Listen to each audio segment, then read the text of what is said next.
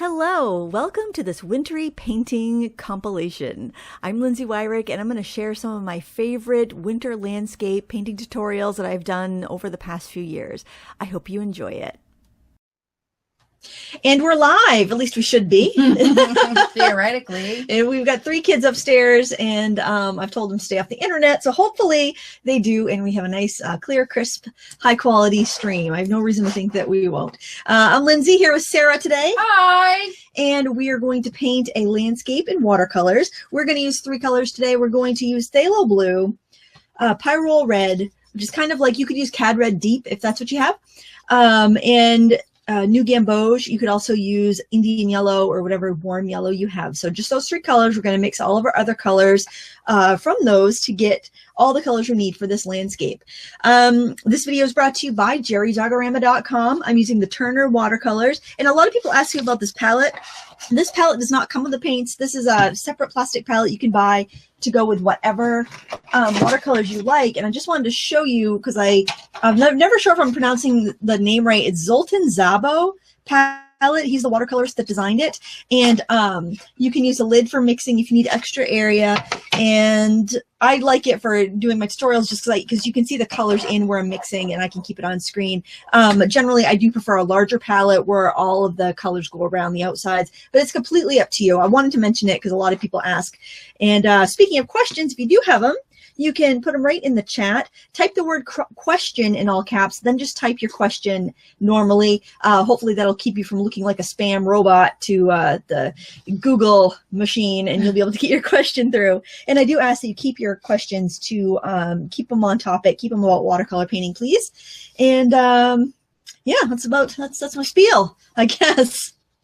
Oh, and I do have one other thing to promote. Craftsy's having a big sale, and they're donating 5% of sales that go through my link in the video description to breast cancer awareness research, or breast cancer research. So if you want to stock up with some classes, they're all on sale under $20 this weekend, and 5% of total sales will go to breast cancer research. So, so it's another good excuse to stock up on your classes. We are going to sketch today. I'm just using a regular pencil. This is a Pentel. People ask me about this too. It's the Pentel P207, and it takes a 0.7 millimeter lead. I like this over the 0.5, but it really doesn't matter. It's personal preference. We're going to sketch a horizon line across slightly above the middle. I apologize for the furnace. I thought that everything was done making noise before we started, but no such luck. There's just no... You can go turn the heat off. Yeah, I think it's probably water. Maybe I just washed some dishes earlier, so I don't know. Who knows? Freeze out the children. Right, they're young. They'll survive. So I just very lightly sketched in a horizon line. Then way over here, we're going to start. It's about a quarter of the way in from the edge of the paper, and we're going to make a swooping line across. Then we're going to bring it back, bring it out, bring it back again, and bring it off the edge. Okay, hopefully that's dark enough for you to see. I don't want it too dark because it will show up in my final painting. So we're going to do another line next to it, thicken it out.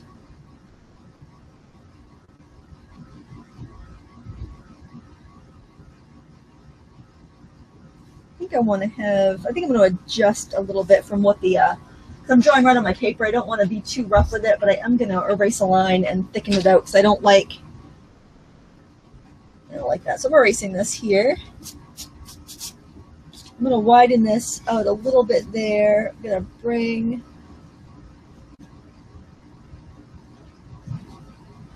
this back here, bring it in one more time, and then bring it off way lower here. Still not really thrilled with that. I think I'm going to adjust that a little bit more. I'm working on a rough Arches watercolor paper. It is fairly resilient. I think maybe I'll just bring that in like that. There. That feels fun. Or the stream? No, actually, I'm a Graphic Stock subscriber, and this is a stock image from Graphic Stock. I thought it was really pretty. So it looks like it could be over on Field Pond. It somewhere. Does, over the Fishway or something. Yeah, definitely. So that's basically the stuff we need to get in here. I also want to have a little bit of marshy area here, so I'm just blocking this area off. But But really, that's pretty much it. We're not going to sketch in the tree that is over here. That's going to be done in paint afterwards. That way we have the freedom to put in as much or as little as we want.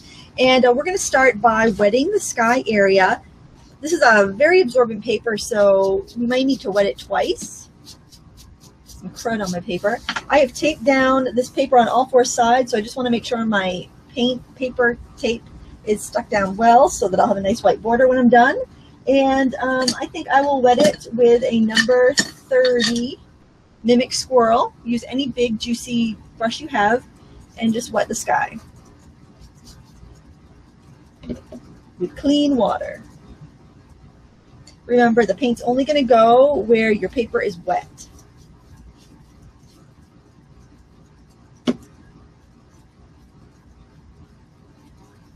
I forgot to tell you, Sarah, next week I'm going to be chaperoning a field trip Wednesday through Friday, so I will not be here during... I have next Friday off? Yeah.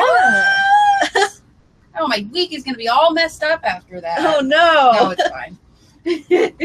Well, we could do a live stream later that night. I just hate to promise in case I'm completely exhausted after 3 days on the coast with 52 12-year-olds. No, let's just plan on taking that Friday off. You probably have some extra videos banked. In an ideal world. I'm going to start with some phthalo blue on its own right up here in the corner. Right now I'm going to grab, because there is a pretty turquoise teal in the sky. I'm going to rinse that off. I'm going to grab, actually, you know what? I'm going to go right in my yellow. I'm not going to mix it yet. Right to my gamboge.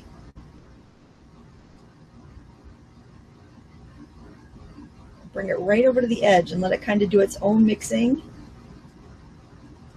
It's such a unique sunset picture.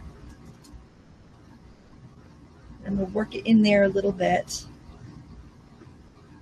I'm rinsing it in my dirty water, then I'm rinsing it really good in my clean water because I want to make sure I get some clean paint.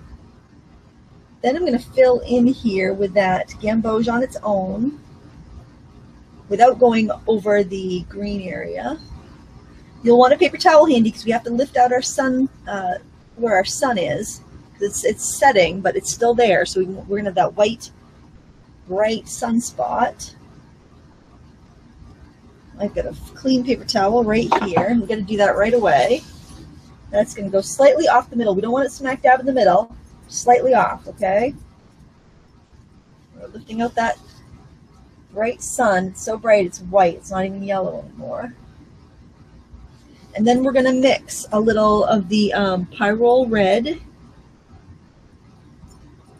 in with the gamboge. So we're getting kind of, it's almost going to be like a peach. That's going to go into the sky a little bit up here. A little more of the pyrrole red. That's going to go over here. Red sky at night, sailor's delight, as they say. I thought it was red moon at night. Oh, red moon out there? I don't know. Sky. Could be sky. Any sailors out there? Yes, where are our sailors? Mountain Firearms, can you recommend a good online class or club for art journaling? I love watercolors and want to reboot my creativity sanity by art journaling. Lifebook is going to be starting in 2017. That's all art journaling, mixed media. You actually build your own Lifebook, which is an art journal, in that class. I've got links to that on my, if you go to my my website, the link's in the video description. On the sidebar, you'll see different different classes that I recommend. Craftsy has some classes, but it's not really a community. As far as like, there's a community there, but it wouldn't be like an art journaling community. They would have some classes on it, but I think something like a Lifebook where you have a full year of support and projects and people to kind of keep you accountable and on task might be a better thing. Wanderlust is good too. They'll have a new program starting next year. It's too late to enroll for this year's program. There's probably some Facebook groups too, but I don't belong to any that is art journaling. So if anybody wants to help out in the description, please, in the chat, please do, because I wish I had more time to be in those communities. Okay, so I don't want to do too much to the sky. If you have any puddles, soak them up with a dry brush so that they don't cause blooms. and we're going to leave that be. But while we have our paints out, we want to go ahead and get the water done as well. So go ahead and wet your stream with clear water.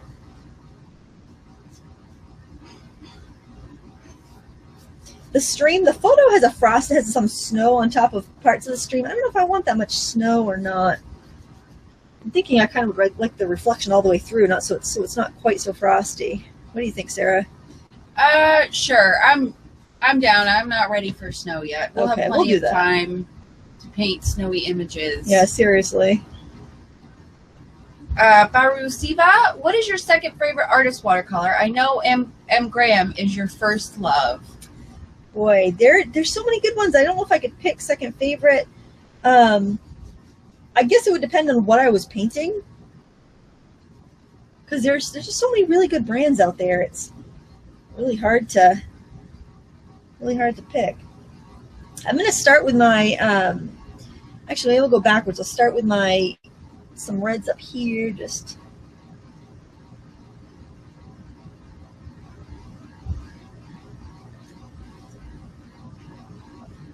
and get some yellow. I do have a playlist full of reviews, product reviews, if you want to go check that out.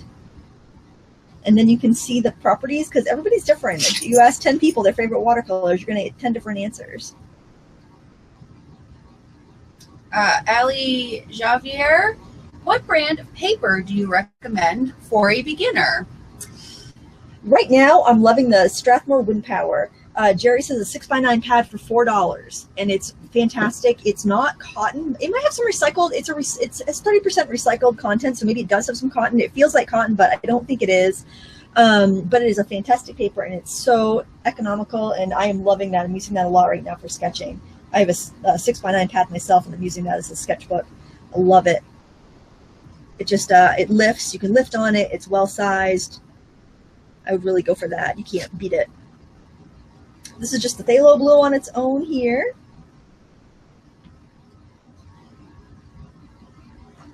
And I'm going to get a little of that gamboge in there, make a little turquoise.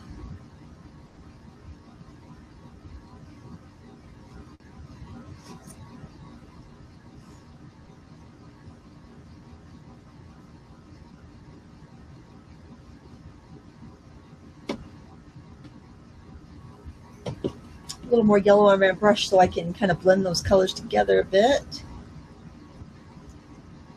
Jennifer Hopping, can you recommend any watercolor sketchbooks? I would go with that Wind Power. I mean, it's not sold as like a specific watercolor sketchbook, but it is spiral bound, so you can use it. It comes in a variety of sizes. For the price and the quality, I don't think you can beat it, and I don't think you're going to feel like you're missing anything. You can always make your own if you're extremely particular, but I'd give that a try and see what you think. Gracie Shack, what do you think of the Fabriano watercolor paper? They have a couple different lines. I like the Artistico for an artist paper, and I actually like their 140-pound studio for practicing or stamping. They have a hot press that's really good for stamping. I like it. They're good paper maker. A little more red in here, just super, super lightly. We're still working with that huge brush. If you get too strong a color, just wipe it out, wipe your brush on your towel. And you can pull out some of that intensity. And you were correct, it's red sky at night. Oh, okay. So you were correct. Delighted sailors. Michelle King, what do you think of Lucas watercolor? Jerry's has a 12 set on sale for $10, so I'm wondering. That's probably the Lucas Studio. It's really good, actually. I have both the 1862 and the Studio set. There's very little difference actually between the artist and the Studio. The artist is a little bit more pigmented, but they're both really good. They are slightly more opaque than some other brands out there, but they're not chalky. It's not like a huge difference, but I mean, it's a minute difference. But I thought I'd mention it just because I do notice a little bit of a difference. But definitely a good value. I wish I knew about that before I bought the Cotman paints for my class I do in my local library because they were a much better deal, and I think they're much stronger pigment, the student versus student paint there. Dominique Designs asked if we had snow yet. No, no, Yet. Dominique, don't jinx us. No snow, just rain. We're going to mix a rusty brown color. So we're going to start off with some of the, actually I'm going to switch to a different brush because this is going to soak up so much paint that I'm going to waste it while I'm mixing. So I'm going to rinse this and set it aside. We're going to start off with our gamboge. And then we're going to add some of the Pyrrole Red to it, which is way stronger than the gamboge, so just go easy on it. And then just a little bit of the turquoise just to kind of dull it down. Now I can look at this mix and say, that's a little green, and I know I need to add a little bit more red to it to brown it up. Okay, so we got this kind of brown. I might need a little bit more, but that'll get us started. We do have to be careful of any of the wet areas on our composition, but we're just going to go in and start to throw in some of the scruffy brush areas here.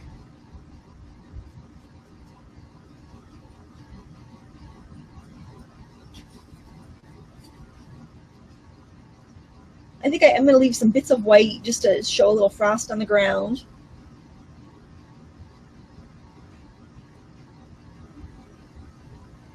I think we should mix up a black too while we're at it. So for that, we're going to not have too much water on our brush. We're going to take the phthalo blue and the Pyrrole Red. I'm going to make a really, really dark color. You want to balance them so you get a purple that's neither red nor blue. So it's almost like a dark, dark indigo gray. And then we're going to add just a little bit of the gamboge to it. Clean that brush good because you will deposit paint.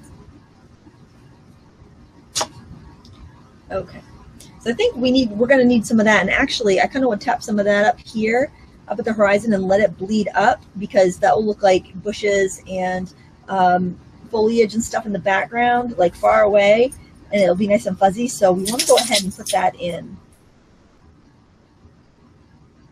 And you can even put like hills and stuff if you want to. Just use the side of your brush. You can put like, it'll look like tree covered hills. You're not going to get as much blooming on a rough paper. That's why I suggested a rough paper for today in the video description. Your colors will stay put, and your paint will stay put a little bit more. Look how black that looks, and we're still mixing from our original 3 colors. I think it's a little bit drier over here, but I think it's enough to still bloom up a little bit. Gracie Shack, what does it mean when watercolor paints have granulation in them? It means that the pigments are large, and rather than absorbing into the paper, they're actually settling on the paper, and they will disperse out as they dry. They kind of lay on top of the paper, and you see the chunks of the individual pigments instead of seeing, just, seeing it all as one smooth, even coat. I'm also taking some of this, and I'm going to add any little dark patches where I think there might be like shadows or rocks. It'll really make our white stand out for snow. The evil snow. Long yarn, can gouache be reactivated like watercolor? It can. It's more likely to like flake out of your palette though if you decide to use it as like a in a permanent palette. You might want to add a little bit of glycerin to it. It's just, and it will shrink down a little bit more than a regular watercolor. Baxter's Mama Marcy. Lindsay, what size is the large brush you are using? This is a 3/4 inch Mimic, or actually it's also called number 20, but it's about 3/4 of an inch wide, Mimic Kolinsky. And that's available on its own or in a value set. Michael Deerdorf, do you think it's easier to order supplies online or in the store? Well, around here we don't have too much. We don't really have that many options for in-store, and I know what I'm getting, so I would say online's easier for me.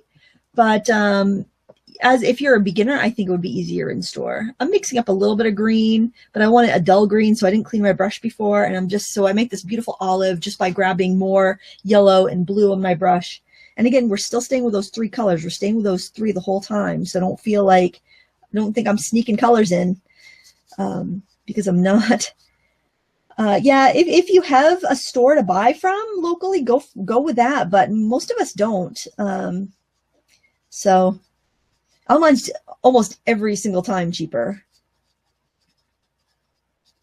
I'm using kind of horizontal tapping strokes, so I get kind of a little bit of a snow-covered, frost-covered landscape here.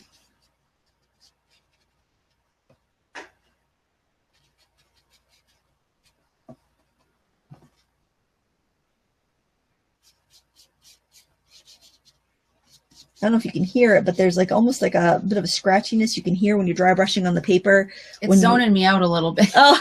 Like, what is it, the ASMR? ASMR, yeah, ASMR.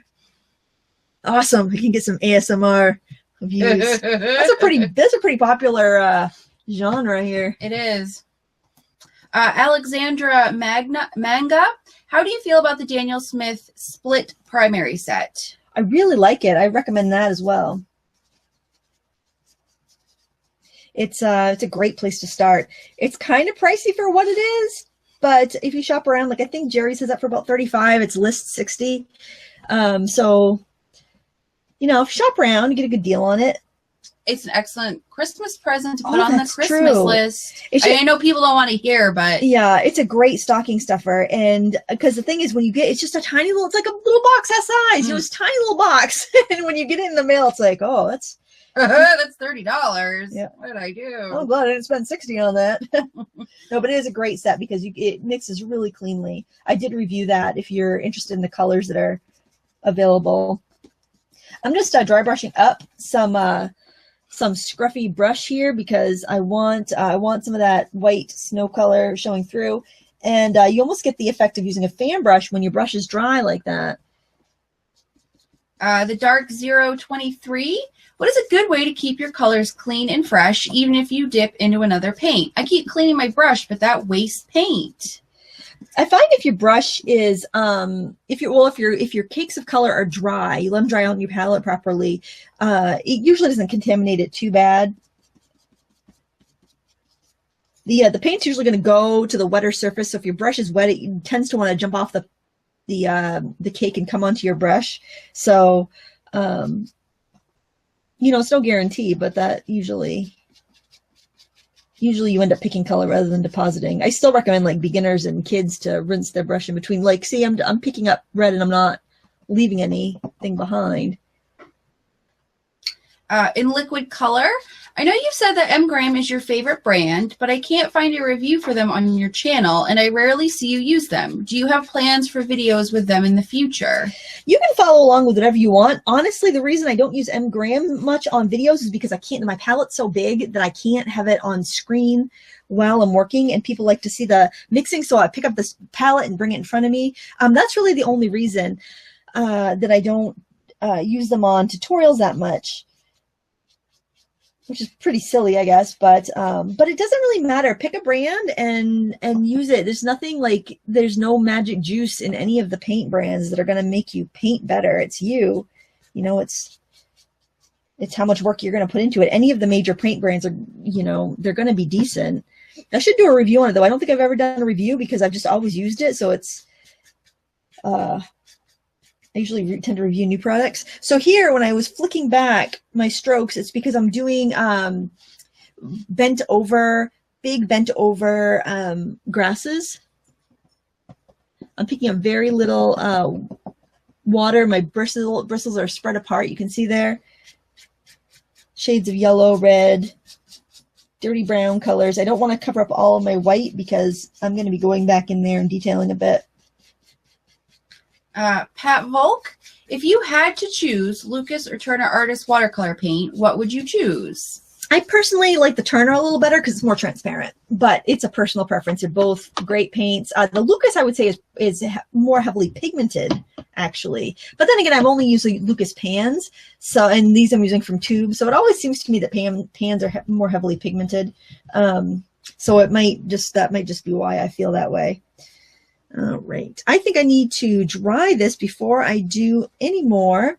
I feel like I also want to maybe scrub out a little bit right there. I've got a little, let me grab a brush that's stiffer. I have a little bit of, looks like little grasses starting there. I'm not sure if I want them there. Let me see if I can lighten them up a little bit. The colors that we used today, oh good, they lifted pretty good. The blue's not going to lift very well because it's a phthalo blue, but the yellow and the red will probably lift all right there. I just didn't want I didn't want that hard edge in that white snowy area.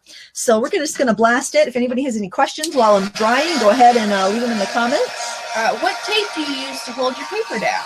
This is just called artist tape, and it is from Jerry's Artorama. It's like a masking tape, but it's a little bit thicker and it comes off a little bit easier. It's more of a plastic coated tape, I think.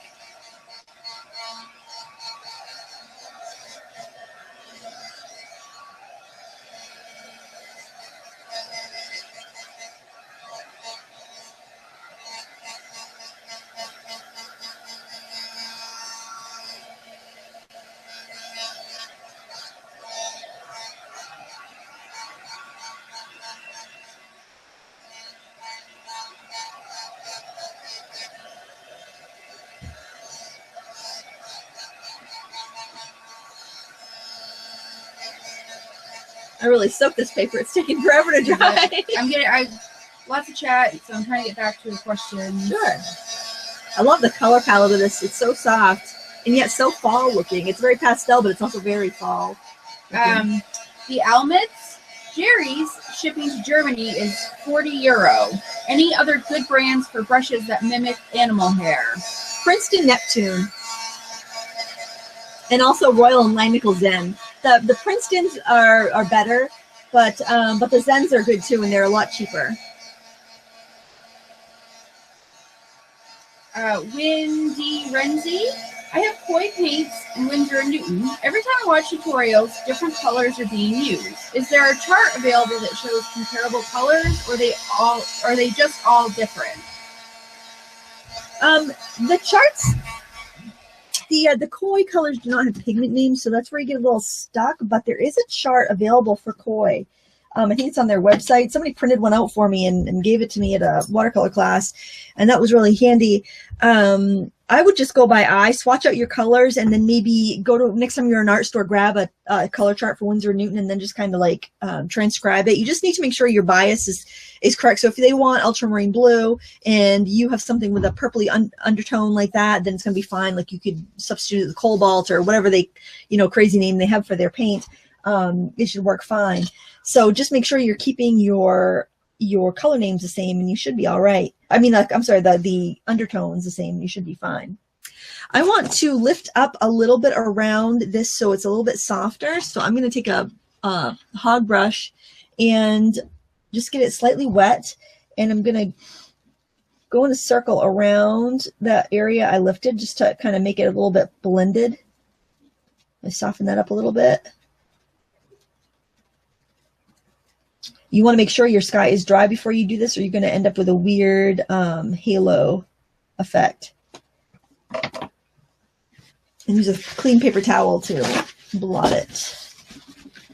Phyllis Mosley, who is in Dexter, I'm assuming lives there, says it's snowing in Dexter. No! We don't know. We're down in the basement, so we have no windows to look out of. It was raining when I came in, and I'm hoping that's what it's still. I'm assuming if it was snowing, we would have heard the kids squealing with delight, exclaim and joy. Oh, they'd probably be upset because it's a regular day off for them and not like it'd be a jip snow day. Not a snow day. I want to tint a little bit of this with a little blue, I think, before I go in and paint any trees. So you can just use whatever brush you want for this. I'm going to super, super lightly just touch it with a phthalo. It's just hardly any paint. It's mostly water. And I'm just going to go around and tint it a little bit. Cindy Patton, What kind of light are you using? I find that my paper dries out quickly, so I'm wondering if it's my light. I have aught lights. Hot lights shouldn't be drying your paper. They're pretty cool.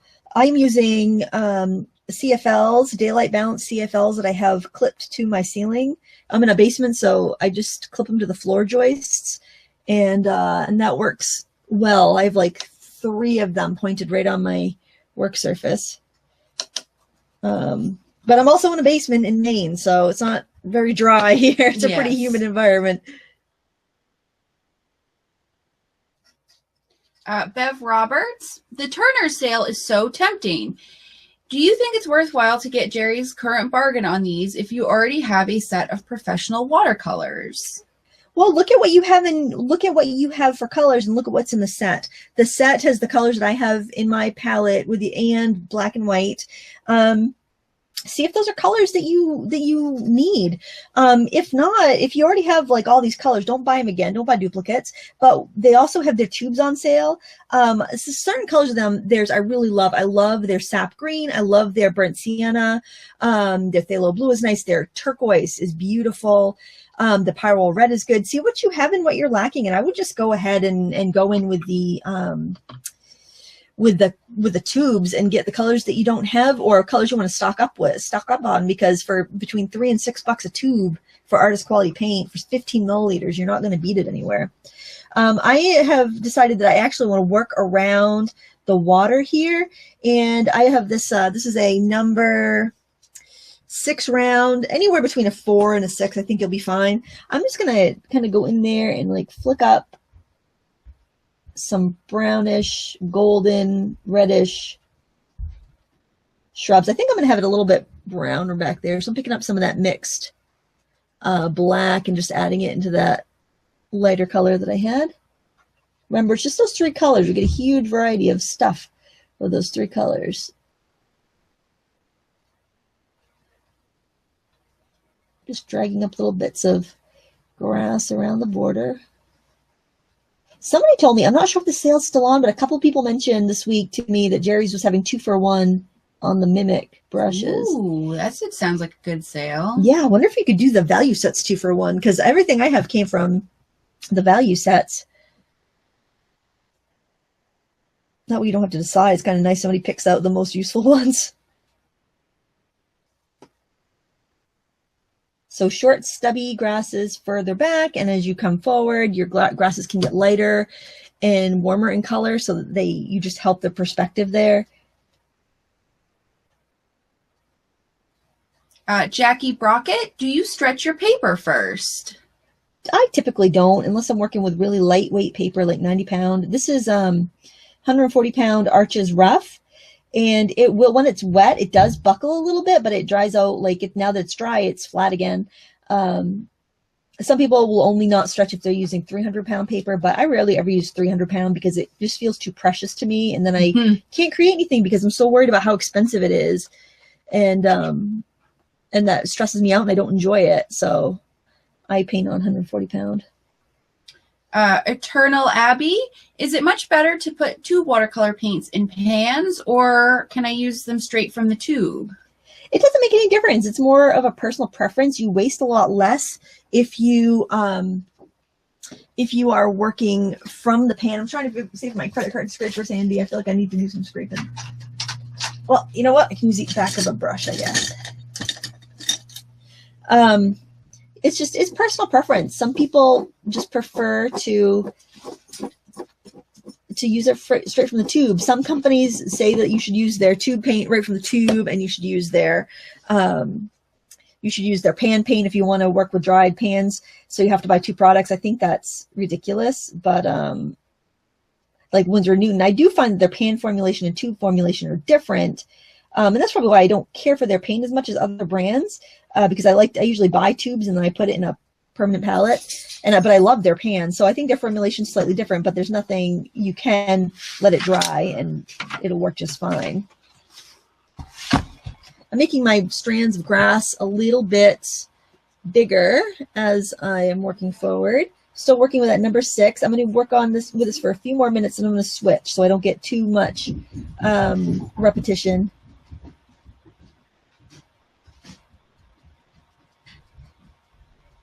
by mixing your own colors too, it forces you to have a variety in your strokes, in your colors rather.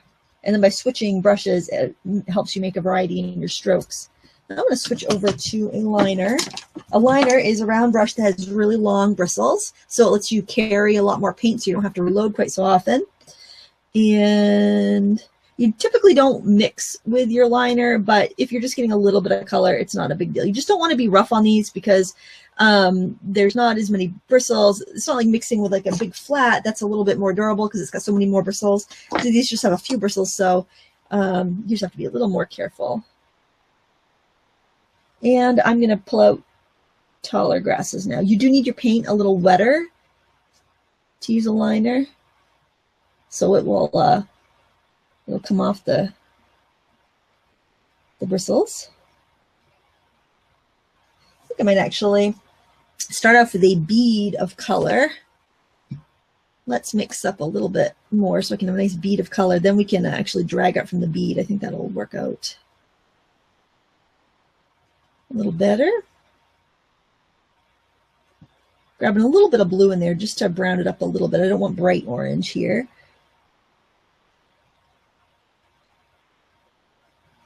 Scooping up lots and lots of paint, just dripping into that bead there.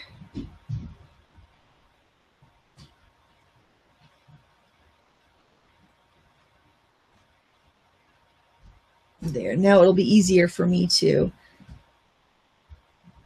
pull up from that. I also noticed that when I'm working on a really rough paper, I have a little bit harder time with these Mimic faux squirrel brushes than I do with the Mimic Kolinsky, because the Kolinskys have a stiffer filament in them, so they can work on that paper a little bit easier. So I think I might switch. I don't have any liners in the faux Kolinsky though. Live Eye, how long should you let your paintings breathe before framing them? Watercolors, as long as they're dry, you're all set. With oils, it's a good idea to let them dry for 6 months and then varnish them before framing. Or you can frame them and then take them out and varnish them because they don't have anything touching them, so it's not that big of a deal. Charity D, does that tape not pull away from drying? Because mine is painter's blue and pulls away with heat. I haven't noticed any issues of it coming off when I didn't want to, or tearing it when I did want to take it off. So I think the big reason you would use artist tape over masking tape though is more just because it's acid free. And if you want to leave it taped to your board for an extended period of time, the acid isn't going to migrate and damage anything. I think that's the big selling point of that. I wouldn't just buy it because you think it's not going to tear your paper. I think if you're getting a lot of tearing, it's probably more your paper than your tape, because I'll use cheap dollar store masking tape and I'll use blue painter's tape, and I don't typically have a problem with those. Hayat's Ayuni, are koi watercolor pans or kuretake pans better? It really depends. The kuretake Gansai Tambay have a little bit of like a resin or varnish in them or something that makes them a little bit shiny. If like you have a really thick application of them, they just have a different texture. The kois are a little bit more chalky than shiny, but I don't think they're overly chalky. It's just the comparing between the two. It's personal preference. Linda DB, does drying with heat affect watercolor liftability? I don't think so. It can affect granulation a little bit. It could be less likely to granulate if you're using heat, but nothing too substantial. Let's see. I'm going to use a little fan brush because these have nice stiff bristles. It's a hog fan, and I'm not getting as much little streaky lines as I want. So I'm going to try with this a little bit.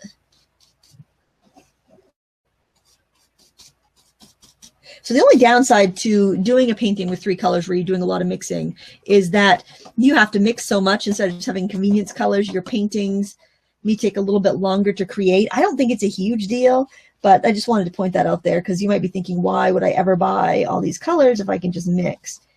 And it's just that, you know, there are certain properties that different pigments have that you might enjoy. but also it can cut down on your time painting. But I happen to enjoy the mixing, so I don't want to take that part out anyway. All right, I've really enjoyed using the fan brush. I'm going to do some of that over here on the other side.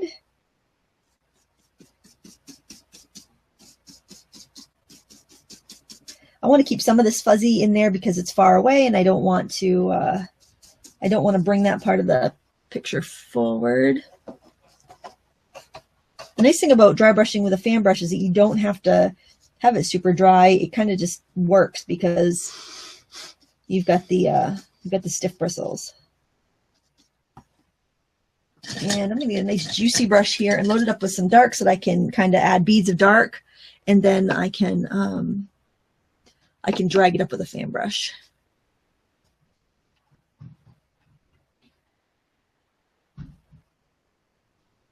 You have any other questions popping through? Well, yeah, I got, you know, again, with all the chat and having to go, Chewy had to go outside to take care of some business. Geez, we got 3 kids here, and they're all very comfortable on the couch watching a court TV show. Oh, great.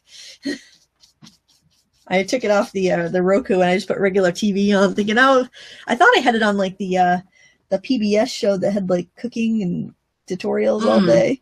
Apparently not. Well, it might have been changed. It didn't look like PBS.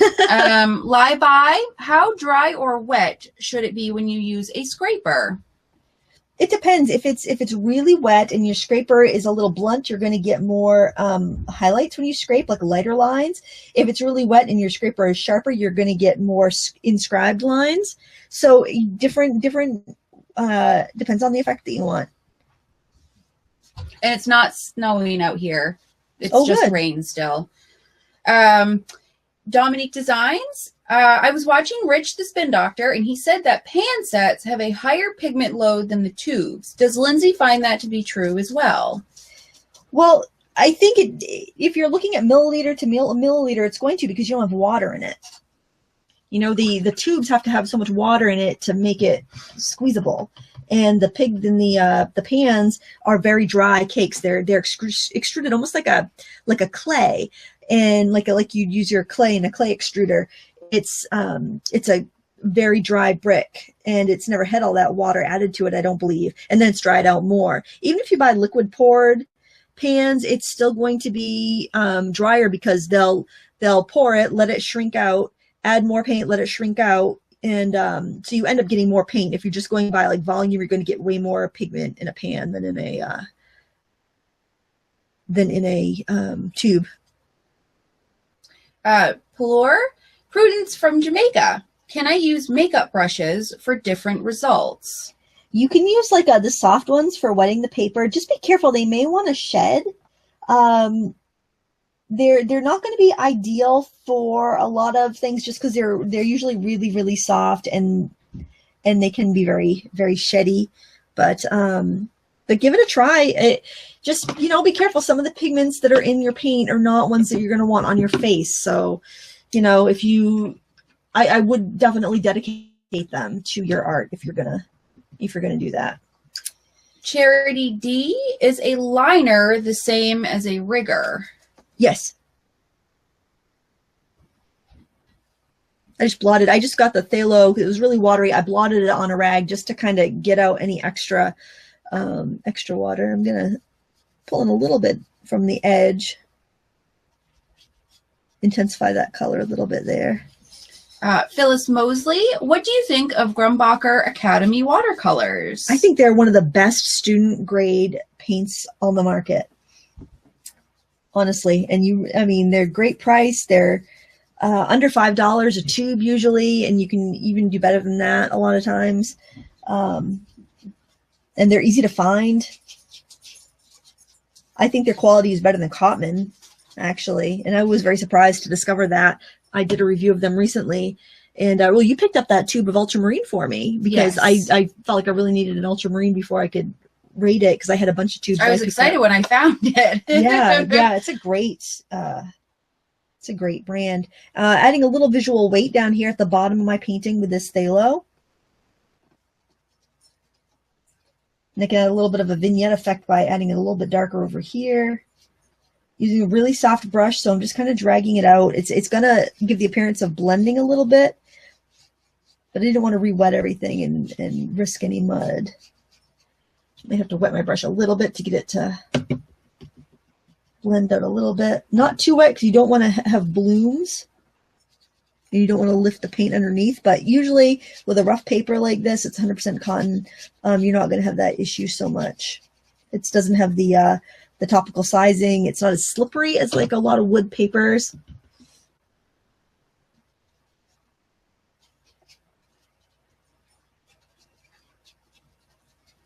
And plus it's a staining color, so it's less likely to, the blue that's underneath it is less likely to lift up.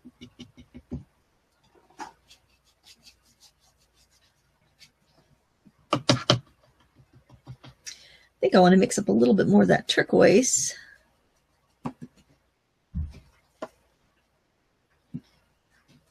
Add some of that in there too. I really like that color. Joey, come on. I don't know what she could be in over there unless you found some candy from the This kids' is the dog pinata. who found a half-rotted carcass at Michaela's the other day, and I dug it out of her yuck. mouth Yuck. and didn't throw up. Well, Jackson had a pinata down here a couple days ago, so he could have found a dum-dum lollipop, a pinata for his birthday, so he could have found a Joey, sorry, I yelled on the microphone. Sorry. Go lay down. Whatever you're getting into, you probably shouldn't have. Just gonna blot that a little bit there. Okay, so now we're ready to work on, oops, I splashed some water back here. Let's get that before it causes trouble. We're going to paint some of the little trees, and I am going to use this liner brush. Hopefully it will work out all right for me. Hopefully it's stiff enough. So I'm going to start off with the phthalo. And I'm going to grab some pyrrole red. And there might be enough yellow in this little mixing area already. Or I might need to add a little bit. We'll see. That's pretty black. I think we're going to be all right.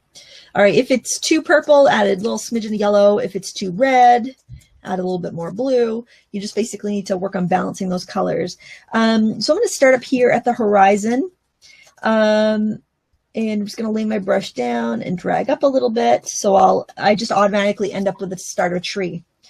And so I'm just going to flick on some little branches. I'm not redipping. I'm just going to kind of go until I run out of paint here.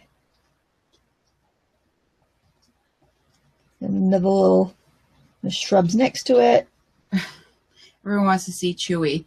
Chewy's on the floor. The camera's way above the table, and she's not a small dog. And I'm not putting her on the table with all of Lindsay's beautiful art supplies for her to stop on, chew on, lick, or whatever she may do. Lay down on it and squish it all into one big mess. Doing that again over here. Remember, all we're doing is just giving the impression of trees.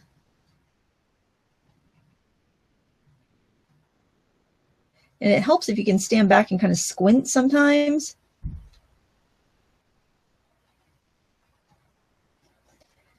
As much as, you know, I'm not a huge winter fan, I think winter sunsets are probably some of the prettiest.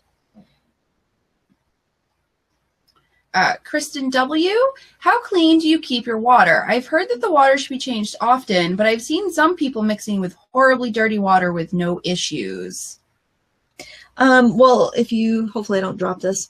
I've got 2 buckets. One bucket I always wash with, one bucket I try to always wash with the dirty water and rinse with the clean water. So I find I can paint all day like that, without having to change. Sometimes 2 days if I'm lucky. Actually, that was yesterday's water, so I'm doing pretty well. You really should be able to go for a long time if you remember to always wash in the dirty water. I like the method of just laying your liner brush down and dragging it up, because then you always have a slightly different tree, because no two trees are going to be identical unless like they're groomed, but that's not the case here. This is a landscape, so that's what I want. So again, I'll show you that technique again because I think it's really, really a good one. We'll go over here, lay down our liner brush, and then just lift up, and it just makes a nice random tree trunk that you can add your branches onto. Mountain firearms. Do you prefer mimic squirrel or Kolinsky better? I usually like the squirrel better. I find though on a rough paper though I'm having a little bit of trouble because they're more flexible and softer, and but I don't have a liner in the Kolinsky. I have some spotters, but I like to use a longer bristle brush just because I don't have to reload so often. So it just depends on the surface I'm working on. Typically I like the squirrels better, but I would recommend, if you've never used any sort of brush that mimics natural hair, to go with the Kolinskys, because they're a little firmer and they're going to be a little bit more like your regular synthetic brushes that you're used to. There's not going to be so much of a learning curve. So again, it's just like paint. I mean, it's personal preference. I think once you get into buying a decent brush or decent paint, the differences become very minute between them. Ms. Kitten 03, a tube of water paints dried out. What can I do to be able to use it now? Cut the tube off, put it in your palette, spritz it with water, and you're good to go.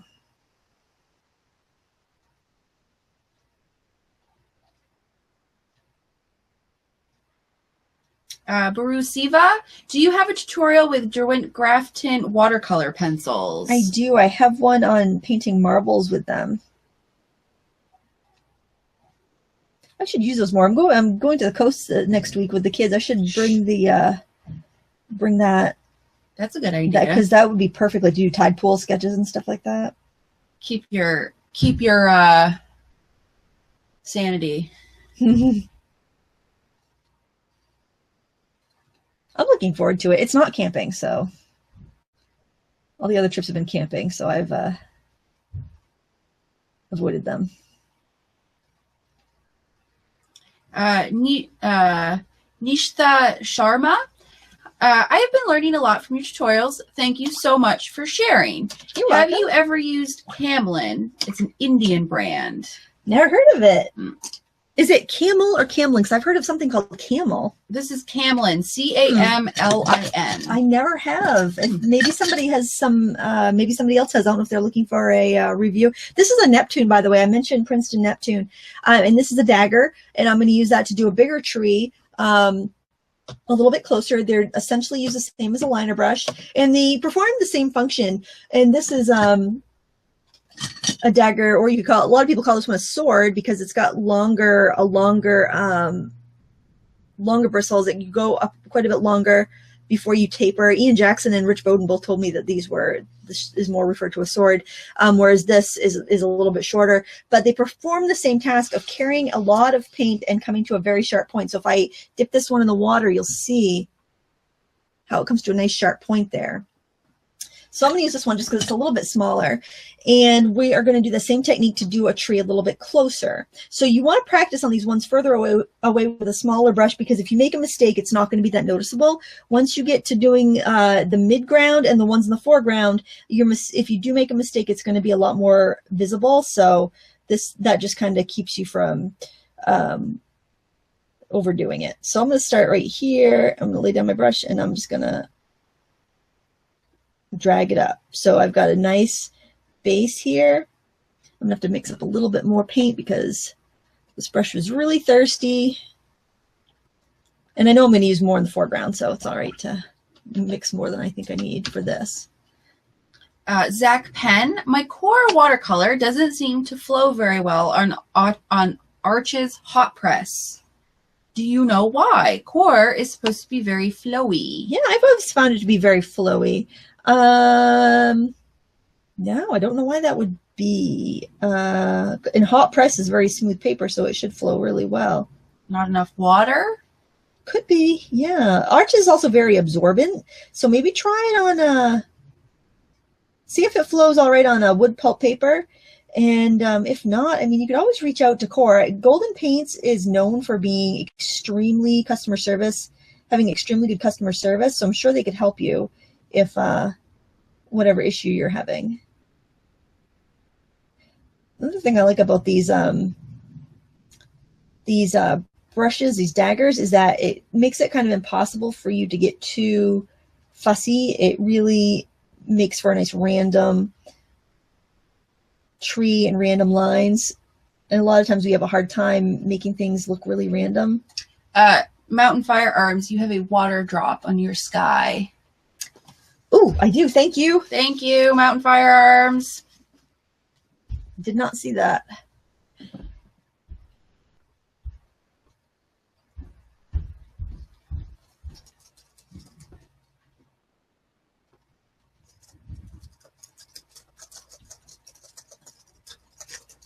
I'm just putting in little kind of like choppy branches. You can see how much paint this holds because I haven't had to stop to reload that brush. You can kind of push it down here and there to get like maybe clumps of leaves that have hung on. Or it could even be like birds that have, you know, come to roost for a little while that didn't fly south.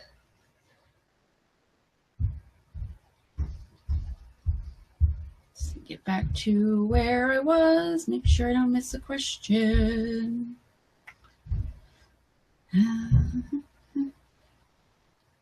I love the depth that we're building now because we're able to go in and add these silhouette shapes. And I think if you can do a painting with silhouettes in it as one of your first paintings, it's really wonderful because it's a deceptively easy technique to get the hang of, and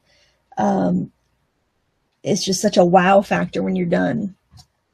Now, some of the grasses will have some of this silhouetting features.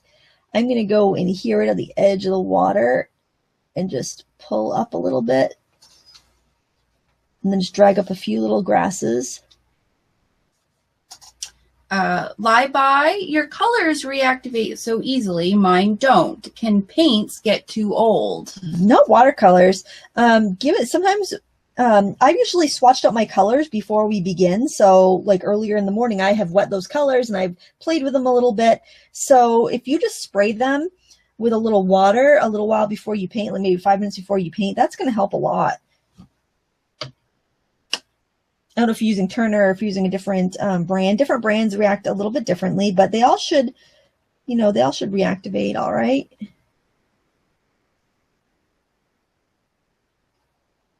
I'm just adding a few little shadows here and there. I want a little more brown, a brownish red color. I feel like I need to mix a little more though.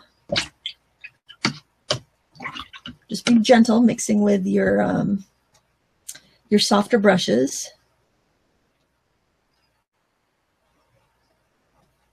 And also throw in some more distinct grasses over here. Am I actually getting caught up? Awesome. Kendall McCauley. I have a hard time with proportions, such as the tree line in front of a mountain but behind a field. How do I correct this? What I would do is if you have a photograph, lay it like a piece of plexiglass over it or a sheet protector over it and trace it. Sometimes you think you see something that you don't really see, and that will break you of that. And it's a real cheap solution. If you don't print out your reference photos to work, then you can lay that you take a dry erase marker if you have a glass computer screen, draw it right on the computer screen, or just put a page protector in front of the computer screen and just trace it. And tape it right there. It shouldn't hurt anything. Just go real gentle. If you're outside sketching, get a piece of plexiglass, bring it with you, hold the plexiglass up, and draw what you see right on the plexiglass. I'm putting in some, notice I'm using I don't know if you probably can't see that, but I'm using from my shoulder, my whole arm to drag up these strokes. The beach is me, M. What do you mean when you talk about glazing? When you glaze, you overlay a transparent color on top of a previously applied color. So it's like you're putting a glaze, like a thin color of paint.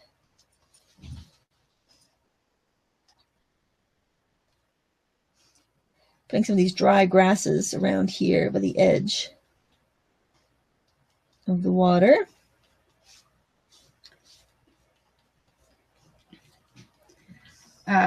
Nishta Sharma, Kukoyu Camlin equals camel colors, so they must be the same thing. Oh, I've seen it's the only brand produced in India. I've never used them. I have seen people talk about them before. I don't know if they're good or not because I've never seen them like in person. Never used them. Using some of that nice red brown color on top of some of the darker color that I used over here, just so I can kind of have a bridge between the dark and the lighter color. Get some texture in there. I can have some grasses over here that are longer.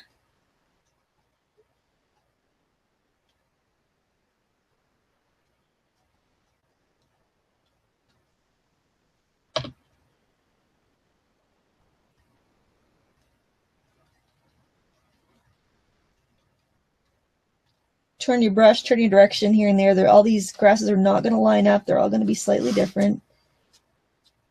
Start them off the edge of the paper.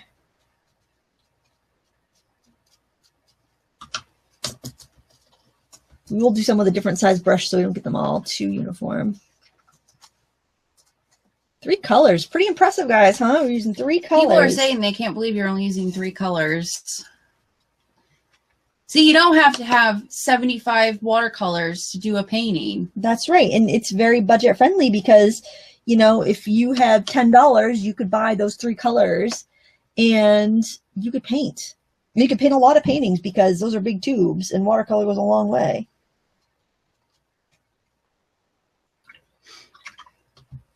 I'm going to switch to a different brush so I don't get too samey with that. Samey? Samey. Oh, my. Is that a technical term? Yeah. Samey? I think it is. There's my awful brush that I've left in the water. I feel so bad about it. I did it again last week, overnight in the water. Lindsay. I know. Can't have nice things. This is why we can't have nice things. Can't have nice things, so I keep splashing water on my sky. It's gonna be amazing. It's gonna be amazing if the sky comes out. Shelly Parchman, what glue can I use to attach watercolor paper to card bases? Double stick tape isn't strong enough. Just an acid-free PVA glue. Anything should be fine. Just weight it down with a book so it'll stick real good. Jennifer Hopping, do you have any dip pen tutorials? I do have a chickadee that was dip pen and watercolor. So I did dip pen with India ink and then did watercolor wash. I don't think I have too many though.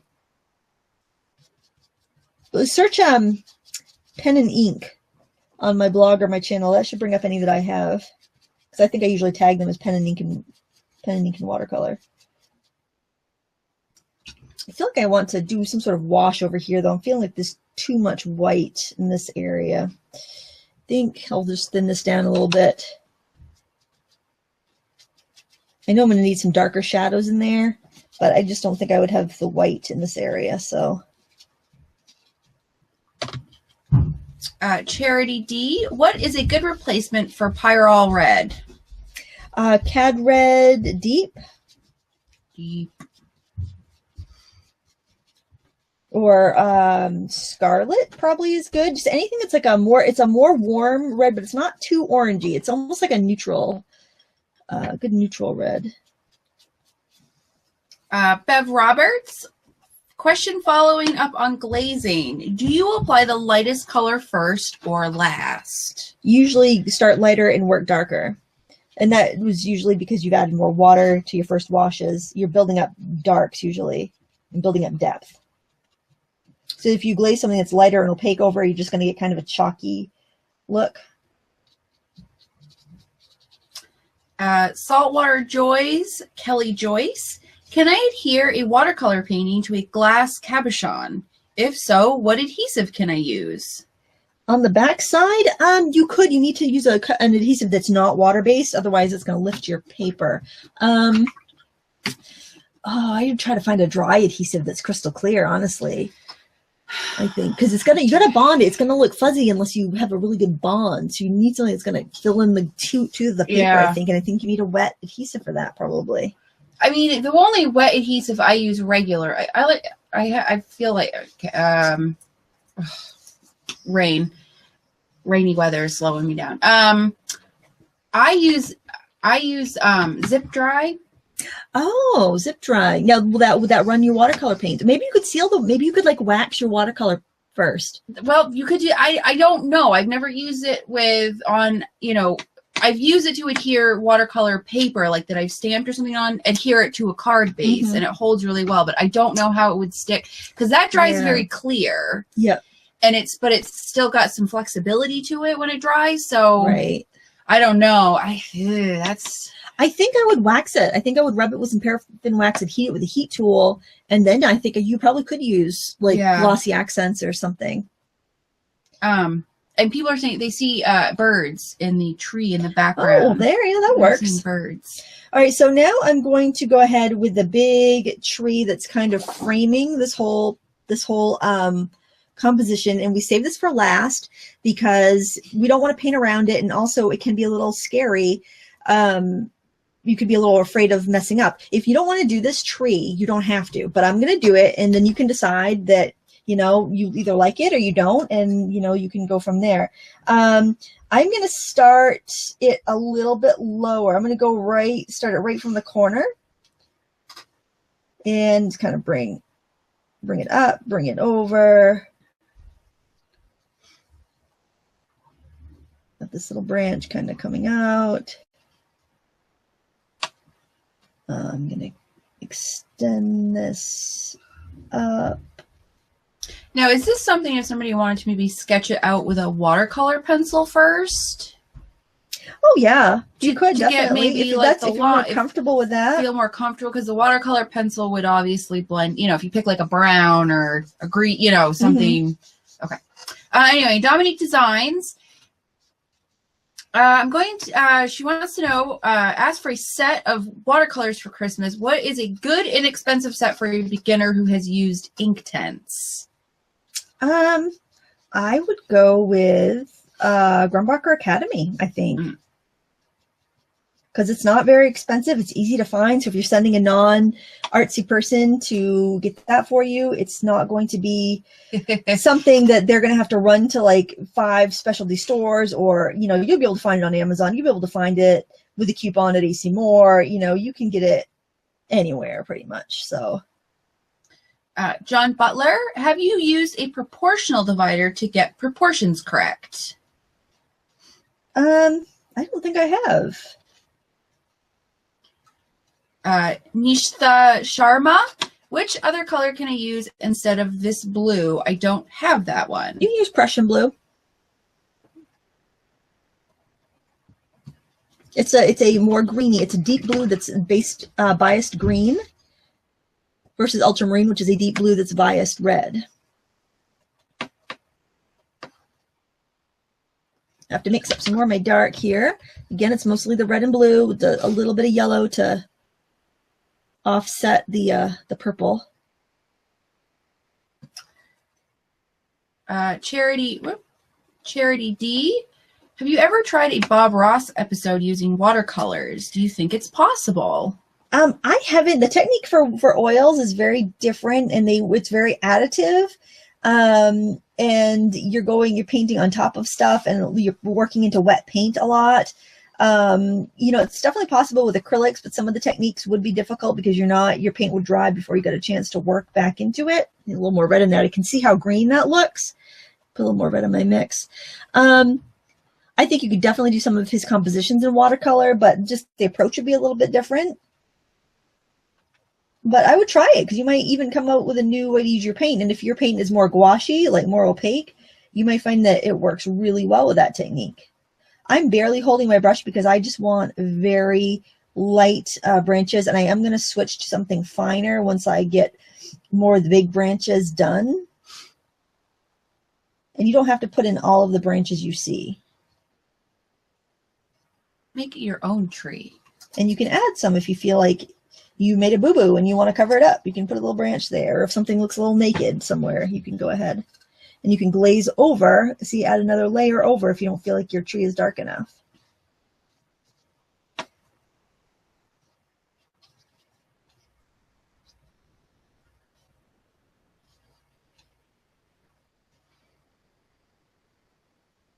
try to tape or try to use less pressure and a more up and like I know you can't put my hands in the way. Have your brush at a 90-degree angle with your paper when you want to get those really fine branches. You'll have a much easier time of it.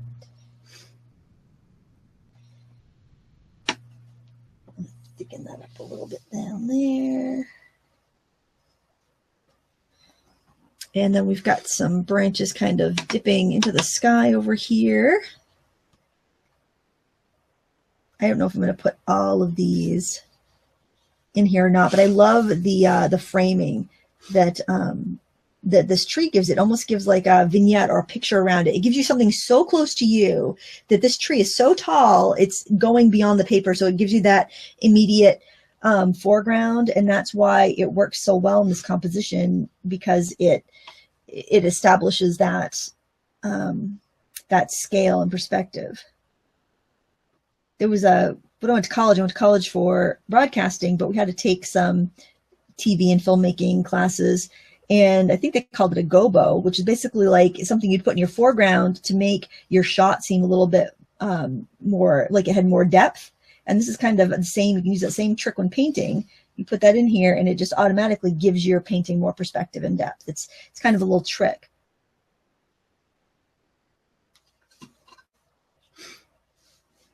And I think I even want some darker, kind of like brush down here, kind of like coming off the trunk there to weight down the bottom of the paper a little bit.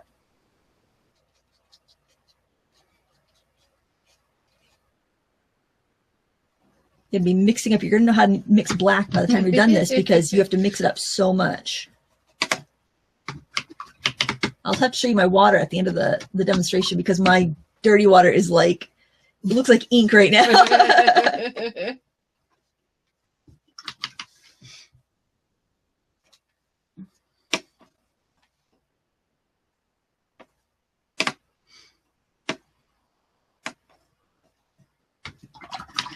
Any questions popping through? No, not for us, right? It's a lot of chat about supplies, where people like to go, different places are available for people depending where they are in the country. Right.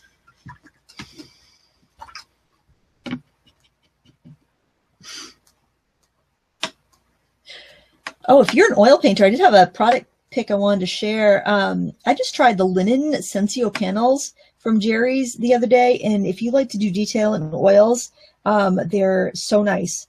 I've had them for a while. I hadn't used them, and the second I used it, I was like, oh my gosh, I want to give every oil painter I know one of these. But then again, I'm stingy and I only have 3. So I think I'm going to give one to my sister. She oil paints a lot. I think she'd really enjoy them.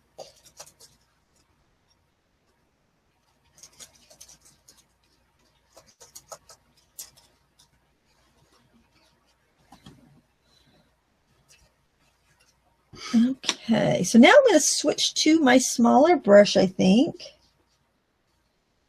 and get some, I think I'm going to go with that Neptune dagger. Now, if you are mixing a lot of color and you're doing mixing a lot of dark like this, you may need to actually clean your brushes with some soap and water when you're done. The regular, just rinse them off in the bucket might not do it, because we were mixing a lot of really dark color today, so keep that in mind so you don't end up with a nasty surprise next time you go to do a painting. I rarely wash my watercolor brushes, but I think I'm going to need to today. If you get a little weird, you can get some little weird shapes with your dagger. Don't worry about it, because it will look kind of like you've got a little caterpillar nest in there, or got a spider web in there. Looks a little eerie. I like it. If you want to avoid it, keep that brush up and down like a 90-degree angle with your paper, and that will avoid any of those weird lines. But I kind of take them in stride because I think they add a nice effect. I'm not going to put as many branches as I see in the reference photo, because I think that would be overkill. You definitely have to edit when you're painting. Even when you're painting really realistically, you have to edit. And you can always go back and add more. That's true. You can't take away. Right. Not especially not these. You can't, if you tried describing them out, you'd have a mess in your sky. Harold Kinder, will you be doing any holiday watercolor videos? probably, I was thinking it'd be pretty to do some like metallic ornaments, like a pitcher full or a bowl full. You know, some people put them in like a hurricane. I do that. Vase. It's so pretty with like some beads and stuff. Yeah, I think something like that, or a bowl of just like vintage ornaments would be really pretty. That'd be fun. I intended to do more Halloween things, but I mean, I did some kind of fall theme stuff, but I never got around to doing like Halloween-y stuff. That's all right. Jen K, is this painting for beginners or experienced painters? Well, I definitely think a beginner could tackle it, you know, step by step. That's why we took our time here. It's completely up to you. You could do it on like a greeting card style size card if you're worried about using a piece of paper this big, but I don't see why not. 3 colors, you know, the fewer colors you have, the fewer variables you have for mistakes, the more your painting is going to be harmonious and match. Of course, you run the risk of having mud, but you know, these are the really clean colors. I think these are all single pigment colors too that I used, so you get some really nice. That's another reason why it's nice to have single pigment colors. You just don't end up with mud. You have really unique colors that you can create bright, vivid paintings with. But it's a lot about balancing your values, getting that. That's why we have this really dark. It shows up against everything else. All right, so now I need some really dark grasses in the front. So I'm going to go ahead and use this dagger and just pull some up. You can add some splots here and there, because then you'd have little shadows, and drag those grasses up from those little shadows. It'll look like little pockets in these grasses. That's like, it's kind of like a bed of overgrown grass. It's kind of laid down. It's had, you know, snow on it. It's dried out, and you know, everything's laying every which way. There's probably mice living in there, and who knows what else. Use all sides of your brush. Sunflower Bermuda, where is the Jerry's Artorama store? There's a bunch throughout the country. I've never been in one because there isn't any nearby. They probably list locations on their website. Yeah. I think their main office is in like North Carolina or something like that. But I've never had a chance to go into one. We don't have any. We've got the big box chain stores, like craft stores up here, but we don't have any big art stores. Portland's probably the closest, and that's the Craftsman and Artist store. That's where I got your watercolor paint, and that's really about it around here. Alexandra Manga, how can I create a black without it being too watery with pan paints? Use a stiffer brush. People usually get in trouble because they're using a brush that's too soft, and it ends up putting too much water in there. Now, the last thing I want to do is there's these little like it looks like pampas grass here, and they're very golden, and we're going to paint those in, and we want a fairly thick paint, so we are going to go with a stiffer brush. So we're going to use a smaller Kolinsky, or you can use a regular synthetic. Get that out of the water there. And we are going to mix up, we're going to take mostly yellow, we're going to get that first, and really thick, very little water. And then I'm just going to touch that into the red. And it's almost like, it's very pasty feeling. It feels like I'm trying to paint with toothpaste right here. And I am going to dab just some little, I don't know, just kind of like little lines, little puffs. Maca chopping.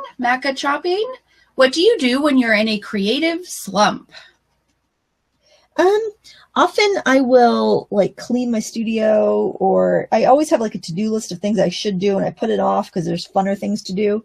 So I'll like look at my to-do list. Sometimes I have to take a break. Like if I'm really if I'm stressed out about not being able to think of something new to make, I'll just take like a day and just say, okay, I'm not going to force myself to do anything, because a lot of times I'll force myself and then things don't turn out well, and I just get more frustrated. Sometimes watching a class, like watching a craftsy class, it'll, like in a medium that I don't do, like a wire working or metalsmithing or something that's completely different. And that'll help. Or I'll go shopping with some friends or go out to lunch with some friends. Anything like that that's just breaks up my routine a little bit. I've also been known to organize an area of my craft room if it's messy, because sometimes just reorganizing and maybe touching some stuff that you haven't seen in a while. Yes, helps. exactly. A color combination or a texture or something. Right. Can kind of, especially if you're not focusing on the fact that you're stuck. Yeah. Sometimes helps loosen. Yeah, doing it for a living is sometimes you get, like, I'll get like a panic and be like, oh my gosh, I need to think of something now. I need to, you know, I have to get this done for a client. I've got to think of some really awesome new way to use this thing. And it stresses me out that I can't think of anything.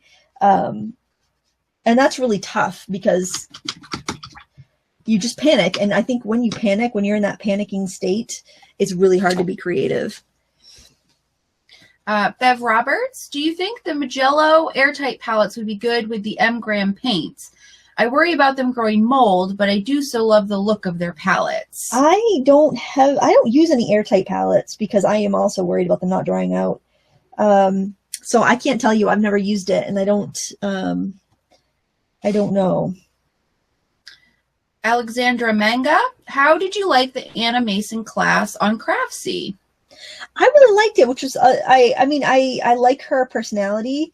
And I did glean quite a few tips from like the way she works. She works very differently than me, but I liked it. And sometimes I think it's nice to do something that's different, that's out of your comfort zone. That's not how you paint, because it opens you up to new ideas. I'm going to do some of these in those same little plants in the black mix, because I feel like I want a little more contrast, and I want something that's going to bridge that with the other shadowy things that have the other silhouetted objects. Kathy Slyman, what would you recommend? Would you recommend, third time's a charm, what would you recommend for a brush set for an absolute beginner? I think I would recommend the Royal Majestic or the Royal Aquilon for an absolute beginner. And they have the nice scraper handles like this, so that you can like scratch out, like if I want to scratch out some like highlights or inscribe some shadows and stuff, you can do that. And it already comes like that. So I like that. And the bristles are a little bit firmer, and the Majestics I actually prefer a little bit more because they come to a sharper point. The rounds especially, and I do like their 1 inch, 3/4 inch to 1 inch flats. They're just really wonderful and very economical as well. All right, I think this just about does it. I'm going to take my tape off. Wait, I'm thinking maybe I need something a little over here. What do you think? That little area seems a little too flat. Like maybe a few little grasses kind of hanging over. Yeah, just something a little taller, a little out of whack as nature is. Yeah, it's just a little too straight there. Cami Daniels. Hi, Lindsay. Can you explain silhouette painting? Well, this was a silhouette right here. This is a silhouette. A lot of times, like especially like your paint and sips, you'll see a lot of silhouette paintings because they're very easy for beginners to do, and they give you that kind of wow factor right off the bat. But basically, you have like a sunset colors or bright colors, and then you have something that's like a black outline of trees or something on top. This is the same principle. You've got we have those pastel colors, and then we've got some really dark colors. I mean, we have a lot of mid-tone colors as well, but it's the same idea. Sunflower Bermuda. Sometimes doing washes or shadows, a hard line forms at the edge, and even washing it away with a damp brush, sometimes it comes back. What am I doing wrong? Sounds like you have an underlying layer of color that is getting reactivated every time you go in and add more. I'm switching to the liner there because the dagger was a little too big. Your best bet is just try to keep that edge where you are adding washes. Try to keep the edge wet, and keep working on that, working with one wet edge. You keep pulling it down, and then when you're all set, you want to clean your brush off and set the dry brush into the puddle, pick up any extra, and then you won't get the hard edge. It'll be it'll be softer, and you won't get any back runs or back washes. So it's kind of one of those things where prevention is the best medicine. If that makes sense.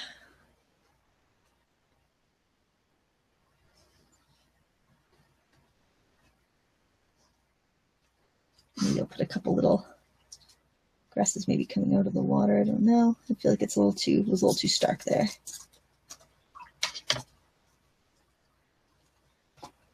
Maybe just a little bit of shadow in the water there, just so that it's not so clean.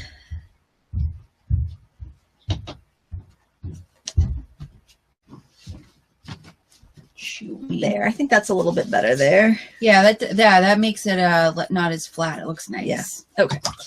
All right. I love to see the. I'm just gonna zap this with the heat tool real quick before I take the tape off. So if you have any more questions, go ahead and ask Sarah, and she can ask me while I am drying this. No questions so far. All right. But people are chatting. So. Oh, that's good. And just a reminder that next week there will not be a live video. Lindsay will be herding 12-year-olds around on a field trip for 3 days. Unless there's a surprise live video in the evening, but I'm not going to promise anything. We're going to plan on no live video.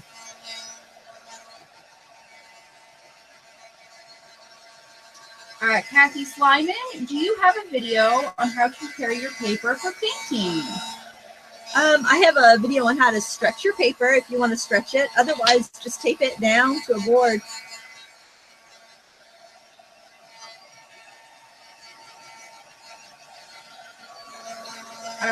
Bye-bye. I order a lot from Jerry's. How does Lindsay get referral credit?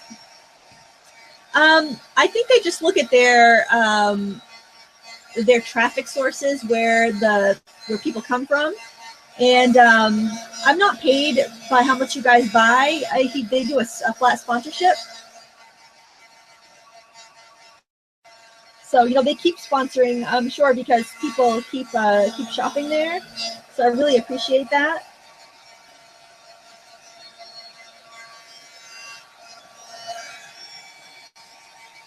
You can always say Lindsay sent you if you want to. That's true. They use a note section. Yep. Frugal Crafter rocks. Go Lindsay. Something like that.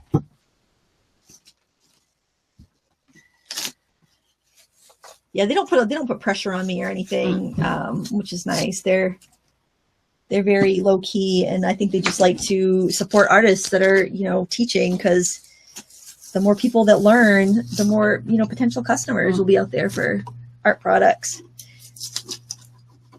So I'm removing my tape, and when I take my tape off, you want to make sure your paper's dry, and no matter what kind of tape I'm using, this artist tape comes off pretty easily, but I try to pull it off like I'm pulling it like against the edge of the board, so there's very little pressure coming onto the paper, so it shouldn't rip the paper. In fact, it's taking off some of the old paper tape on my board, because this is the same board I stretch paper on too.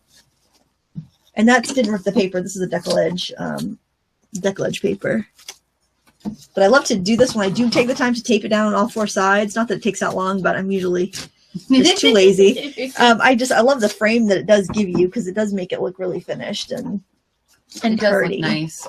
So there you have it, guys. There is the finished painting. I just need to sign my name, and which I'm not going to do on camera because that's very boring to watch. But I don't know. There you have it. Does anybody have any last minute questions before we sign off this week? Let me scroll up and see. Patty Picasso, is a craft heat gun the same as a DIY heat gun? Craft shop gun is way dearer than DIY shop. This heat tool, happens to be our rubber stampers one. This is the embossing heat tool by Marvy Uchida. I like this brand because the only other brand I've had I had another Marvy one, and it lasted me like 8 years. I've had this one probably for 6 or 7 years, and it's going strong, and I use it every day. I like it because the part that heats up is not exposed. It doesn't extend. Like the Milwaukee ones are really, really strong, but the heat part extends, and you could severely burn yourself. And I got one at Harbor Freight as a backup, and that also extends, and you could really burn yourself and get injured. And I feel like this is a more safe option. And then I could set this down on my table, or even with, you know, on a piece of paper, and it's not going to catch it on fire. And the other one that I have, it is so hot that I need to make sure that the tip of it isn't touching anything because it's so hot. So for safety's sake, I recommend this. It's not as powerful as a Milwaukee, I don't believe, or one of the hardware store brands, but I mean, for the sake of watercolor painting, you can use a hairdryer. You don't need to have a heat gun. It's just convenient because I also rubber stamp. If I didn't rubber stamp, I wouldn't have a heat gun. I just have I use them for both because it's better than having two things down here. I just have to have one. So that's my answer on that. Nice. Well, if you guys are looking for any art supplies, I urge you to visit our sponsor, jerrysartorama.com. All of the products that I use today are in the video description, and they do have really excellent prices. And the paints actually that I used are on sale for $24.99 and 18 set. So if you were looking to get that starter set, it is in stock. I checked before I went on this morning because they were back ordered the last time, but they're all in stock. And if you're looking to take some online classes, Craftsy has all their classes on sale for under $20. There's a special link in the video description, and all classes purchased through that link, 5% of your sales will be donated to the Breast Cancer Awareness Foundation. You can find out more information on Craftsy, but it's a great way to stock up. You get lifetime access on your classes, and you're helping support a great charity at the same time. So if there's no questions, then well, there was one about actually the class. Okay. Bev Roberts. Mhm. I want to register for your mixed media class on Craftsy, but I'm worried about the expense of the stencils and stamps you mentioned. Are they expensive? No, the stamps actually are ones we make. We're going to use leaves and rubber stamps and corks and things from around your house. So that's all handmade stuff. And the stencils, the ones that I used can be picked up at a craft store for like $4 a piece, or just the small 6x6 stencils. You may have found objects like onion bags and avocado bags and, you know, things like that at home, or you could even cut like acetate sheets, old sponges. Yeah. So, I mean, you can purchase a couple, and I do have tips on purchasing ones that are going to serve you better than ones that are going to be too specific and not be able to be used for much afterwards. And that's a small portion of the class, the stenciling. So if you didn't have stencils, you could still do the class. That's just one layer that we add into our mixed media work. And in fact, I recommend you watch the class first and then decide if you like the look before you go and buy anything. That way you can understand what it is you might want to buy, because you might have other projects in mind. So it doesn't make sense for you to buy exactly what I'm using if you know that you have another, like a furniture project you want to stencil. If you have any stencils from any other craft, you can use them. You don't have to go buy a specific stencil. And Gracie Shack did point out too, the Dollar Tree is also a good source if you don't have much, you know, for inexpensive stuff. For texture fabrics or whatever. Oh yeah, and the makeup sponges that I use for stenciling with my watercolors are from the Dollar Tree. And they're fantastic for that. Is that it for questions? I think we're caught up. All right, wonderful. Thank you guys so much for watching. Please give this video a thumbs up before you go. And if you really liked it, I'd love it if you shared it with your friends on social media, on Pinterest, Facebook, or Twitter. That really helps my channel grow, and I do appreciate it. Thank you so much for watching, guys.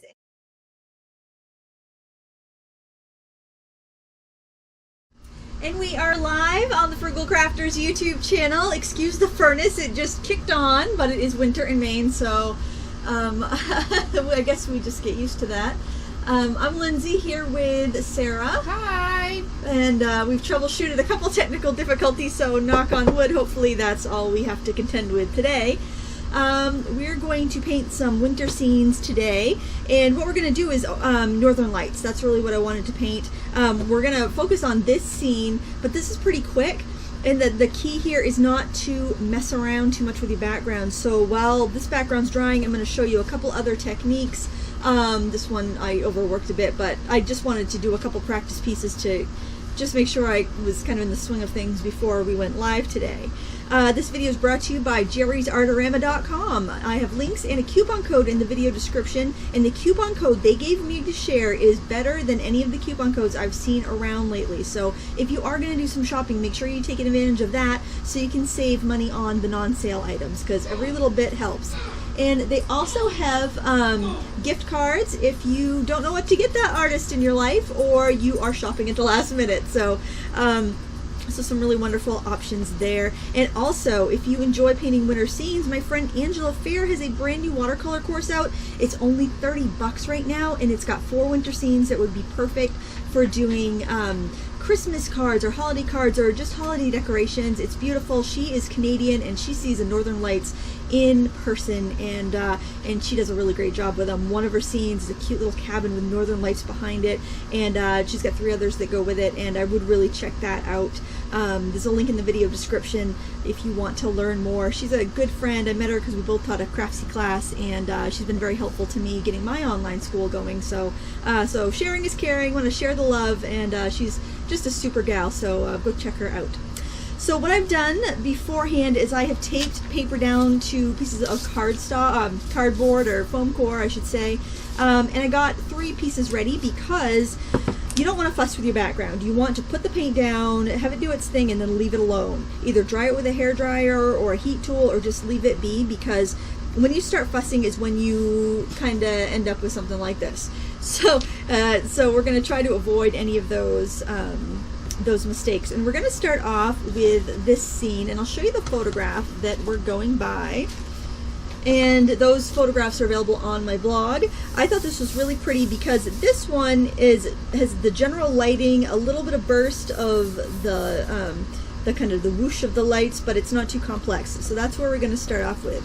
And what I want you to do is just get a piece of paper taped to a board. You don't want to tape it to your work surface because you need to be able to lift it and tip it and then set it somewhere while it dries. You need to tip it. So just if you're watching the replay, just pause it, go grab yourself a piece of cardboard, or you can even tape it to the back of like a watercolor pad or something, just something so that you can secure it down on all 4 sides, and so you can move it out of your way when you want to work on something else. Also, if you want to leave a comment, you can in chat. I'm just completely out of my... It's alright. If you want to ask a question, type the word question in all caps and then type your question as normal, and Sarah will see it, or the moderators will see it, and they'll either relay it to me or they will answer it for you. So that's how you get your questions asked. And some people have asked me, how do I get into the chat? I don't see it when I'm watching. And I noticed on my old tablet, I was watching a YouTube live stream, and it said my app was too old to access the chat. So you might need to update an app. You definitely have to be logged in to YouTube to leave a comment, so we know who you are. But other than that, it should show up on the bottom of your screen. Sometimes you have to hold your, like if you usually hold your tablet like this, sometimes you have to hold it like that, and then the chat shows up on the bottom. So one of those little tricks ought to help you out. Did I forget anything? I think you got it, and if you forgot it, someone else will remember it. Yeah, moderators are good like that. Moderators can help you with pretty much anything you need, and hopefully the stream stays good and you can see everything clearly. So what I'm doing here, I know it's really, really bright. I have wet probably the top, I would say 3/4 of the paper, and you need this paper wet so our paint can move. I'm using M. Graham paints. You can use any brand you want. The only reason I'm using this is because I have a large area to mix, so it helps to have a big area to mix with.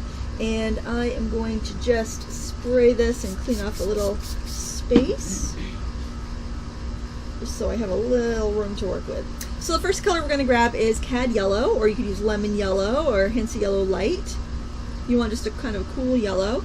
And we're going to add this down here, and I'm going to tip my paper so that it will flow a little bit. I'm going to bring that across like that. Then I'm going to rinse my brush, and I'm going to grab some quinacridone red. You could also use magenta. Just do one nice clean red here, and that's going to go in here and across. Quinacridones flow really well, so that's another good reason to use that color.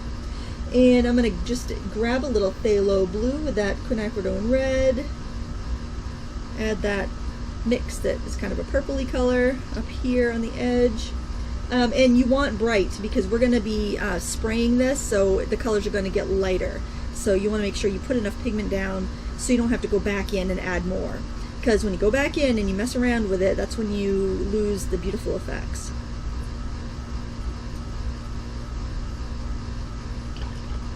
Rinsing my brush. I'm going to grab some phthalo green.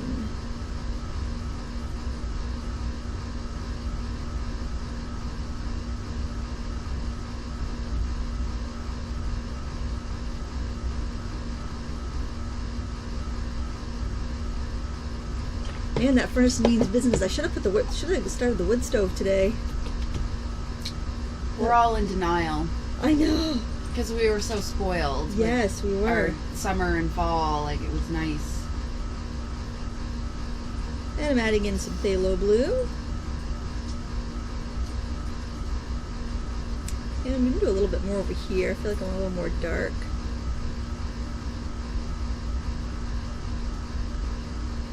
Okay, so once you have the color in, you're going to grab your spray bottle and you are going to spray. You are going to let that drip.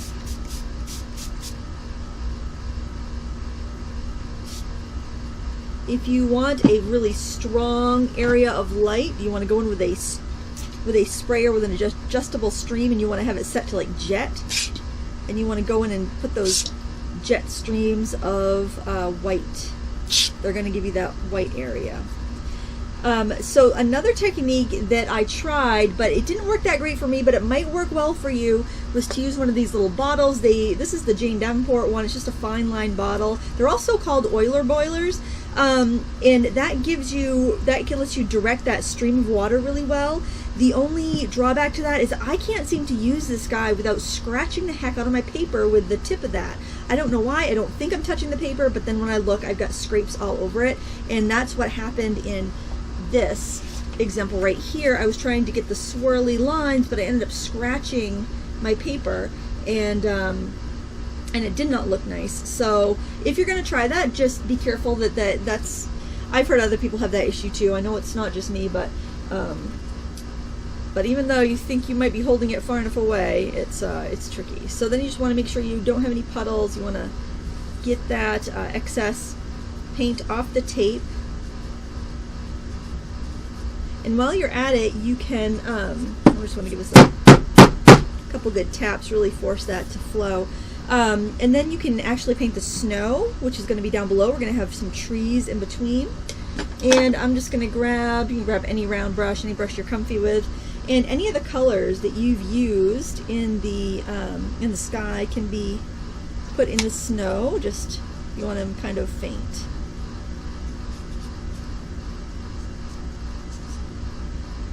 And it's going to dry lighter, so I know it looks crazy bright right now, but it won't. If you see any like spots you think should be a little bit softer, you can also just spray them and let them flow. Try not to go back in and overwork. You want that to be really really kind of hands off. You don't want to see like the brush strokes or anything. You want it to be very very untouched looking. Just going into some watery color. If you might even be able to just pick it up off of your tape and drag it around.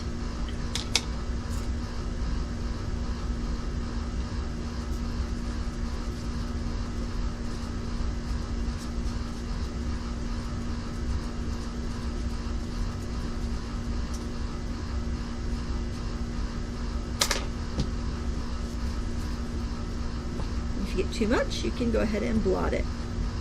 So to let this dry, I am going to tip it on something, and I'm just going to like lean it like that and let it dry, so that way we don't end up with the back runs. Hopefully any excess paint is going to just slide off and drip off. But I do want to make sure that I just kind of run my paper towel right along the edge of that tape so it can dry. So just to show you a difference between how bright it is when it's wet and how bright it is when it's dry, I'm going to show you the dry one just so you can see. Maybe if I put them on top of each other, you can kind of see how much it fades. Alright, so don't be afraid of the color here. I think it might even look a little bit brighter on camera, a little bit more intense on camera, especially that red. That red's really showing up really bright. So you want to wipe up your area. If you're working like on your kitchen table, you might just want to have like an old dish pan, something to catch the drips. But I have contact paper on my workspace. I'm just going to wipe it down. And we will work on background number 2. And that way we can let nature just take its course for the drying. You have any questions yet? Yeah, you were... Yeah, I've been gabbing, man. No, it's okay. I didn't want to interrupt because you were talking about how to get the... Let me get back up to where...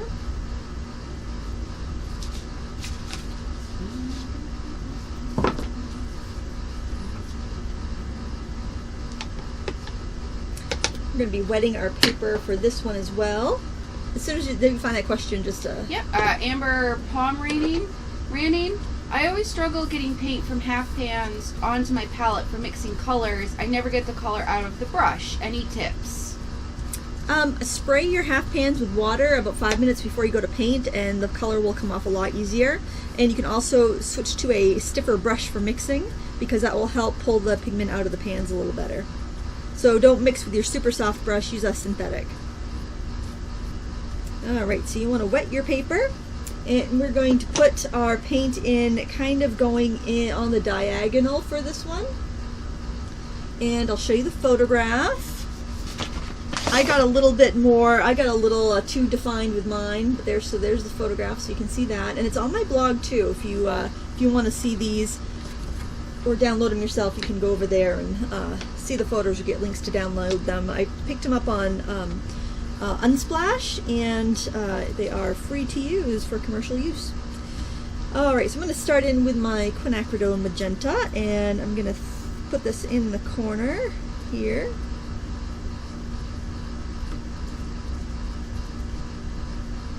And if your first attempts don't come out that great, don't worry. It can take a little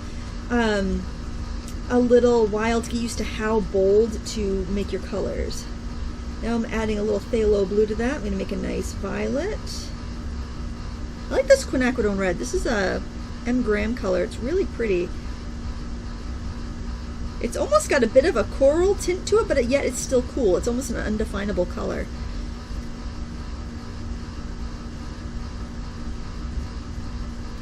Now I'm working on wet paper, so these lines are going to fade out a little bit. I'm cleaning my brush. And I'm going to grab some of that cad yellow. Or you can use lemon yellow, any cool yellow for this. Remember, cooler colors are less likely to get muddy. That's why we're using cools. You start putting warm colors in here, and that's when you get muddy. So even though I've got that purple and yellow kind of mixing, they're all fairly cool colors. I used a cool blue for that mix, so we're not getting mud. And I'm going to use some phthalo green and drag that in here. Again, a very cool, clean green.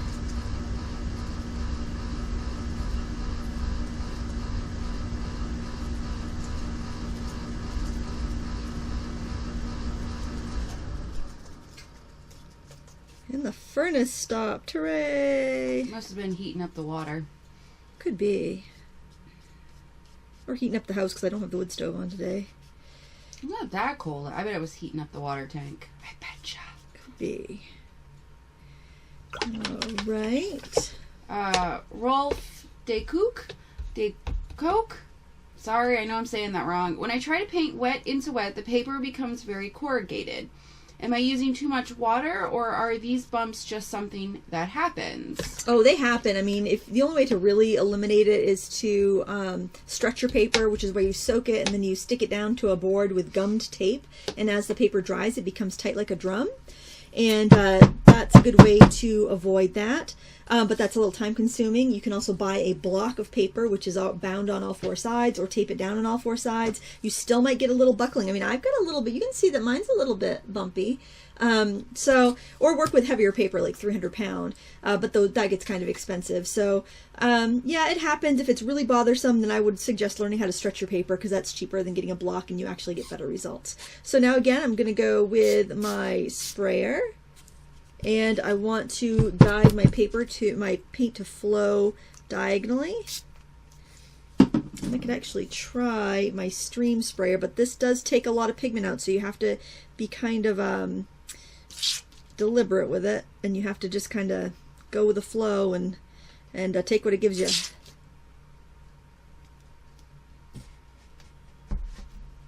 And And if I didn't mention it in the video description, this is a messy painting project.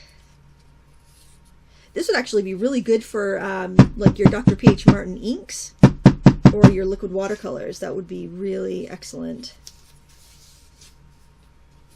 And you may find that you like it dripping one way more than another, and that's fine. You can let it dry whichever way you want.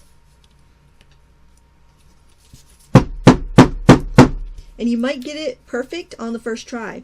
And if you do, great. If you don't, what you can do is you can actually use some white gouache or some bleed-proof white, and you can add some lighter streaks in there. So I put that down in the materials list as a just-in-case item.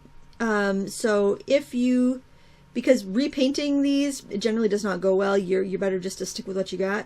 But if you just go in with a little bit of white, you can kind of feather it in and get that pretty look. So I'm pretty happy with this. I'm going to set this aside to dry.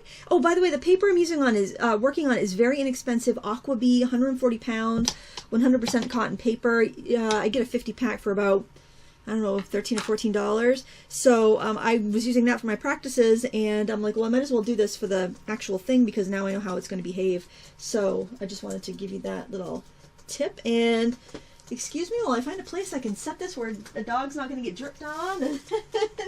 That's all right. Chewy, you're technicolored today. There. Yeah, this doesn't look dangerous. I feel like it's hanging off of a shelf. We'll hope for the best there. Hope for the best. Okay, and the last one is the trickiest one. And this, we're going to have to rely on our spray bottle. And this is from the dollar store. Actually, no, it's from Martin's, but it was 99 cents. I see my little Martin's. Better than the dollar store. Better than the dollar store. But I switched it so I get a really, really fine stream. So if you have like a Windex bottle, they usually have any of those household cleaner bottles. If you wash them, they usually have that feature. So you don't have to go buy anything if you've got one that's just about empty. Just repurpose it. Okay, so we're going back to a landscape format again. And I haven't really, I usually clean my palette off before I do a tutorial, but I was just using the same colors and I didn't want to waste it because we do go through a lot of paint when we're doing this. You know, we're pouring so much off that I just left my palette dirty till it was all done. So this one's a little trickier to do in watercolor because we're doing a technique where we need the paper really wet, and as you know, when the paper is really wet, it does not, the paint wants to go where it wants to go. It doesn't really take guidance very well. So what we're going to be doing is adding in our color, kind of blocking it in, then we're going to use our sprayer to try to get these swirly lines. So you're going to have to spray, pull the trigger while you're moving your spray bottle in these patterns. So if you want to practice that on something, first, like you take a piece of newspaper and you could practice spraying your stream in swirls, and you could see on the newsprint because you'd see where it's wet. You could practice that way. That's why I was thinking this would be a good idea, but I kept scratching the darn surface with the needle tip on this. So, you know, you might want to try that too. Hopefully you're a little bit more coordinated than I am, but those are just two suggestions for that. So we'll begin just by wetting our paper and adding in the color. I would leave the bottom part fairly dry if you want to get those mountains in later. I overdid it on my last one, but that's all right. I just wanted to get some practice for that one anyway. So kind of just wet your sky area. So I've just kind of made my horizon. I think you probably see that maybe if I tip it. There you go. You can see the line where that bead of water is. That's kind of my horizon line there. And I'm going to wet everything above it.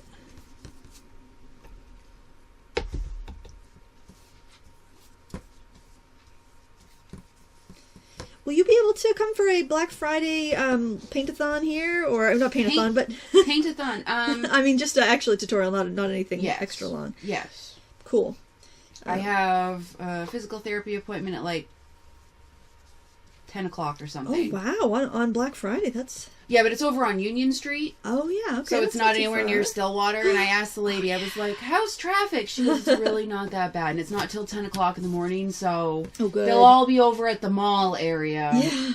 And I can take the back way, like, to the end of 395 and back around. Yeah. Well, people always look like they're having a good time when they go out Black Friday shopping, but I just don't have the nerve. I worked retail for too many years. Well, Oh, and yeah. most people really are fine, but man, you get some crazies that, my lord, they are, and I never understood it. I don't want to get up at 3 o'clock in the morning after eating Thanksgiving dinner. I think a lot of people go out at night. They go out after, like, the dinners, you know. Well, because they're opening, like, Target's going to be Yeah. open at 6 o'clock Thanksgiving evening. Oh, wow. And we couldn't do that in Maine for a long time. They wouldn't allow it.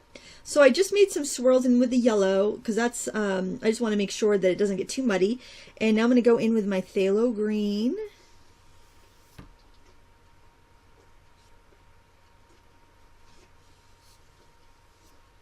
And this, I'm just trying to figure out where I'm going to spray my water. I'm going to be spraying the water on these swirl areas, so it's just kind of giving me a little bit of practice of where things are going to go. And now I'm going to go in with some cerulean. That's a real soft, gentle blue. And it's actually a little bit of a warmer color, so I do want to kind of segregate it down here at the bottom of my picture. And that ties in Aurora Borealis. I've never really understood the difference between cool and warm colors. Can you explain? If you divided the color wheel in half and you had your blues and greens and violets, they would call those cool, and they'd call your yellows, reds, and oranges warm. But within every color, like red, for instance, you have cool reds and you have warm reds. Your cooler reds will usually be more transparent and they will mix cleaner. So cool red would be like an alizarin crimson, magenta, quinacridone rose, permanent rose, and a warm red would be vermilion, scarlet, those more tomato red colors. So it can refer to how you divide your color wheel up, but it can also refer to the undertones of the color you're using. Like a warm green would be like an olive or a sap, and a cool green would be like a phthalo blue or a phthalo green or a viridian. So it's basically what color neighbor is it closer to, if that makes sense. So if you have a green that's closer to blue, it's going to be cool. If you have a green that's closer to yellow, it's going to be warm because its color neighbor is warmer. This is ultramarine blue I'm adding in, which is also a fairly warm blue. Kuroraka. I'm looking for a watercolor half pan in Opera Rose, Opera Pink. Is there a brand you can recommend? Holbein makes a really nice opera. Most brands will have them. Winsor Newton. I have a Winsor Newton opera that's really pretty. They're all going to be fugitive, so just keep that in mind. But now this mix is my phthalo blue and quinacridone red. The same purple we made before. Add that over my ultramarine. It's very psychedelic looking. Millie McIlvain, what do I need to buy to attach a piece of watercolor to? I see you have boards. What are they called? I'm using foam core, but cardboard. I save old like watercolor pads, and I'll save the cardboard that comes on those. They're usually really good, or old watercolor blocks of really good cardboard that you can clip to. It really doesn't matter. You could use hardboard, but that's going to be heavier. Foam core doesn't have any texture to it, and it's really light. Or it doesn't have any texture to it, and it's really light, so that works really well. You can get it at the dollar store even if you don't want to order a bunch. I'm adding some phthalo blue here and there because it's such a clean, dark color, and I know when I start spraying that, you know, some of the stains will remain and it will hold up to that. Okay.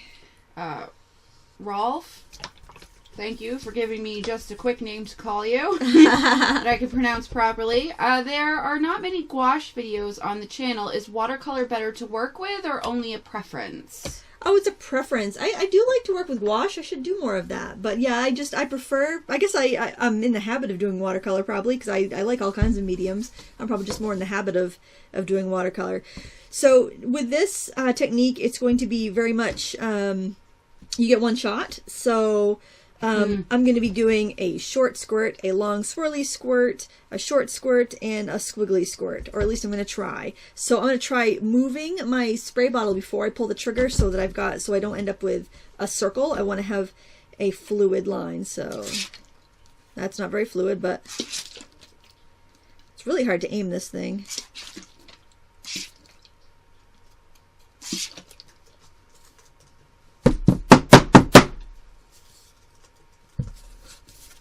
Believe me when I tell you, it's not going to get better if you fuss with it. You've got to kind of... Someone was asking about glazing. Glazing these, the sky, or would it... I think if you were going to go in with, like, an opaque color, like if you're going to use white, you could glaze on the bursts, the lighter bursts. I think that would work fine, but I think with a transparent color, you're going to get mud and you're going to end up lifting a lot of stuff that you would end up wanting to keep. I do want to just try to get that swirl a little bit. There we go. There, I think this one's going to be all right. And I'm going to get a rag to dry the tape. Try to keep a rag handy that is that's, you know, just used for mopping up water stuff. You don't want to be using a cleaning rag to do this to your painting in case you have dust or anything on it. You can lift with a paper towel, like if you know you want a lighter passage, and you can, in this instance, wipe your paper. I usually say blot and don't wipe, but you do need to wipe if you want to get a lighter like streak. So if you want to go in and just kind of...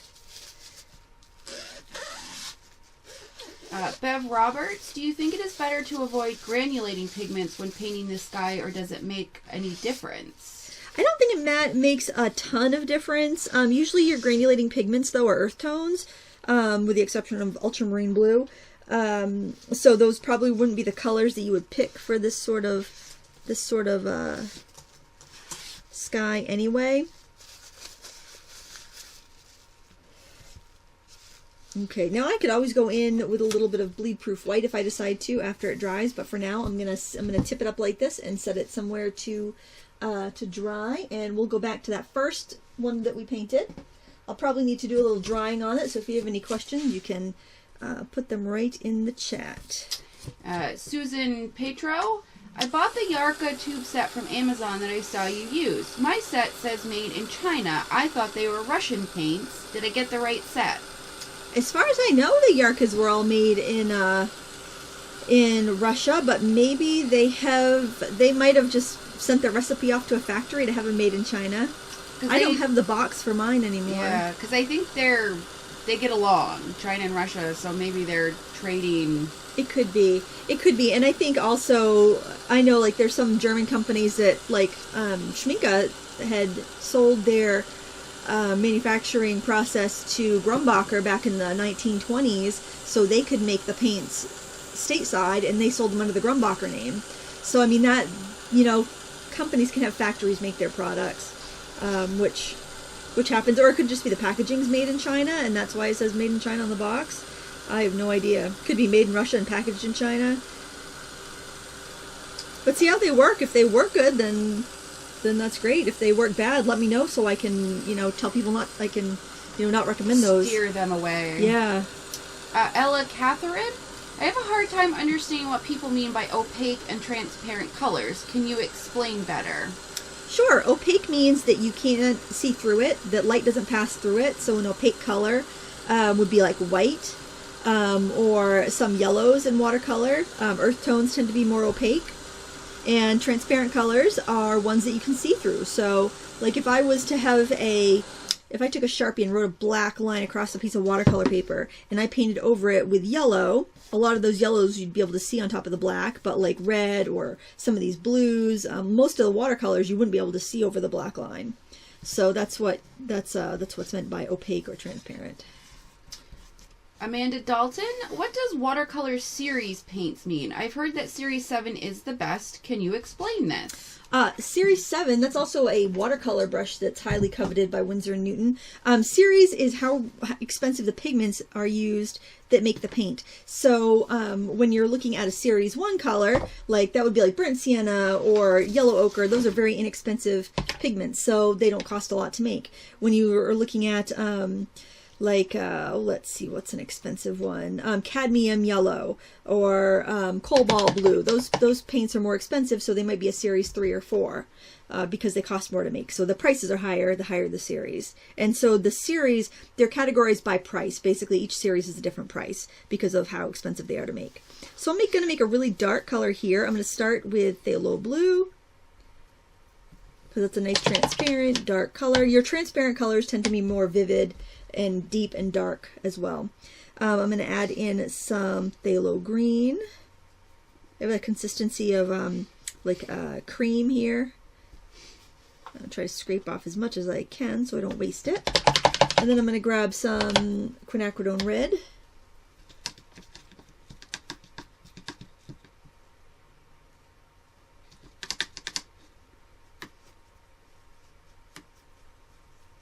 And so my dark is almost going to be like a black purple. Rolf, when you paint with a limited set of paints, what criteria do you use to choose the colors? I go for a warm and a cool version of each primary for the most part, and then I like a burnt sienna and yellow ochre just because they're very handy colors to have. And if I have room, I grab a sap green for convenience because I use a lot of it and I don't want to mix it every time. And usually sap green is not made from one of those those 6 primary colors, so it just has a nice warmth when it's made with like a pigment orange, or like when it's like an orange viridian mix. It's just it has a nice earthiness to it. Okay, I'm going to start by, actually I'm going to start in with a flat brush. This is a Majestic, by the way, Royal and Line Nickel. I like to use these if I need a really dark color because they're not going to hold too much water, especially if I'm mixing. I'm going to go in and put in my tree line, the bottom of the tree line here.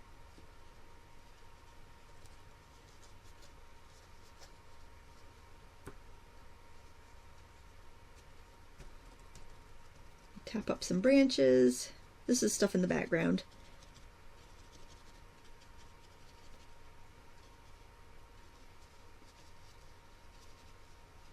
Best to get this in one go so you don't have streaky lines.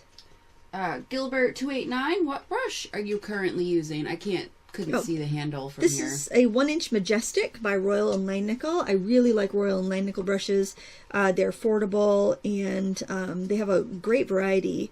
A lot of faux sables are coming out with now, which is really nice. I believe I know I'm going to say the wrong name. There's one is Real Sable. I don't know if there's Espresso, I think is the name of one, and there's like it might be called Sable Tech. That's the fake one. They have real sables too. I quoted the wrong one the other day. So but you can check out their website. They have information on what all the brushes are made out of, and it's really tough to beat their prices and quality. Although the Mimic set is on sale for $24 right now, and it's usually like $50 on Jerry's, and the list price is like $100. So whenever that goes on sale, that's always nice for people.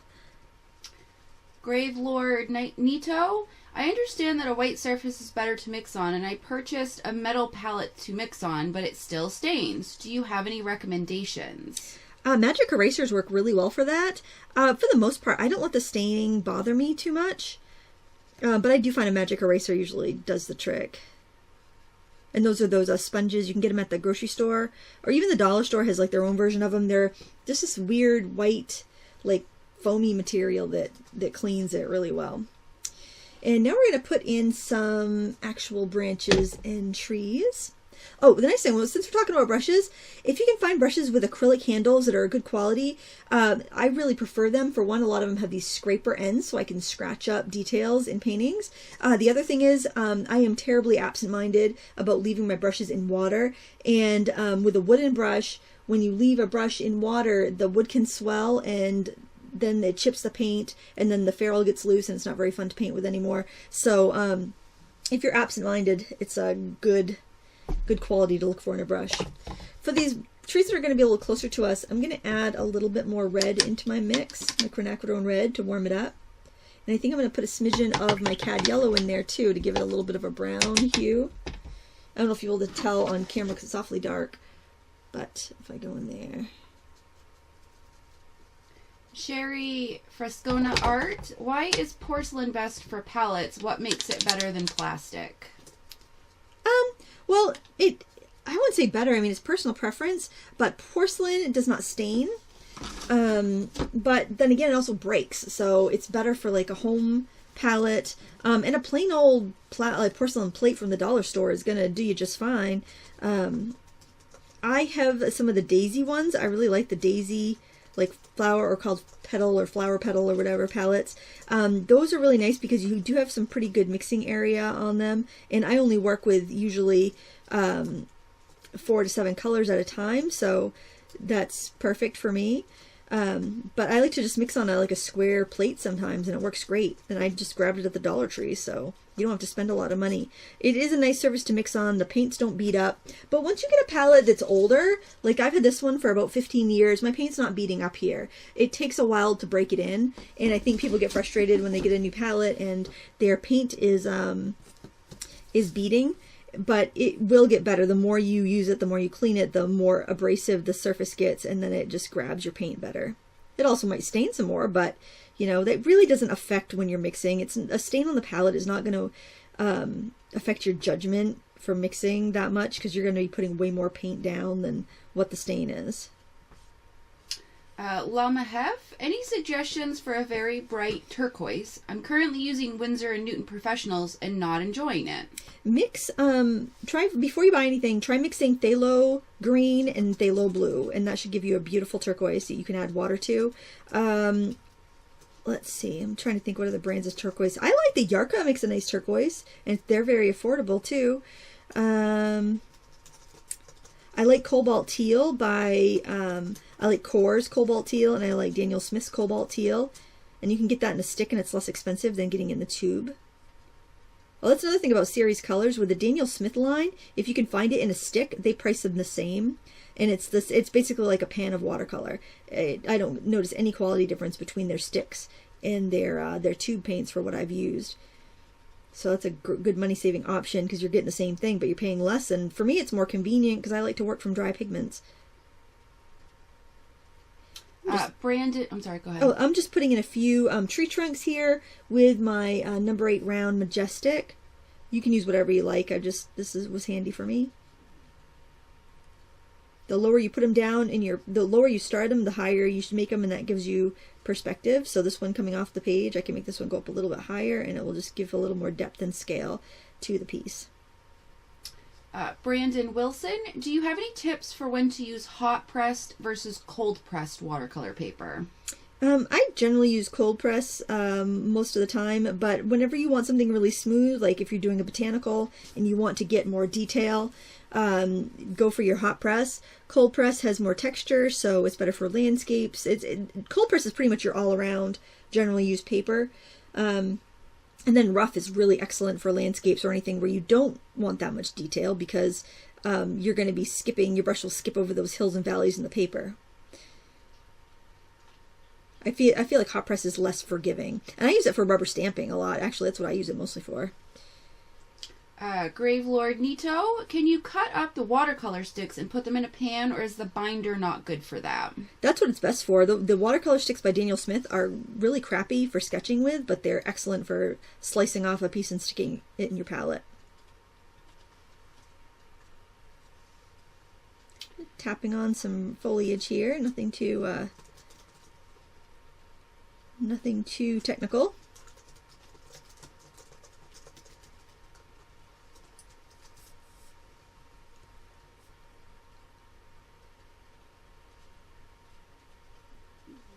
Make sure you don't cover up all that sky that you work so hard to get. It's funny, I do notice a little bit of like a line going down my paper. I wonder if I had, I wonder if maybe that stream of water is so forceful that comes out of the sprayer, if that could even be scratching the paper. Could be. Yeah, I see a line right there. Maybe I just scraped it with the ferrule of the brush or something, but this is not the, best paper in the world. It's pretty good, but it's, definitely on what I use for practice. It hurts a little less if you make a mistake. And not happy. This is not $10 a sheet. Yeah.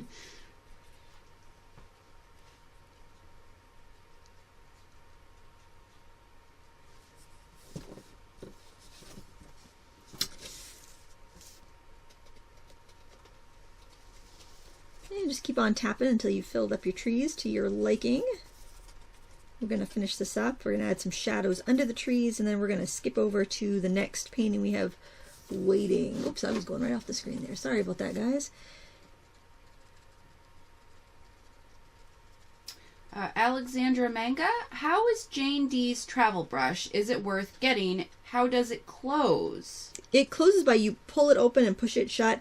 I have done some work with it, and I have to say that I generally like Jane's products. That one in particular, though, it's like I honestly think it's a lipstick brush. And I think it was just repurposed, like a... Oh. Yeah, I think it's a lipstick brush, and I think that's actually what I'm going to do with mine, is put it to my makeup kit. But it's, because it's I don't think I have it within reach, but you pull it apart, and the bristles pop out, and you push the two ends together, and the bristles pop back in. The handle is hollow, so when I go to rinse my brush, it sucks so much water in the handle that I'm painting along, and then whoosh, a big, like, load of water gets on my paper. If I shake it, all this water comes out of it. So anytime you rinse it, it picks up water from your palette, and from your bucket, and then it like dumps it all over your painting. So unless you're working in just a tiny little capful of water, which you could very well be if you're working with your travel palette out in the world, I think you're going to end up, with some tragic accidents on your paintings. So I would pass on that, and it's $10. That's a little pricey. You could get a decent, like I just tried. There's different travel brushes that you can get that aren't very expensive, and also the bristles are really short on the Jane Davenport travel brush, so it doesn't hold as much water in the bristles. It holds plenty in the barrel where you don't want it, but it doesn't hold enough in the bristles to carry across your painting. You have to keep dipping, and the more times you dip in the water bucket, the more chance you get water up in the barrel of the brush, and it can cause you some problems. So for me, that product's a pass. But I think it's actually a great lip brush, and I'm going to stick it in my... So you could see if we go somewhere and buy a lip brush and see if it works better. You could do that. I actually did that one on Amazon. I bought an ELF lip brush for that purpose, but the spring inside of it went kaplooey, and right. And it wasn't a good solution. I mean, those are meant for holding a thick, waxy material, and watercolor is the opposite of that. So I think you're better off just to chop down a brush if you need to, or go with a water brush, or one of the travel brushes that are made for traveling, that are short and have a cap. Panana, do you ever struggle with perfectionism when watercoloring, and if so, how do you overcome it? I generally don't.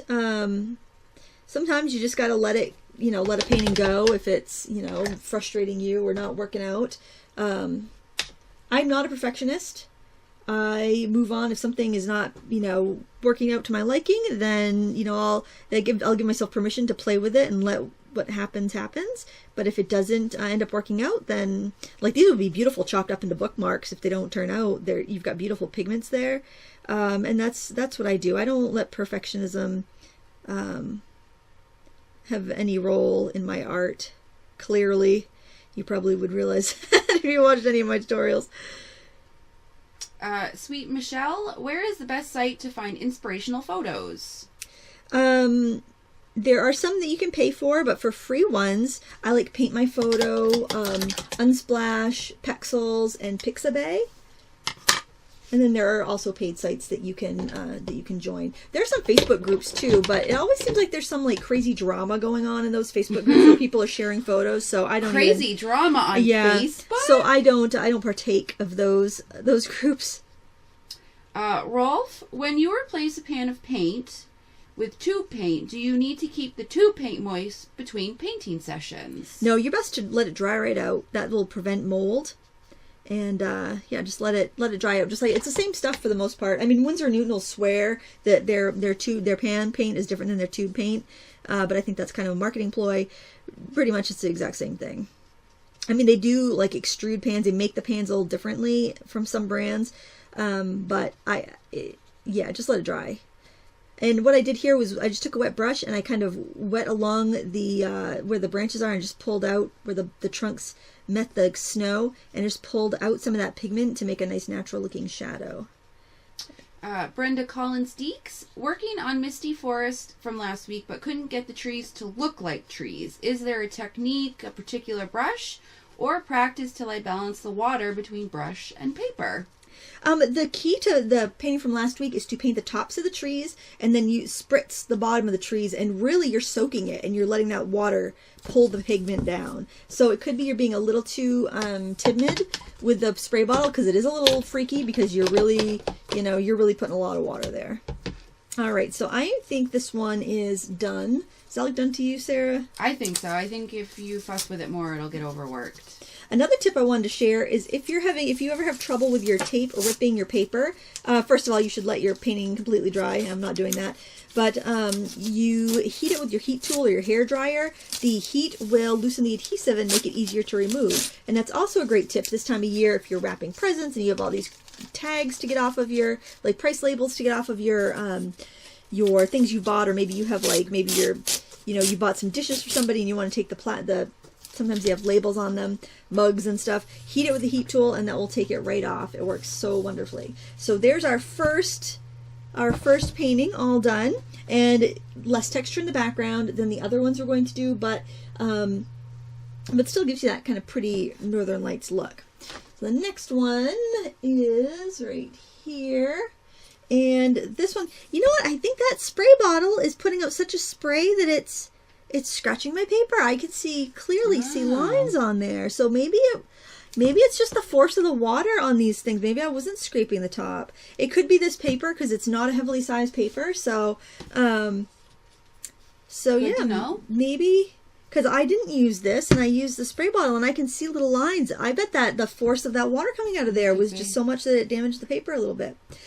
So this, I'm actually pretty happy with this. I don't think I need to go in with any white, but I did go in white with this one. So if you want to try both techniques, you can.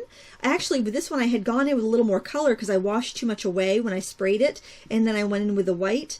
I think I'm going to go in with white on the other one, so maybe I won't on this one because I like the way this background came out.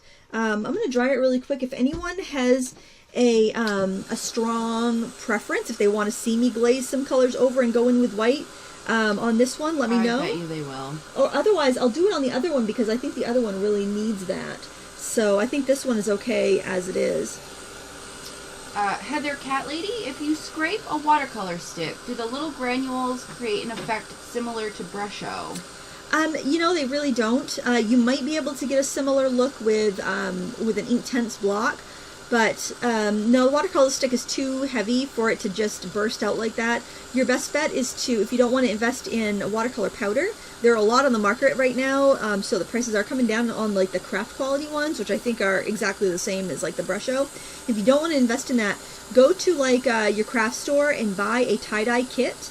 You can sometimes get them on sale for like $5, and you want to get the ones that have like the yellow, cyan and magenta at least, and those will work really well. And you can mix some of those colors too if you want to get the multicolor effects, but that's the closest dupe that I've been able to find to the brusho.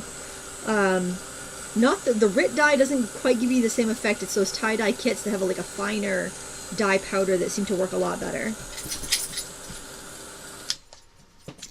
I just realized I have an oil painting down right next to where Chewy was laying. I'm so glad she didn't knock that onto herself. Well, I wouldn't be surprised if she did. She always finds wet paint wherever it is. Stuck to her because that thing, I just finished it yesterday. It would just stick to her. So this one, we're just going to put on the dark trees like we did before, because I will do the white technique on the next one. Because that's kind of, the white technique is kind of a last chance scenario type. I'm going to use the same dark that I mixed, which was phthalo blue, phthalo green, and quinacridone red, and I'm going to throw in some trees. Again, I'll show you the photo reference that I used. I'm just going to get a few of these trees in and then fill in the bottom with a larger brush in the same dark color. I actually think this would be a kind of a fun one to do with like a brush pen of like a black ink. Actually, why don't we do that? Because this one was done with the paint, the dark that I mixed with the paint.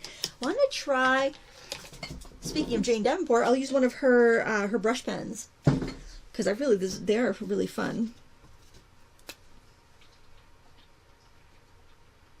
Is that black? Nope, that's metallic. That's like a metallic black. That'd be shiny. Actually, that'd probably be pretty That'd cool. be kind of cool. You could also use like India ink with a brush. Let's see, this is just regular. No, I think that's a shiny one too. Holy cow. Where I just want my regular black one. Maybe I lost it. I don't think I did. Riveting footage. Anybody got a question while I'm searching? Yes, let me pop back up to where the question was. David Saxoval, have you tried out the Mungyo watercolor paints? You know, I haven't, but I'm pretty sure that they are the ones that make the paint for the Prima and Jane Davenport palettes. They make the I'm pretty sure, I can't say specifically because I don't work there, but I'm pretty sure they make like the oil pastels for Prima as well. They do a lot of private labeling, so I think that's the case. All right, actually, I don't think I have a Jane Davenport just plain black one. I don't think she makes one. I think all of them are colors because you could just fill an empty brush with black ink, I guess. So I'm actually gonna use this and see how that works. Why not? And I want to get kind of a bare deciduous tree over here. I'm working straight up and down. My brush is perpendicular rather, to the paper. This would be good to do with a liner actually, but I'm committed now. There's no going back. No going back. I've already started this. Hey, like you said, if worse comes to worse, it could turn into some beautiful bookmarks. That's right. I like the record show people will pay $2 for a handmade bookmark. My husband was like, who's going to pay $2 for a handmade bookmark? I had a bunch to go over into my shop. And I'm like, well, gosh, I put so much work into these. I don't want to sell them for less. And they sold really well. Mm-hmm.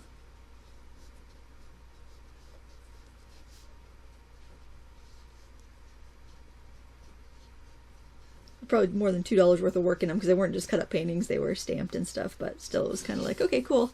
That's good because I didn't want to sell them for less than that. Brenda Collins Deeks, could you use a lifting technique to get the white streaking effect in the sky? I think you'd be best to wipe it. Try wiping it out while it's still wet, because if you went in and scrubbed and lifted, I think that you would end up with some. Well, you might and you might not. I think you would be likely to end up with some bloom around the areas that you lifted. And I'm going to do a thick branch here. I think I'm going to make this tree shorter, even though it's not in the reference.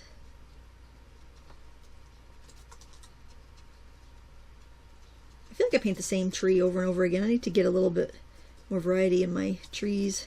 Want me to come up and bump your elbow? Yeah, really. I should have had a big cup of coffee before I started.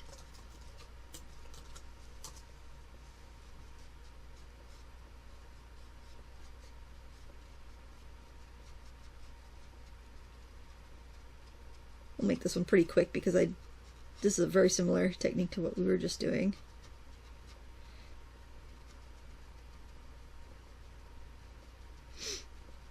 The book signing went really well last week. Oh, that's right. Yes, yeah. It looked like you had a lot of people show up. Yeah, the bookstore was really happy because I didn't know. I'm like, I don't know what's normal, you know. And the author was really happy, so I'm happy because yay! I had no idea what to expect. Yeah, they did. So I'm not sure if I haven't checked to see if they're on Amazon or not yet, but I haven't heard. Heather Cat Lady suggests you try your left hand. Oh, that's a good idea. Oh wow, this is really weird.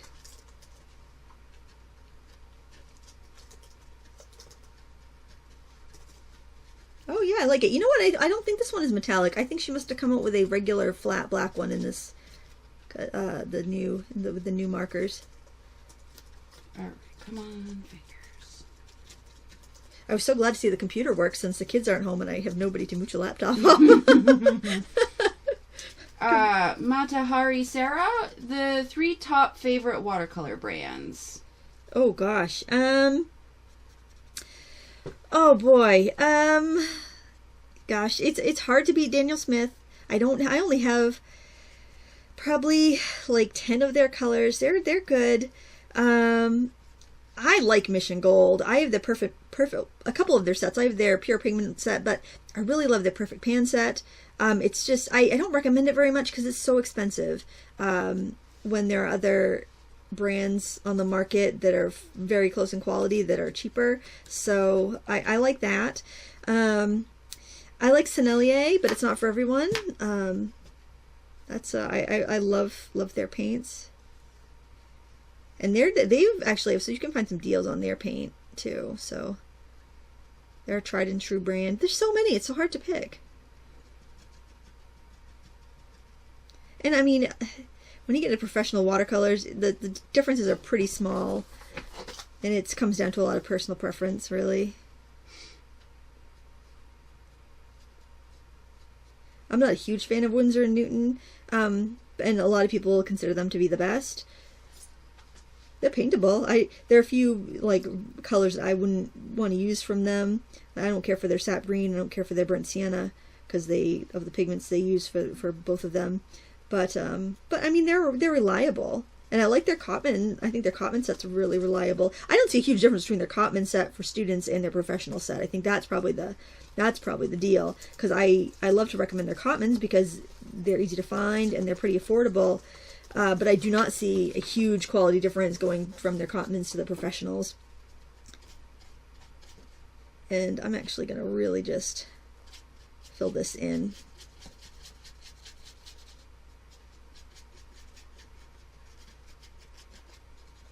You could take any water brush and put some India ink in it if you want to try this technique.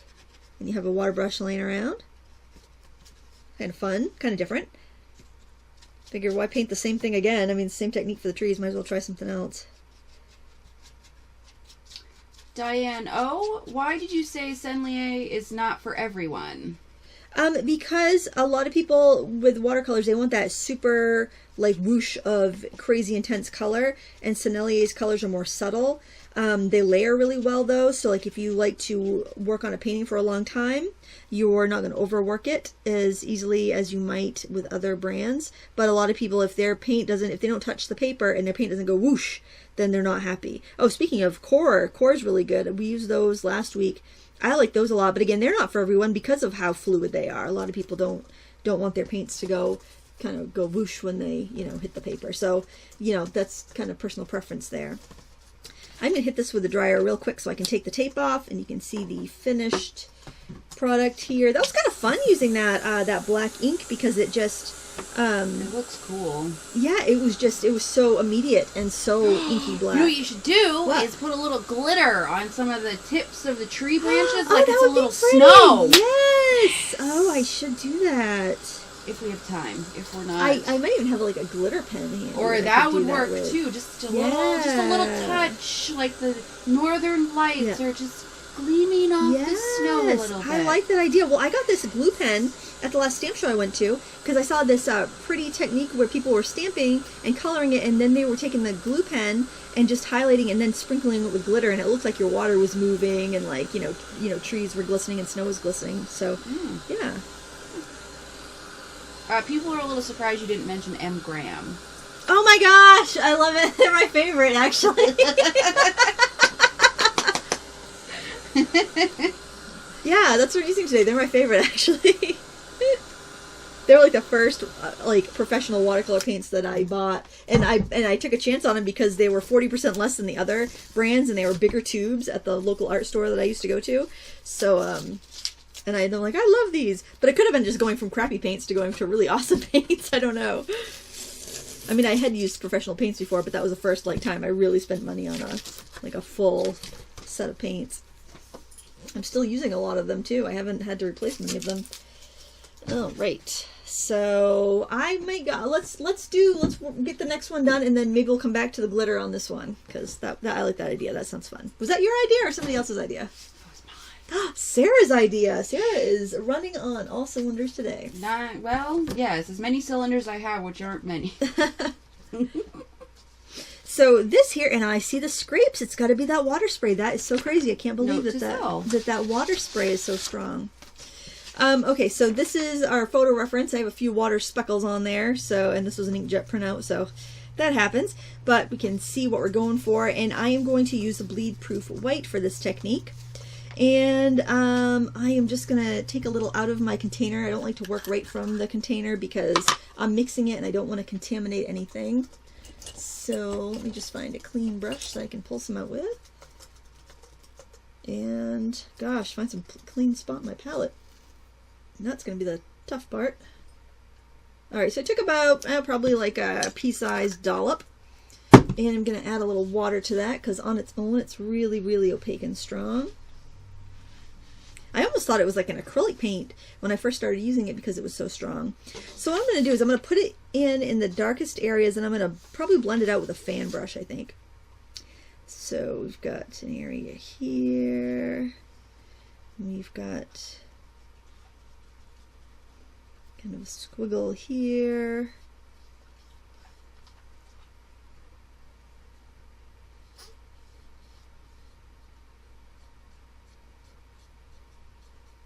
Kind of like painting smoke. I went camping with the 8th grade class. I woke up in the middle of the night and I thought I was seeing northern lights. I'm not sure. It was really like, the sky was light and it was kind of...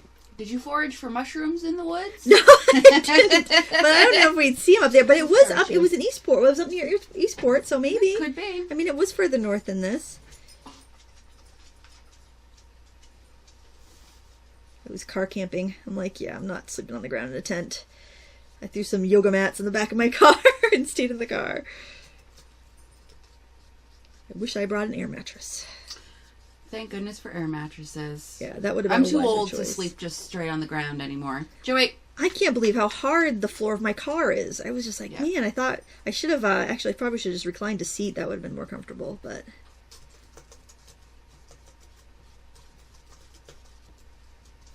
Okay, so I've got the areas pretty much where I want them. I am going to go for a stiff hog brush here. I'm going to dampen it. I don't want a lot of water because I don't want any, I don't want to really loosen up the paint underneath. I just kind of want to be able to move this around and get it wispy looking. And that looks like it's going to work for me, so yay.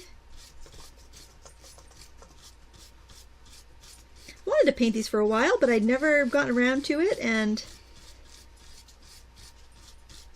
I thought I bet other people would like to know how to paint this, just like the mist last week. Something I'd always meant to do. You just don't want to introduce too much water or you could get some backgrounds.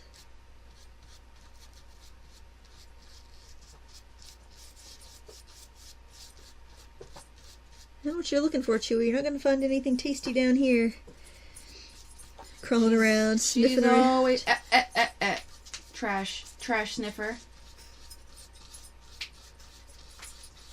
Oh, Jackson cooked a pork tenderloin last night. That's probably what she smelled. There's probably like tin foil or something in there. That's right. I know your game.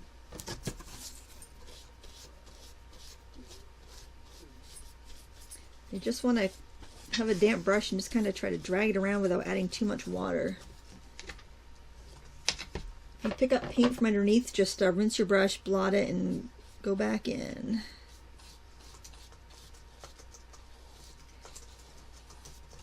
I think it's going to dry a little more transparent when you add water to it. So I think it's part of that glare that makes it look a little extra opaque.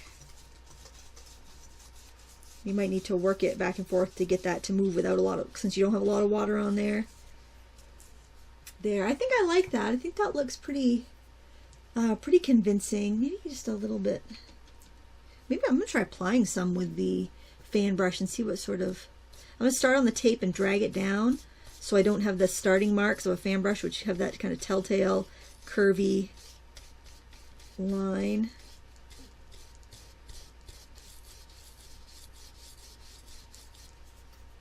Maybe a little bit more off to the edge. I never was a fan of using white in my watercolor, but I think it's, you know, I don't like to also say never. I mean, I don't like to discount something because I really enjoyed using the bleed proof white. Even though this is not how it's designed to be used, it's more of a, it's supposed to be kind of for covering up and fixing, you know, obliterating mistakes, but I really like it as part of the medium.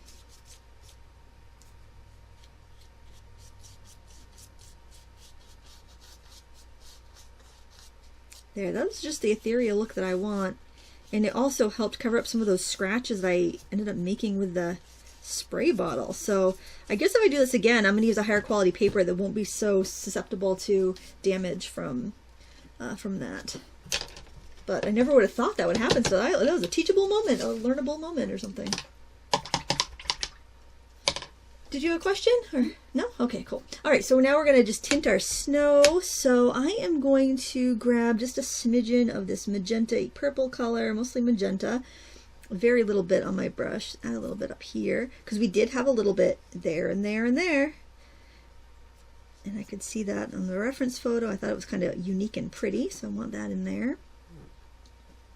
And do a little bit over here too. We're going to be putting trees in, so don't worry about any like kind of dirty smudges that you might have. Just a good place for a crop of trees. And all I'm doing is just kind of grabbing colors that I see on my palette that I know I've used. I don't want a lot of color and I don't want super vivid color, so by going with this dirty color off my palette, it's just naturally going to make it a little bit more more muted and natural looking.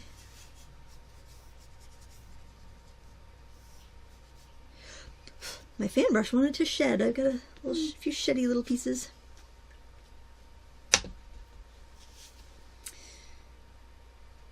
Get a little bit of this mixed purple here.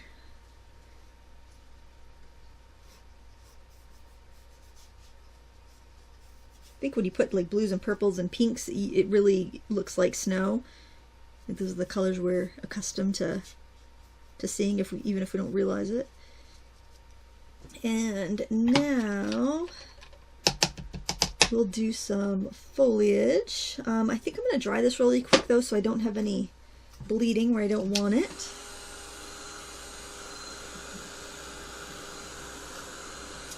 I think I'd like to try maybe some decorative painting special effects brushes. So I'm going to grab some in a second here. I think maybe using a stippler might be a nice difference, so I don't paint the same tree a bazillion times again. There really isn't. We have like a couple distinct trees, like there, that little group. Everything else is pretty much just like tapped on texture.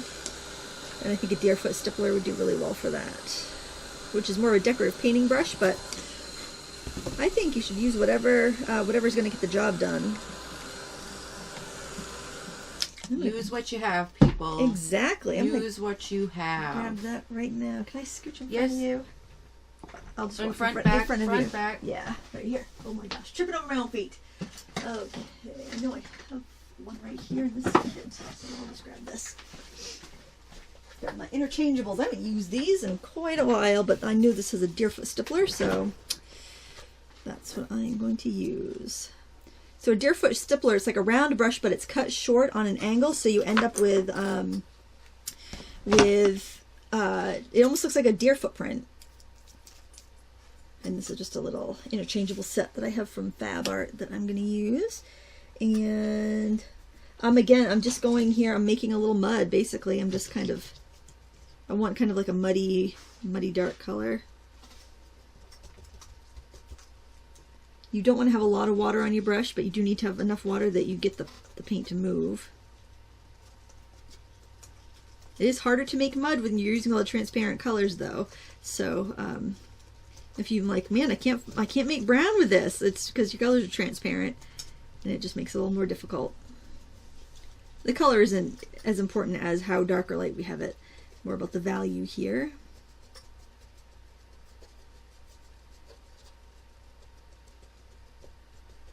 This will do. And I am just going to kind of tap right across here. I'll do one just so you can kind of see the shape. It just kind of makes this like teardrop kind of shape, like a deer's hoof. But if I tap it really light, I just get the hint of like of treetops.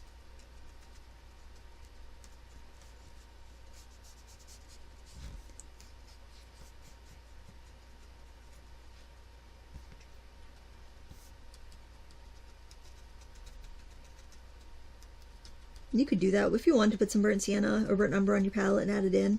You totally could. I just want to stick with what I've been using. And then over here, I'm going to want to get a little more aggressive.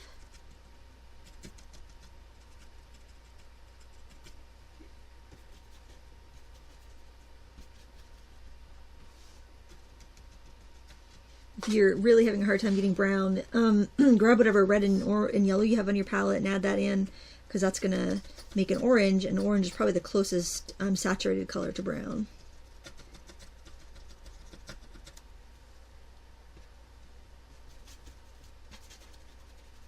And just by mixing, I had a kind of a dirty brush and mix the magenta and the yellow together, and then the green that was on my brush was enough to make it brown.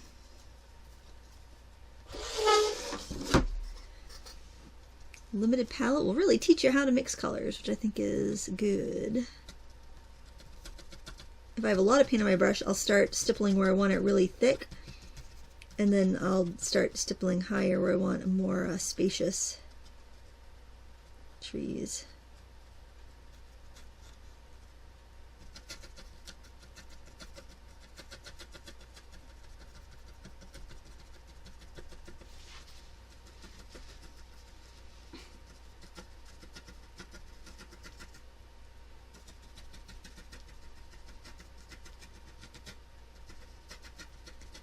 A little fussy though. I don't know if I really like fussing around with this little brush that much, but at least I'll have some trees that are different shaped.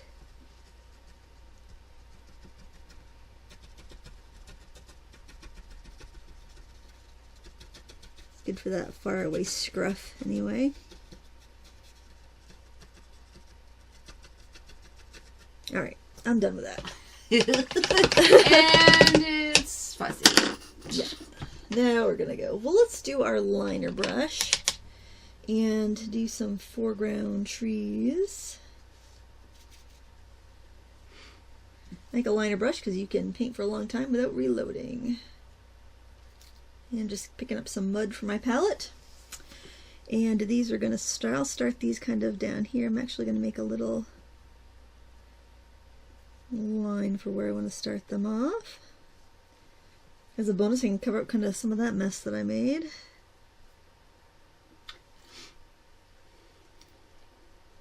And I'm making these a little bit more exaggerated than the reference photo because I have a big old mess to cover up behind there. So that is can help you put your tree, figure out where to put your trees, wherever it looks the messiest, wherever you want to cover something up.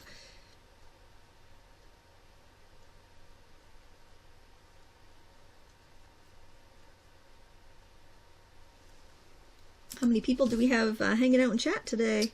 We got 287. There was some more earlier, but people had to leave for school and work and sleep and life responsibilities. Ah, yes.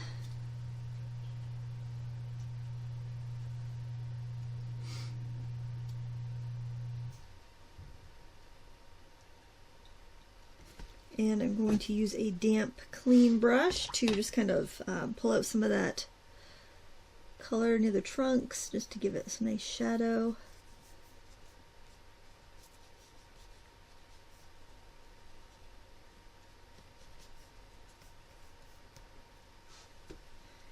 Do a couple little trees back here. And again, I'm just going to pull out the color on the bottom for a little shadow. And I'm going to work in this area here. I'm going to try to make myself some brown with the colors I've already used. So I'm going to grab yellow and my Quin red. Excuse me. Add some blue to that. The air's been so dry. It's coffee. Oh, well, and I got a tickle in the back of my throat. Oh, yeah. I thought I was going to sneeze a few minutes ago. I'm getting the bottom of this mountain here, just with this inky dark color that I made. Just going to drag it up with the side of my brush.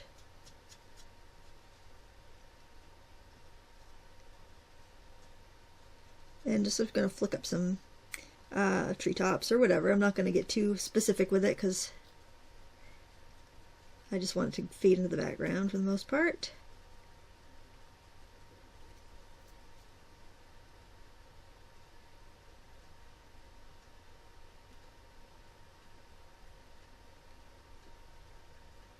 I'm staring at psychedelic colors all morning and my eyes are starting to go a little psychedelic. Psychedelic, yeah.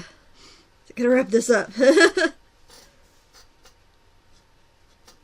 Starting to see cross-eyed with all these bright backgrounds.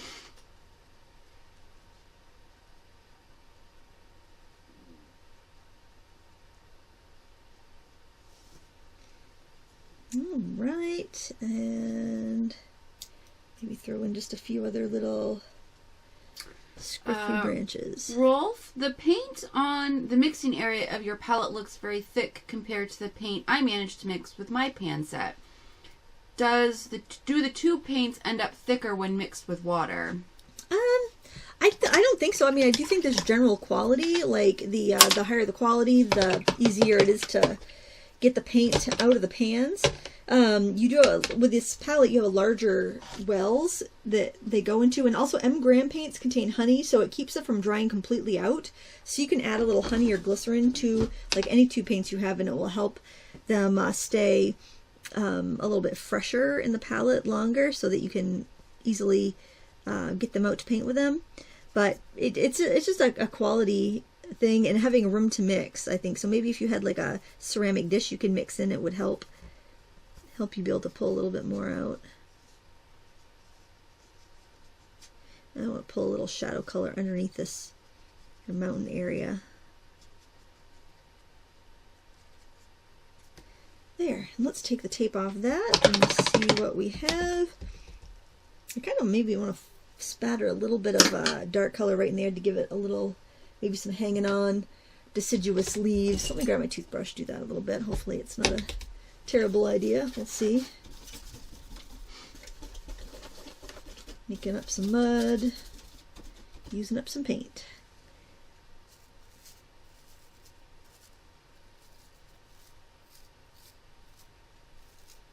I like it just fine.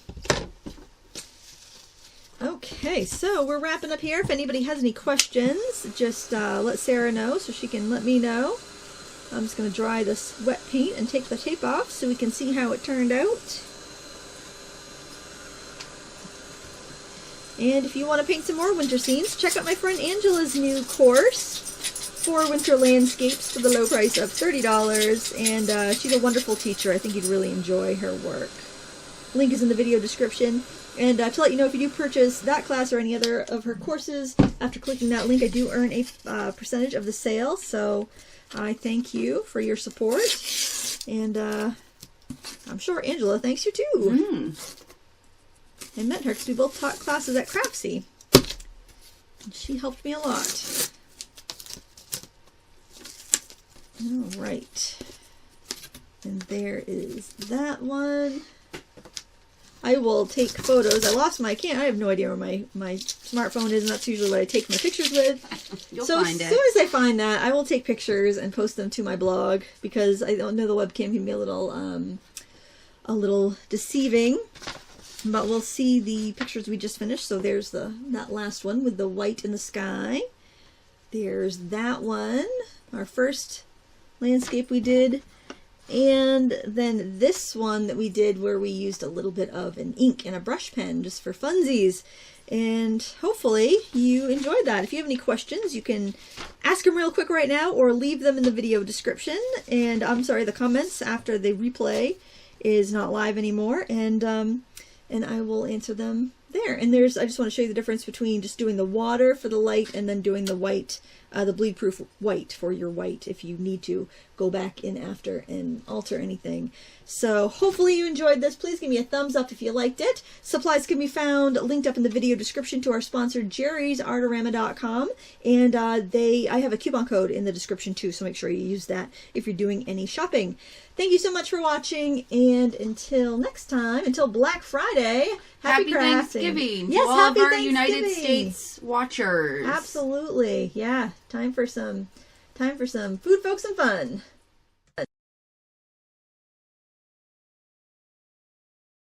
Okay, so we're gonna do a a scene from a walk that I took about a week ago. We had this ice storm, and like all the trees were all glittery and glistening. And I did take some photos that day, but I didn't get like photos of this scene. And I loved how the shadows were on the ground. And so I took this reel when I was out walking my dog. And so many people commented on Instagram that it would make a wonderful tutorial. And so I tried to take photos, but I could not get another photo like this after that first day of the ice storm. So I just screenshotted my reel here, and I'm going to use that. So the goals here will be to get just a pretty clear blue sky, that really bright, how the sun is just kind of glowing there, like you can't even see the branches in front of the sun itself, but then also the lit up trees. I'm going to go for that. And then this beautiful pattern on the snow. I think this would be really pretty done in watercolors, any water-soluble media, or also pastel. So if watercolor's not your thing and you want to try this in another media, please feel free. I'm going to leave my phone right here. So we'll hopefully, I don't know how well that's going to show up, but my painting will be nice and big. This is only here just for something for my camera to, so I could white balance it before we begin. And we're just gonna get going. And at a few times during the stream, I will take a break for questions. So if you are watching the replay later on and you don't want to listen to the chit chat, you can fast forward during those parts. But I do like to be available for questions as we do the live stream. So in case I wasn't clear on something, I can, I can clarify during the video. It's nice to have that feedback.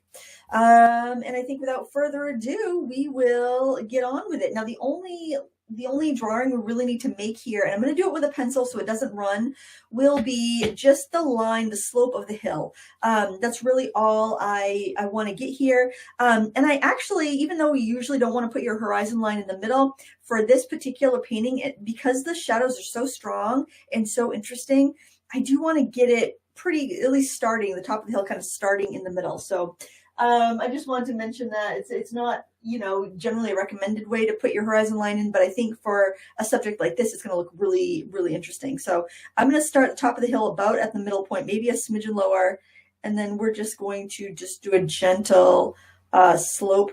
I'm going to stop it right around here, kind of, and then pick it up down here, because at this point we actually have the path going into the woods. And I don't really need a great reference photo here because I walk this path almost every day, and I know it like the back of my hand. So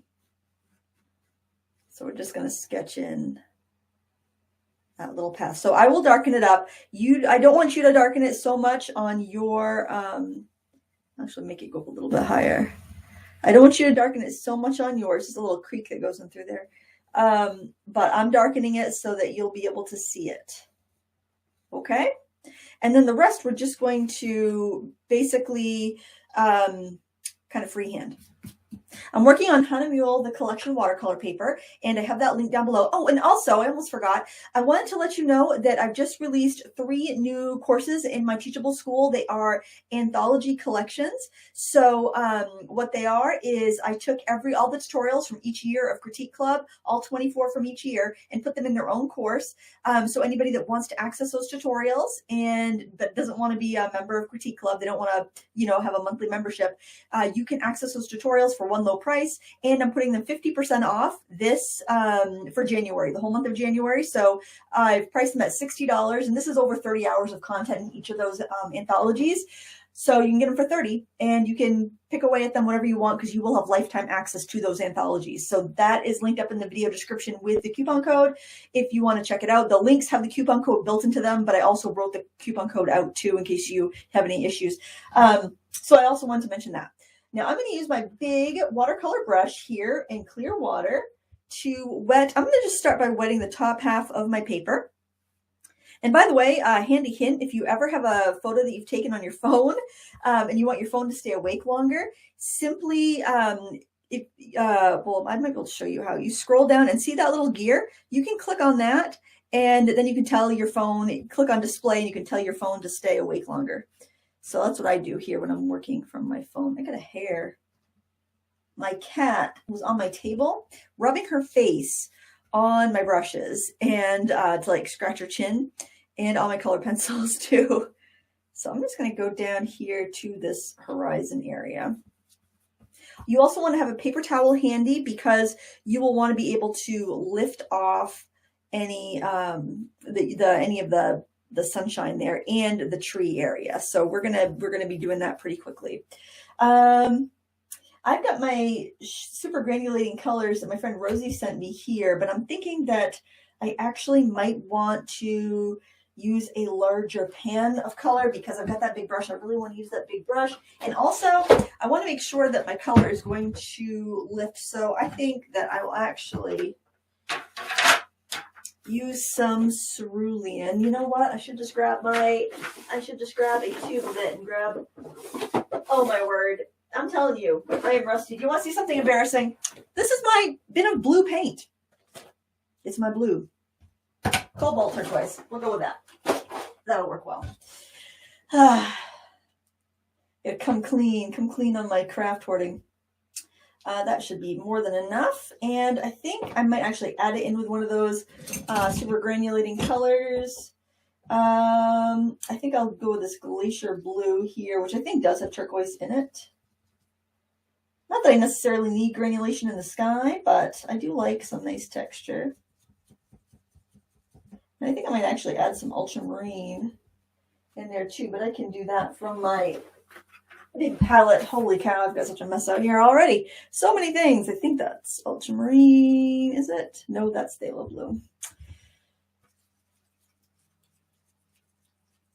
We'll just throw some of that on there too. I just got to make sure I have enough. I don't want to be stopping and remixing halfway through this. All right. I think that's going to give us a lovely color. And I'm not looking at the chat right now, so I apologize if anybody has any dire needs at this moment. I want to make sure I can get to that. I can get that sky done. I want to use colors that don't stain for the sky because I do need to lift up the trees. Now, another thing we could do for the trees actually is we could force some blooms in there, some cauliflowers, and that would give us a really cool effect. So I want to go darker here at the top and then bring it down a little bit lighter as we go. I think I'm going to grab a little bit more. I literally have my palette on the floor, my other palette. It's ridiculous. Ugh, what a pretty color though. All right, I'm going to go into some more of the cobalt turquoise as we work down. And Turner's cobalt turquoise it looks a lot more like a cerulean, I think. And then just water here as I bring it down lower. And then a little bit more color in there. I didn't want to do the ink tints on this layer because if it dries on me, I do have a space heater in here. If it dries on me, I'm not going to be able to lift it up. So I want to have that liftability. So there we go. That's pretty smooth. I'm happy with that. But now I am going to do a little bit of a forced bloom. See that? So the paper is damp and I'm putting in wet. And you can even wait a little bit to get this effect.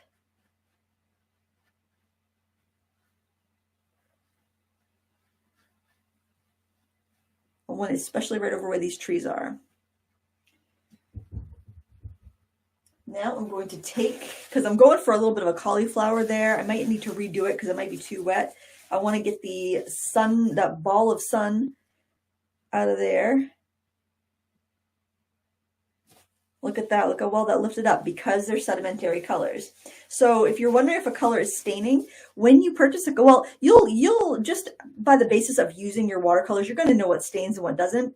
But you can also see when you purchase a color, usually it will tell you on the tube whether it's staining or not. And if you can't find the information online, you can always go to a manufacturer's website and usually find that. So I'm actually just going to wipe out some of that color as well.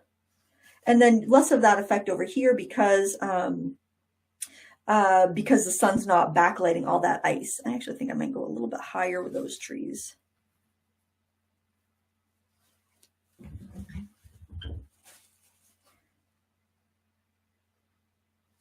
A bloom happens when you have wetter paint on drier paper. So when you break that equilibrium, and that's when you get those ruffle edges.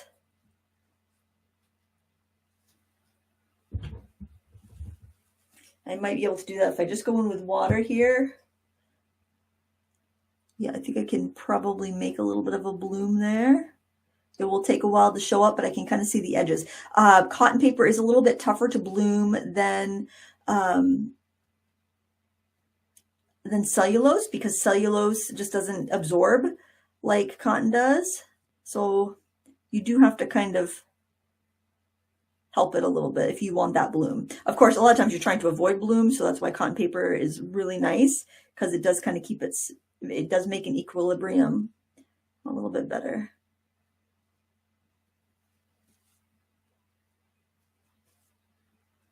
All right, if you guys have any questions, go ahead and type the word question in all caps, or you can at Lindsay, how do you do that? At thefrugalcrafter, and it will give me, it'll pop up an orange bar so I can see. But I'm going to look and see if anybody's had any questions thus far. I don't want any puddles at this point unless it's someplace I want to bloom. So I'm just looking at that, and I will see if there's any questions. So if you're watching the replay and you want to skip ahead, go right ahead. Oh, function of light. Thank you for reminding folks to do a thumbs up. That really does help the video get pushed in front of more eyeballs. So yes, please hit that thumbs up if you're enjoying the content.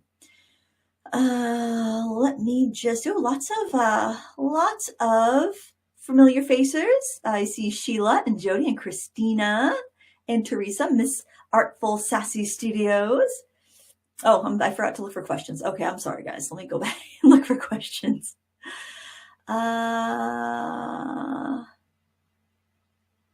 Sheila, I have my paper flat.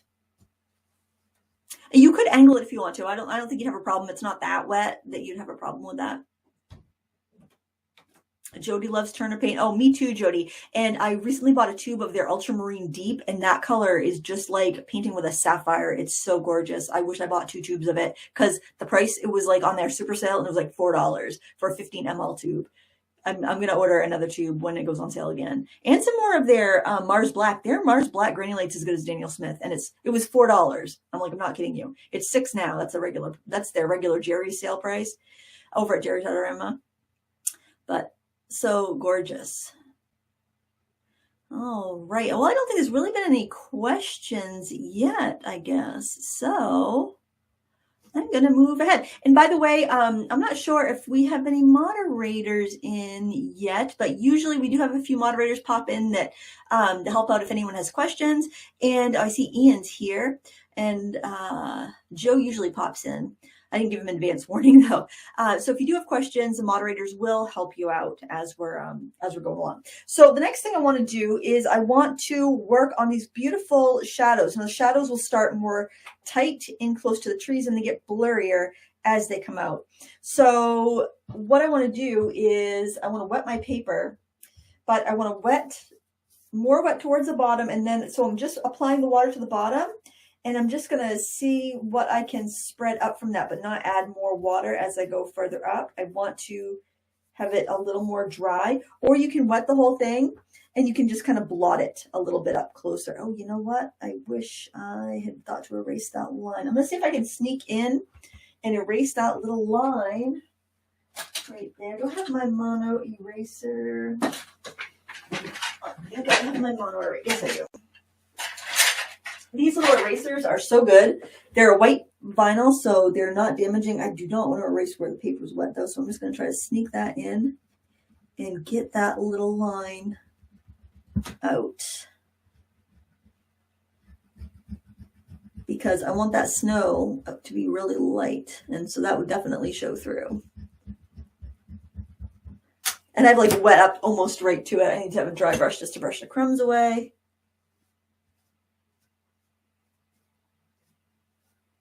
There we go. We're good. Oh, goodness. So not as wet up here, wetter towards the bottom, if you can manage it. If not, wet the whole bottom area. And look at that. I was able to lift up that sky color that was on the hill. And if not, you can just kind of blot where you don't want it to be quite so wet. Oh, we're already drying up. I need to re-wet that actually. I'm going to do the blotting method, I think, because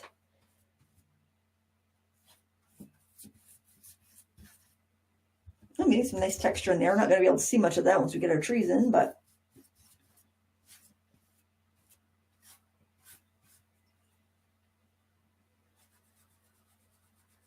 I'm going to soften this little edge while I'm at it, just with a wet brush.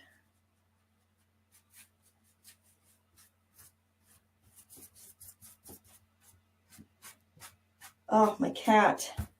So many stray hairs. Grief.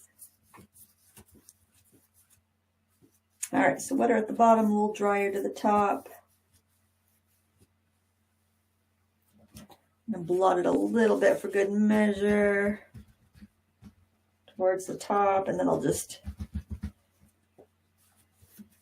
spread it. And we got a little random color. Oh, you know what? I set my towel on my Inktense and it picked up some color. All right. I'm going to go to a round brush. Let's see. This is a number 10 round. Goodness. And let's see. You know what? Oh, yeah, we're doing the shadows. I was going to pop into the trees, but I don't need to go into the trees yet. Let's go with some of this. Which blue is this? Is I think this is Glacier Blue. I'm going to try to take it right off the pan. I don't want to have it too watery. And the sun is here, so our shadows are going to kind of radiate out, kind of like a sunbeam, which is also really interesting. I thought that'd be really fun to do on this painting here. I also want to soften that edge before we get too far.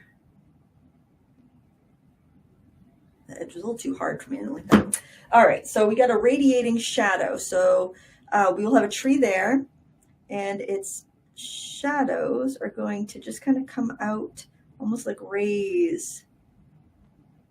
It's such a fun, unusual effect. You usually don't have the sun that's so low through trees. It's not something you're typically going to see. So I thought that's just, I'm not probably going to be able to catch that again. Or if I do, I'll definitely take a photo of it. I want to warm that up a little bit. I'm going to grab some of this Galaxy Pink, I think it is. The Schmincke granulating, super granulating colors are really desaturated, because generally your sedimentary colors, the colors that will granulate and not stain, are your more heavier, you know, they're sedimentary. They settle out, they sediment. They're made from minerals or synthetic minerals.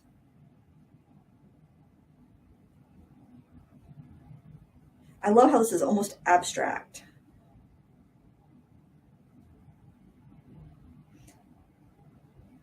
You will have a little bit of a drying shift, but it shouldn't be too much.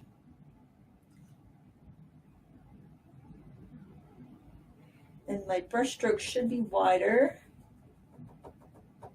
as I hit this edge of the paper. And if it's not wet enough to do that, just press down more on your brush and kind of taper them in. This was such a pretty morning. I kind of grumble about going out in the cold and walking the dog in the morning, but then you get rewarded with like some of these gorgeous lighting scenarios. Let's try some of that blue. A lot of the colors in the Schmincke super granulating line, I've realized, do share common pigments, so they do tend to go pretty well together. And also because of that, you really don't need to have all the colors. I would say if there's a particular family of colors that you like, maybe invest in that that set, because they're available in sets, and the older ones are available in tubes. Maybe invest in that set, but then just get a tube here and there if you see something kind of unique. And of course, if you have a stash of watercolors, go through what you already have, see what's granulating, and then make your own palette. That's what I did. That's what this palette is. I just went through colors I had, and I took the ones that granulated the prettiest, and I put them in a palette. And that actually was worked really fine. If my friend Rosie hadn't shared her stash with me, I would have been perfectly happy with that.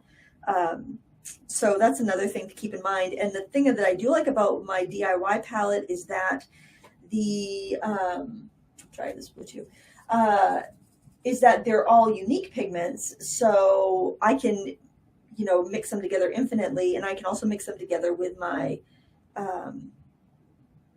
dye-based colors to get that really interesting splitting apart color. Because when you mix a sedimentary color with a dye, they separate much better. It's like oil and water almost, and you get a really pretty effect.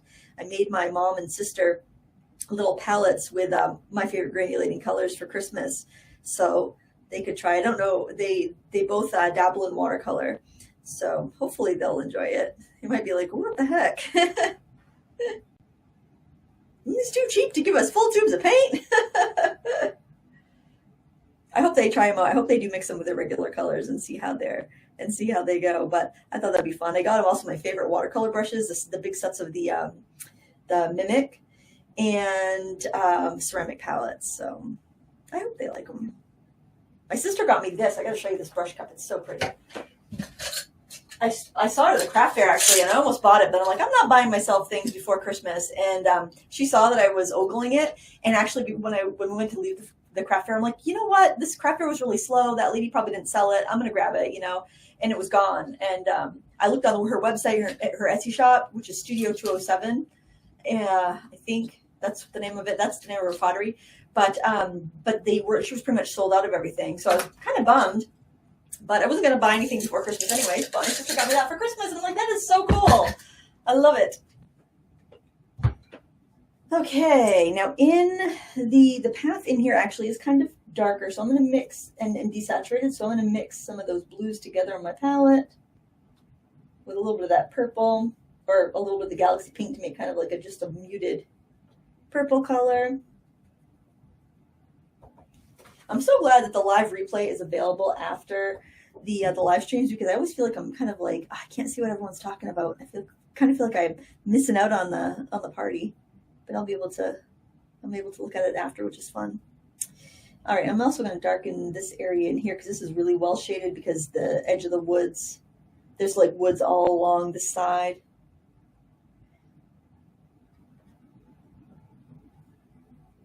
Man, I gotta say, I need to get in better shape because trudging through the snow, I've noticed, is very, very tiring. I'm like, I can definitely feel cardiovascular workout happening. I think that's pretty. Gosh, it's like enjoying the scene all over again. I'm soften that edge a bit. I might get a little bloom there. I'm not going to worry about that because we're going to have so many trees there. If you have a bloom, it's not gonna be a big deal. That's still damp. I could tell because it's cold to the touch. I touched the either the back of my hand or any part that's not going to be like oily or sweaty. Like, you know, we put hand cream on and stuff. Don't touch that part of your hand. But like your wrist, maybe if you don't have lotion on, you could touch your paper and see how how it's doing. Now I do want to get some of those brownish kind of like, oh, we can't really see from the photo, but everything is always kind of like just kind of brown, I don't know, and kind of like yellow ochre color and stuff. I want to get some of that in there, and I think I'm going to use some of these colors here. This one, I think it's tundra. I think it's like tundra orange. You could use like raw sienna or like a goethite, anything like that.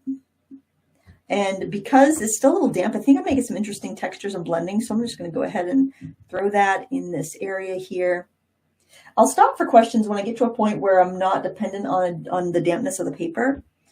Also, get a little bit in here. I'm noticing a little bit of that color in there.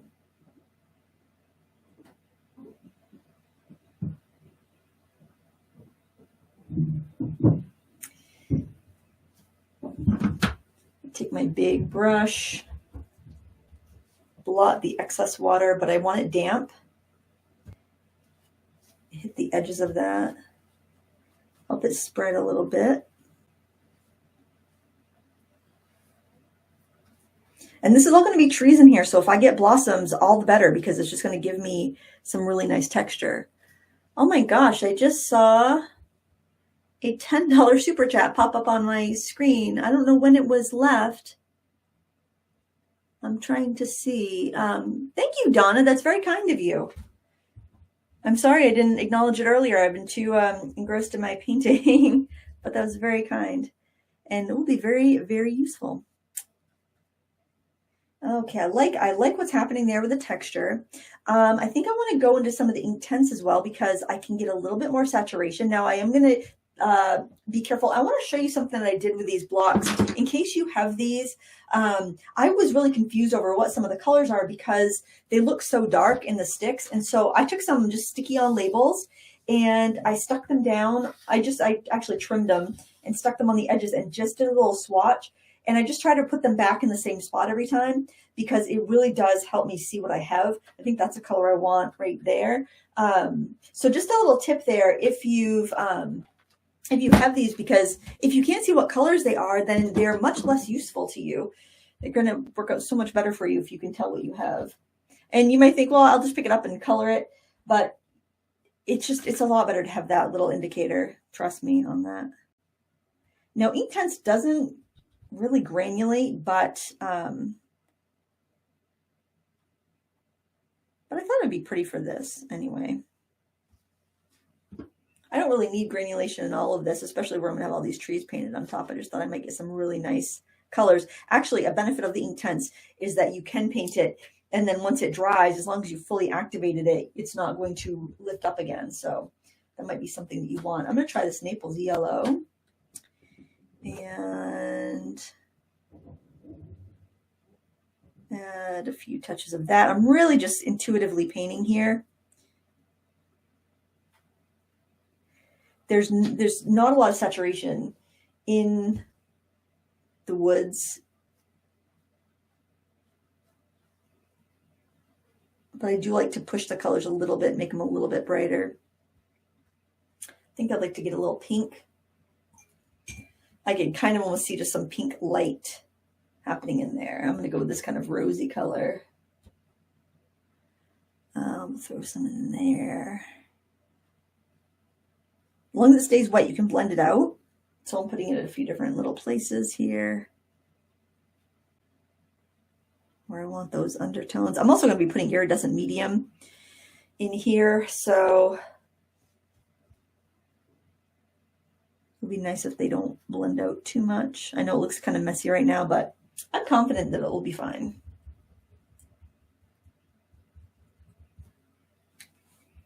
Oh my goodness, I just saw another super chat. Thank you, Lana. That's very kind of you. Thanks, Lindsay. I love your channel and your teaching. I do catch a big bar of color out of the corner of my eye when they post those. Let's see. I almost feel like a little purple would be nice too. So I'm going to grab a little purple. I put it on my palette first because it's so strong. I don't want to go right into my painting with that. And if I don't clean my brush, I can mute it a little bit further too. But I do like some color, and I think this is just going to make the trees have a little bit more life, a little bit more of a Narnia quality. See how we got a little bit of a it's not a strong blossom, but a little bit of a glow there. That's what I was after, so I'm glad it worked out. Could even have a little bit of green. There are evergreens nestled in the woods. There aren't too many around the edges. Some back there. It's already wet on the paper, so it is blending out pretty well.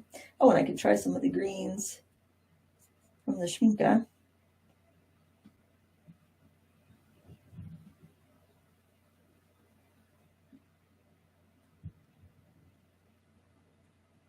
I'm just trying to put a few, I don't think there's any evergreens in this area.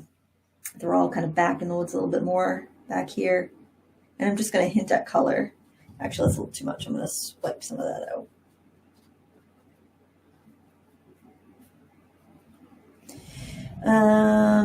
Let's see, in here beyond the path, I think I would like that a little bit darker. And I want to kind of maybe introduce some of the colors I'm going to be drawing the trees on with.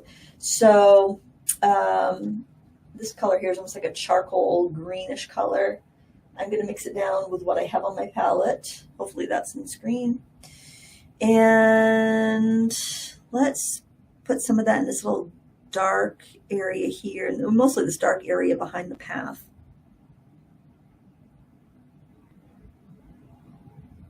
That's pretty when it gets into the wet.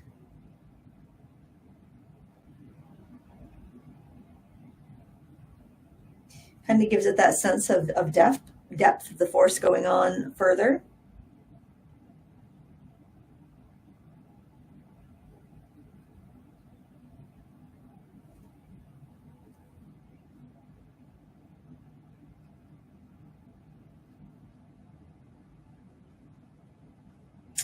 I am being kind of, I don't want to say tentative, but I am being careful with what I put down for colors because I'm not going to want to try to lift those up later. I'm going to want them to stay where I put them. I feel like I need more of an earthy brown. I'm going to try and see what that color looks like. You know what? I don't think I cleaned my brush because that looks very much like that color I just used. Oh no, that is a very interesting purpley gray color.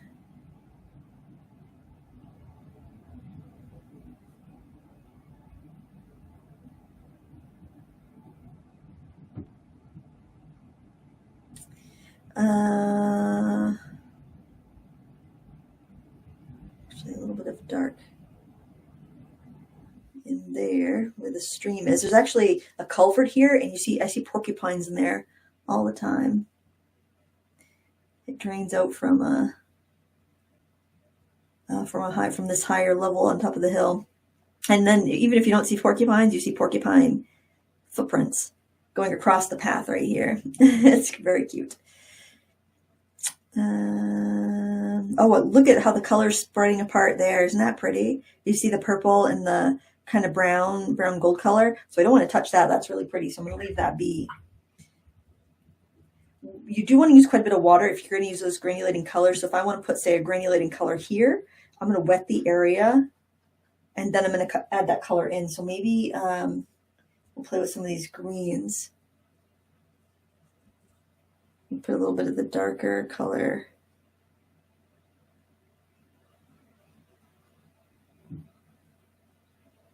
Down low. There's another one, and you can almost see, like in the dried pans, what colors are going to split apart. This one has looks like gold and green together.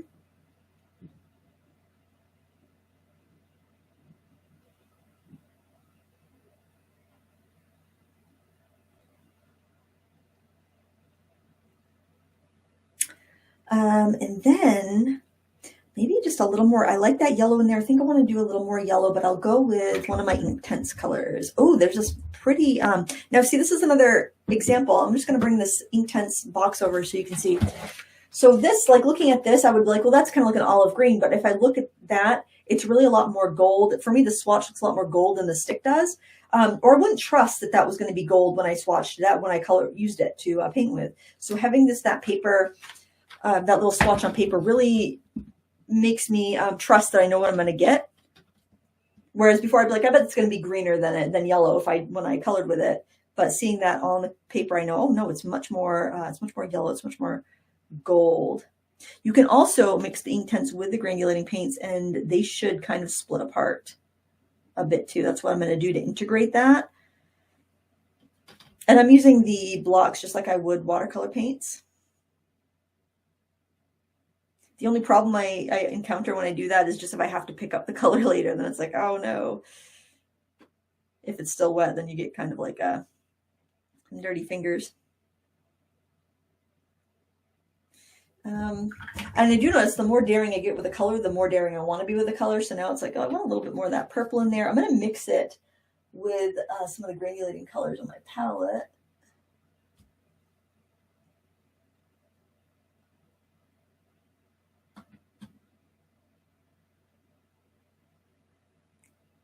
It's kind of hard to do a desaturated painting when you're someone who loves color. I just love what's happening there. I was so happy that Rosie shared her granulating colors with me because They're really fun to play with. I don't think they're something I would use every day, but they're so fun in a project like this. I want to get some of that purple over there. Maybe I'll put a dab and just kind of spread it out a bit.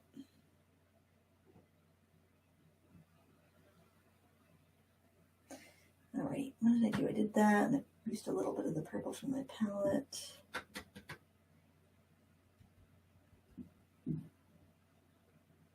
Next to that yellow, I think would be really pretty. I also need that to be a little bit pinker, I think. Oh, I'll go with the galaxy pink, I think.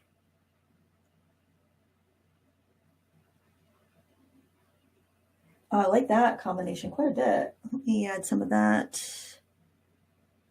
That's a little too much though. And also a little too grainy. A little too earthy, not grainy.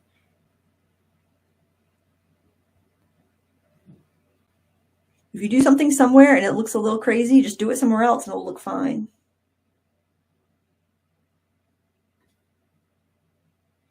Ink tints are so fun because you know they're ink based. So when you mix them with some of these granulating colors that are very much pigment based and even more so sedimentary pigment based, you're going to get some really fun effects. I do not want to touch that area because I'm absolutely loving how that looks. And now I'm just going to fade that out into our sky. Okay, now I think I've managed to pretty much get everything wet in the tree area, so I'm going to take advantage of that. And, oh, I do need a little bit more snow. Maybe in our little pathway. Much lighter, though.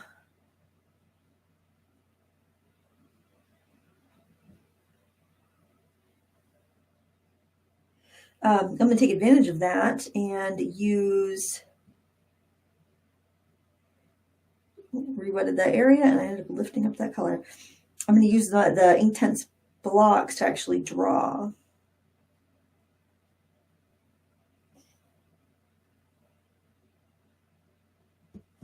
All right, now I think this was a color that I thought that I would go with, and now I'm thinking maybe I would want to do something a little bit stronger, something with a blue undertone. I'm going to start with the more defined tree trunk, and I'm just going to draw that up. Now these would not be permanent until I add water to them, so keep that in mind. If I brushed water over this and I just drew with the Inktense, it's not permanent yet. You can also do this with the Inktense pencils.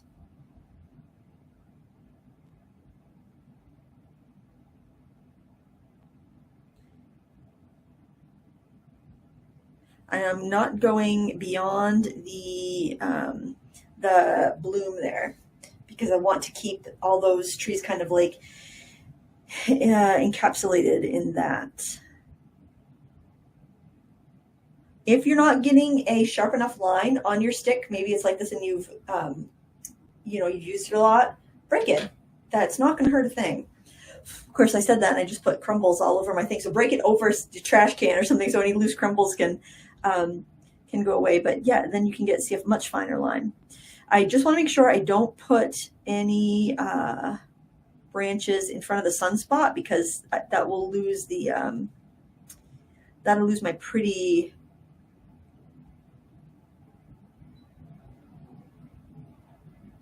my precious.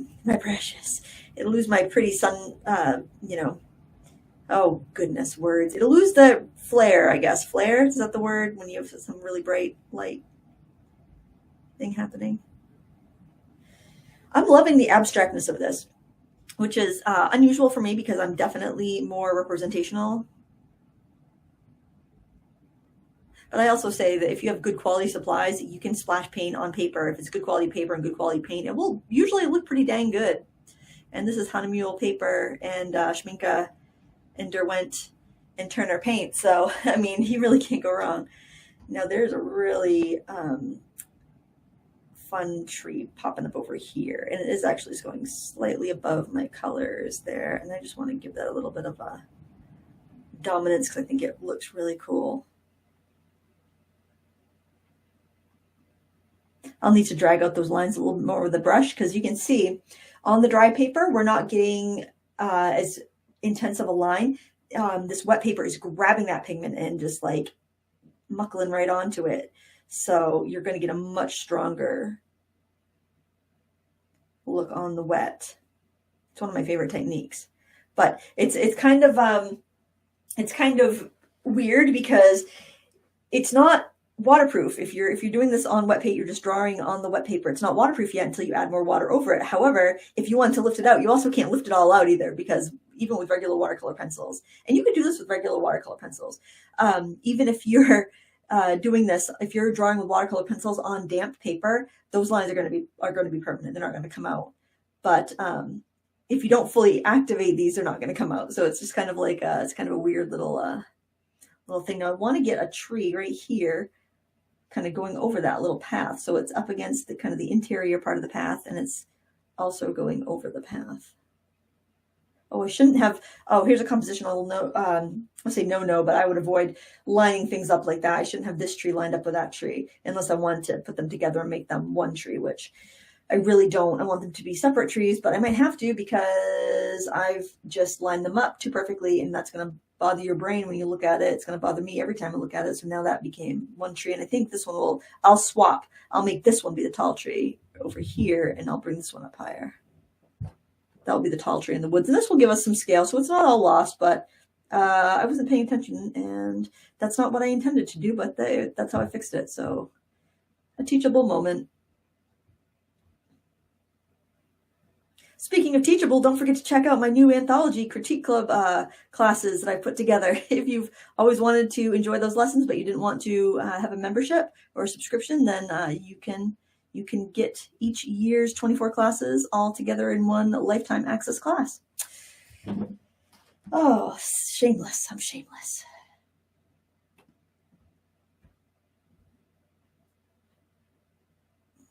Funny how potentially 3 kids in college will make you shameless.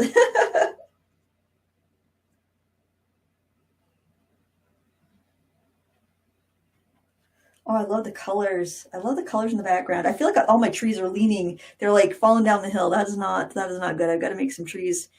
I got to make some trees lean the other way, or at least be standing straight up.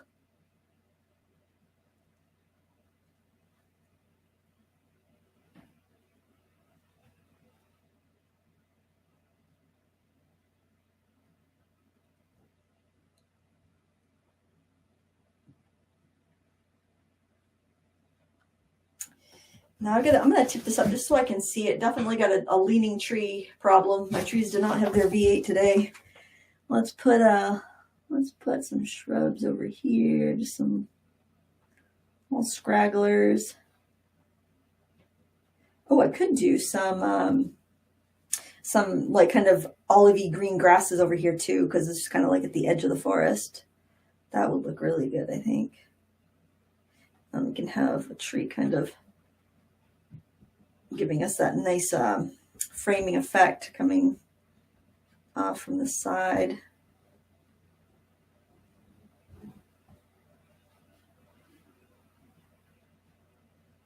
I don't need to put too many whatchamacallits. I don't need to put too many branches and tree trunks in here because I can do that with a brush as well. I just want to get kind of the bolder ones in. I want to define my path a little bit more, maybe just kind of define that back end of the path there a little bit.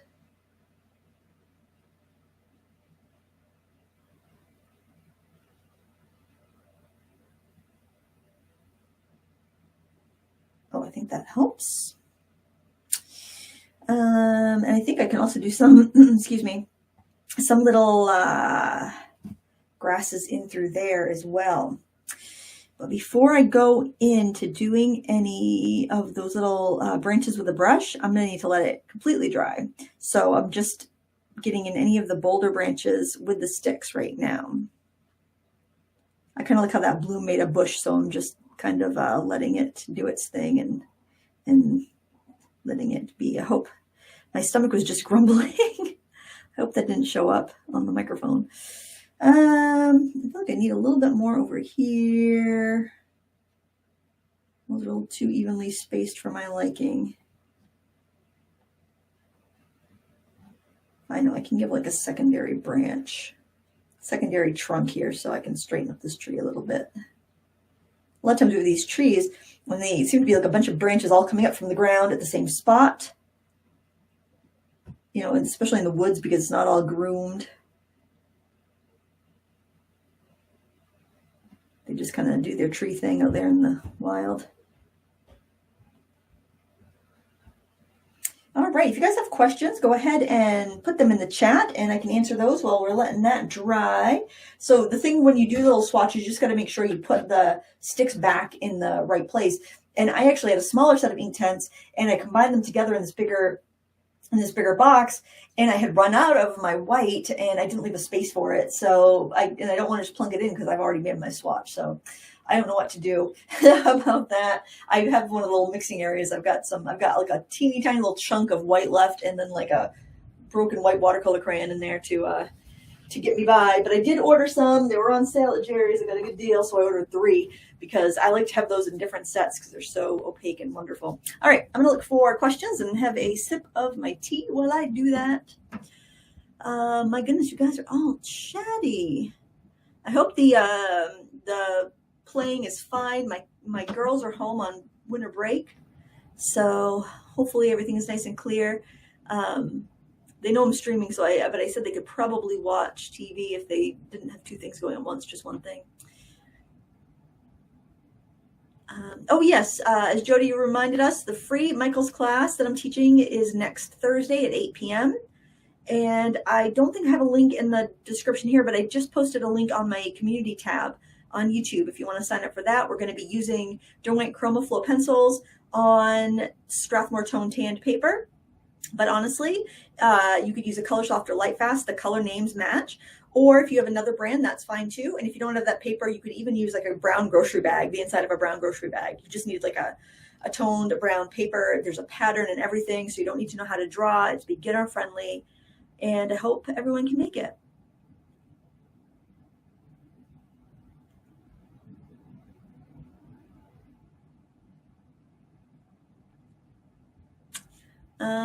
Let's see.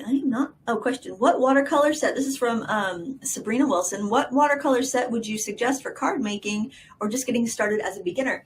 I would suggest the Pretty Excellent watercolors. They're by Milang, but they're also called Pretty Excellent. You can find them on Amazon. They're around $20 for 36 colors, and you really can't go wrong. That would be definitely what I'd recommend for a card maker because you've got 36 pre-mixed colors, or you can mix them. They're very transparent, so they mix well.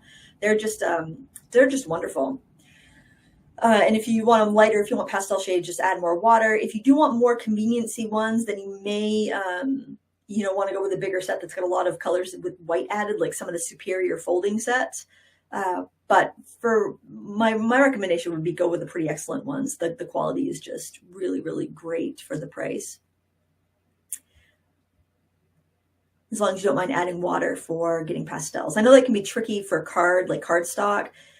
So in that case, any of the folding or fan palettes that are out there will do well if they have the pastel colors in them. Lana asks, do you ever use Oxgall in your water for watercolors? I usually don't. Most paints have it in there.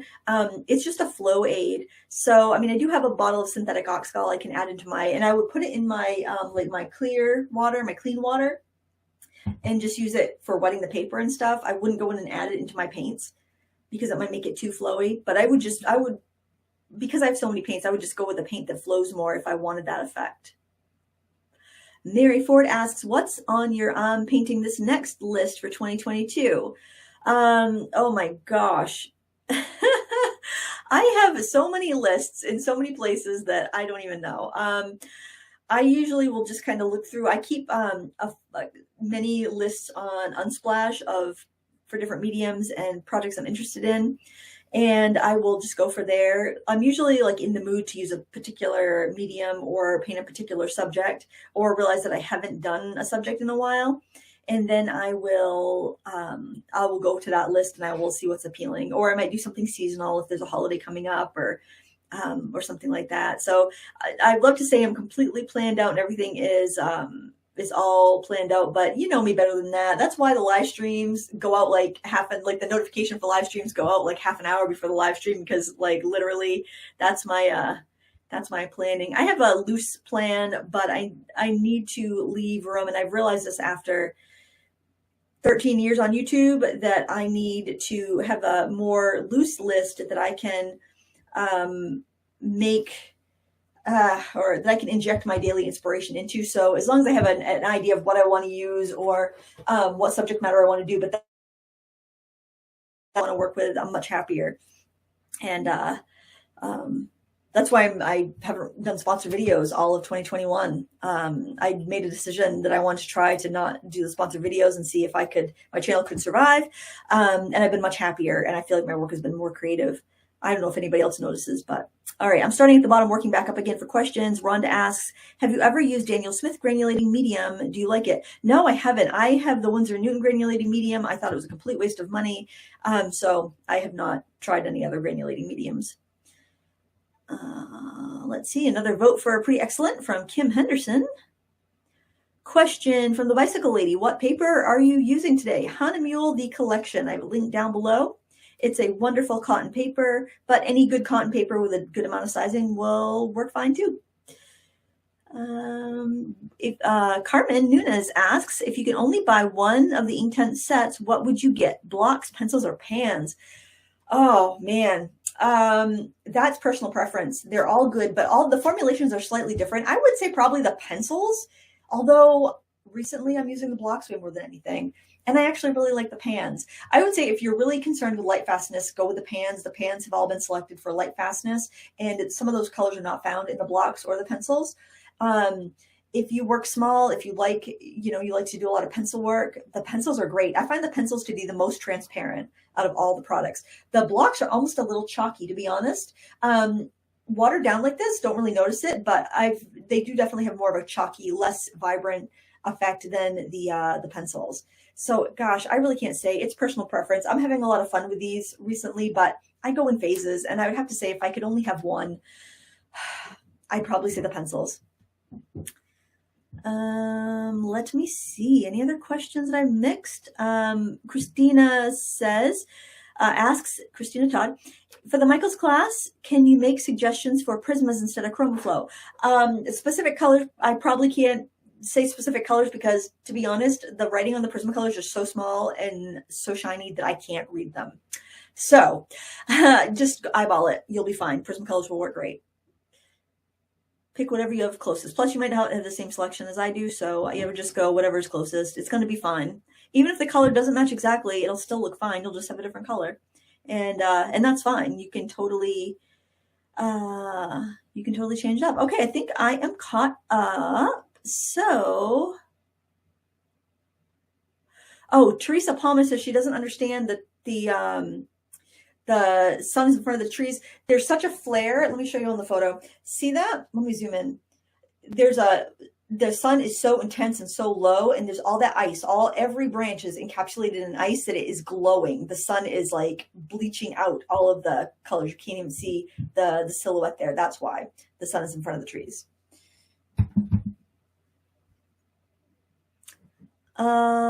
Marilyn says, I'm not sure I understand the change to Critique Club, which I was contemplating for 2022. There's absolutely no change to Critique Club itself. If you are a member in Critique Club, everything's the same. You still have access to all of those tutorials. But some people do not want to subscribe to a membership, and they have no interest in sharing their original artwork for critique. That's what Critique Club was originally set up for people to share their original artwork and get feedback and individual help, which I still do.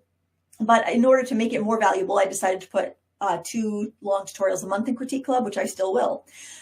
So we've been doing Critique Club for 3 years. I have 3 full years done. And there are people that are missing out on those tutorials because they don't want to have a monthly membership. So I took each year and I put it in its own course separate from Critique Club, which anyone can buy and then have lifetime access to those tutorials. If you're a member of Critique Club, you still have access to all those tutorials. There's no need to buy that unless you want to have lifetime access. But as long as you're a member of Critique Club, you still have access to all of those tutorials. This is to serve the folks that want those longer tutorials, but they don't want to have a monthly membership and they have no desire to do the Critique Club membership. So it's just to give the people what they want and make those accessible to people that don't want to have a subscription.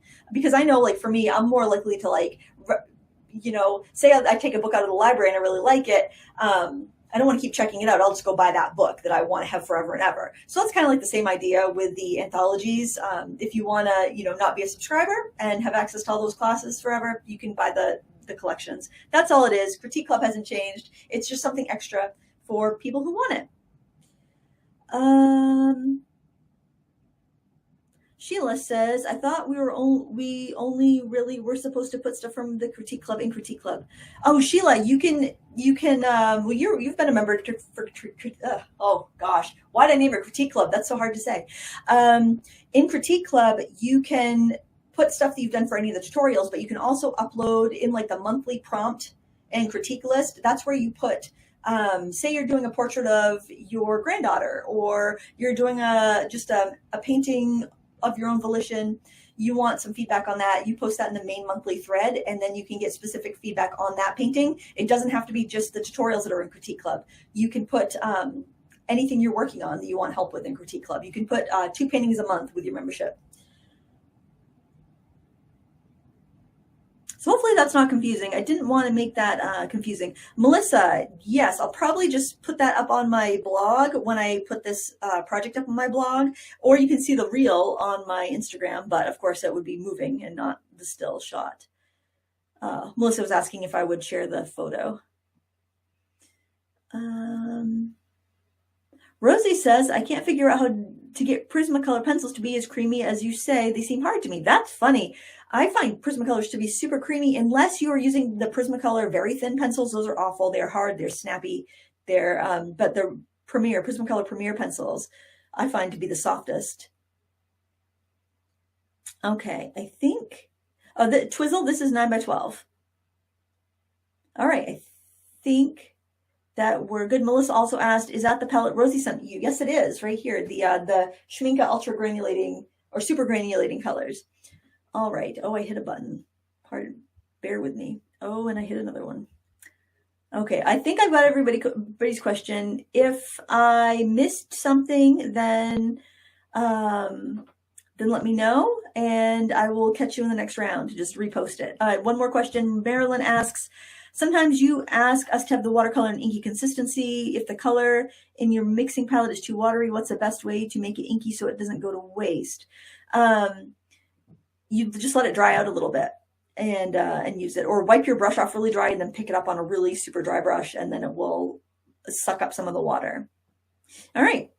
I'm going to blast this with my heat tool just to make sure. Oops, it's not plugged in. I was in one of my paranoid phases when I went and unplugged everything. I knew I wasn't going to be in my studio that much this week, so I went and unplugged a bunch of stuff. Somehow got a drop of water there. I really love how we have the tighter, skinnier shadows up close to the trees, and then them fading out into wider shadows towards the bottom. It's little details like that I think make your painting kind of go to the next level. The next brush you're going to need is a liner brush if you have one. If not, you can use a small round. But the liner brush will help us get those little branches, and also a liner brush has longer bristles in proportion to its diameter. I'll show you that right there. So you have less control, but you get more random effects, which is going to be much nicer for getting the essence of our natural trees. I'm going to go ahead and use the color that I used to sketch on the trees, which is this kind of like indigo looking blue. And I'm just picking it up right from the pan. So you can see my brush doing that right there. And I just need to make sure that it is wet enough that the paint will flow off of my brush. I really want to load that up. because your liner, you shouldn't have to reload it too frequently. And looking at my trees, I am going to go over some of the branches, but I'll probably just kind of go over the branches later with a larger brush. And I am going to, my brush is too dry. I am going to just go in and throw in little tiny branches. I had a little bit too much on there, so it did kind of splurp out. But if you start your little branches on a big branch, on like a tree trunk, it'll be fine if you get a little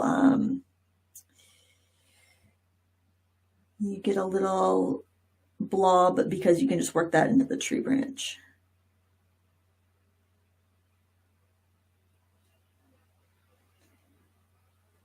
Liner brushes do not have very much pushing power, so you're not going to you're not going to dissolve the trunks or the ink tints that you drew on there, because it's just too, your brush is too soft to do that. So you'll need like a shorter haired round, like a standard round will do that. I know my hand gets in the way.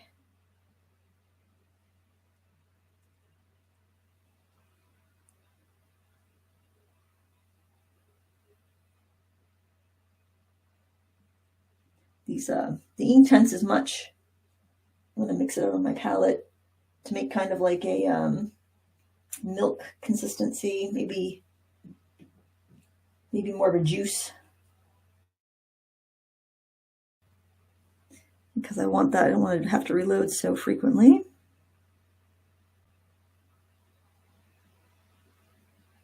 Doing little choppy motions, because you're just almost seeing just little fractured choppy motions because of all the ice.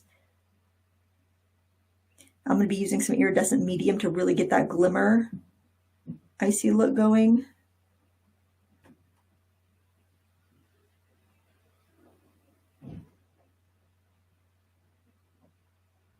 Do little choppy motions.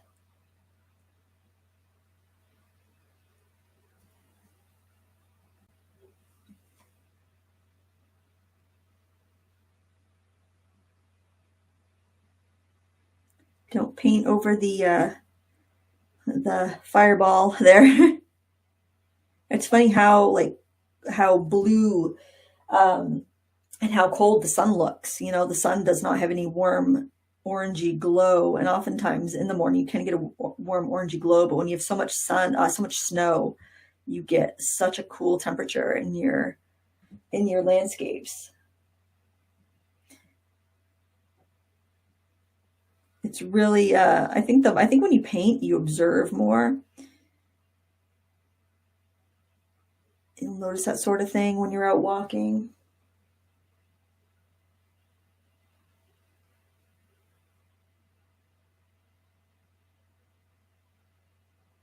You still get that silhouette effect, but you've got more color here because you've got so much light bouncing around, reflecting off the snow, reflecting off the ice. Mix up a little bit more of that color. Actually, I think I'll just take that pan right out of there and plop it right on the palette. And use another brush to mix up the color, because that's slow going with the liner. And it's fine if it gets into those sky colors, because it's just going to cross-pollinate the colors. And I'm just going to set that brush aside and leave it so that I can pick it up later to do the trunks. Might as well. Even though it's a fat brush, it's got a nice point to it. So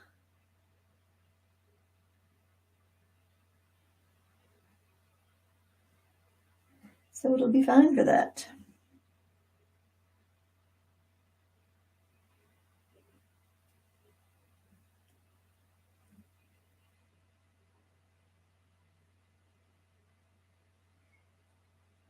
Now, let's see. We had to do a little landscaping over here because we lined up our trees. So I do want to make sure that this one here that's just really showing up, it doesn't have a lot of ice on it. It's just kind of going higher than everything. I want to make sure that tree looks kind of nice and has some detail to it. So I'm going to spend a little time here with that tree. A little quality time with our standout tree.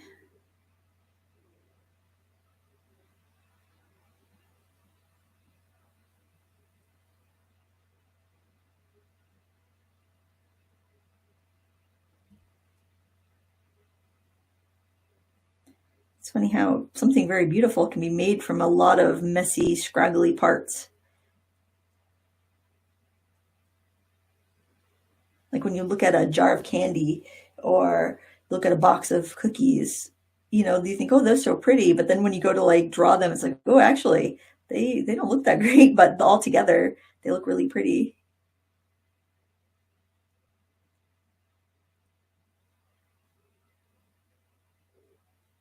That branch got a little out of hand, but it's fine.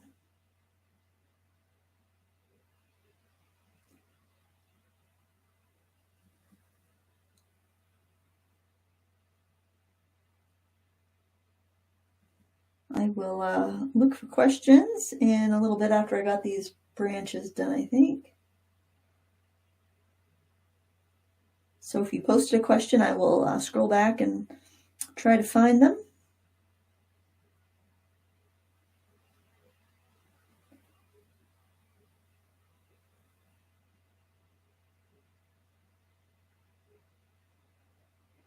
I love the randomness you get from the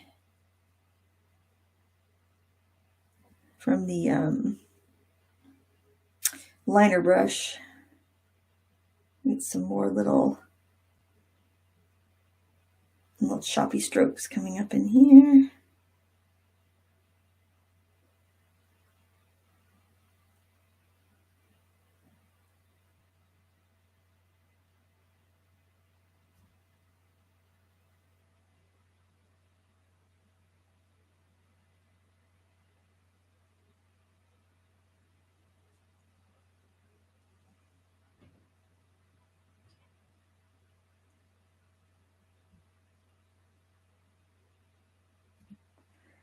All right, now I'm going to water this down a little bit. I don't want it so dark. And I'm going to do some lighter little flicks up here. It looks dark, but I think it's going to dry because I added quite a bit of water to this, so when it dries, it'll be a little bit lighter. Now for the next step, you'll need either iridescent medium or metallic watercolor, like pearl metallic watercolor, or you can take like pearl mica powder and you can mix it with some gum arabic.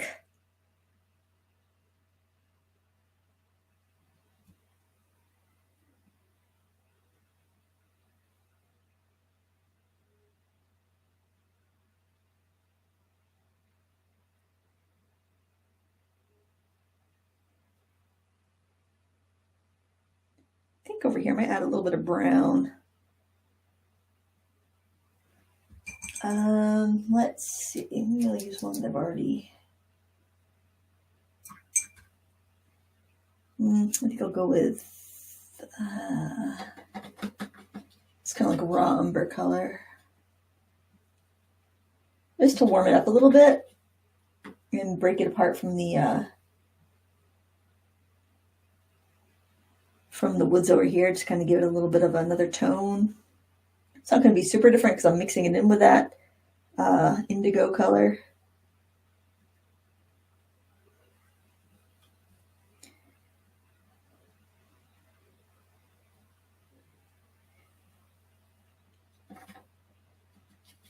Oh, I need to move that one over my palette too. I was walking the other day with a dog and an owl flew right in front of us. It was crazy. And that wasn't out in the woods. That was just around the cul-de-sac. And it was like 4 PM. It wasn't even like, wasn't even nighttime. There was a barred owl. They tend to keep odd hours. All right, I'm gonna use that brush to get some of that liquefied. And I'm using a dirty brush because I need that indigo color mixed in. I can just wipe it off before I put it back in my palette if there's any remaining color on there, so don't fret.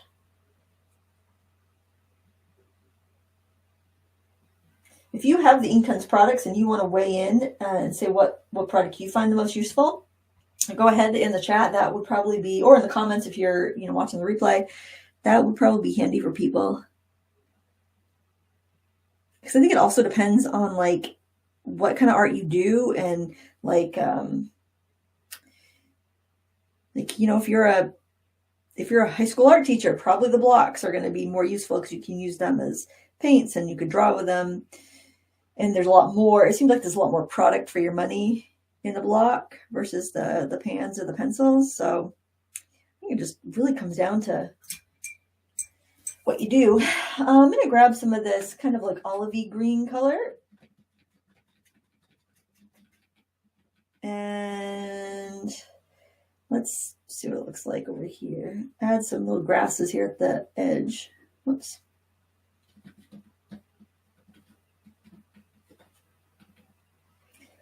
Add a little bit of that raw umber color.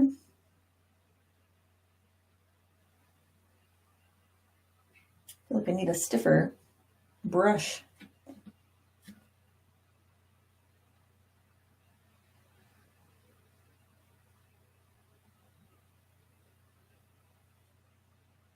Some green grasses for the deer to eat. We see lots of deer tracks.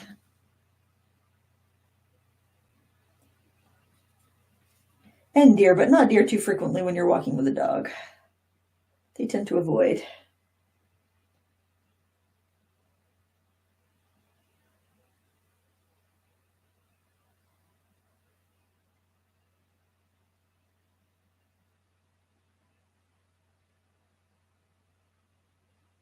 And we'll do some over here.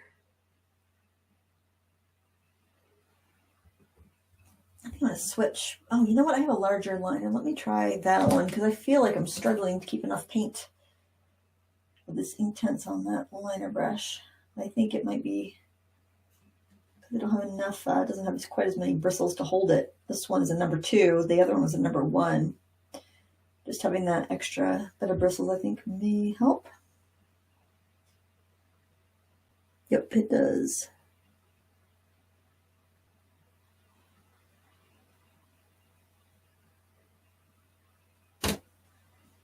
I love when I'm the first person on the snow, when nobody has made the marks on the snow yet.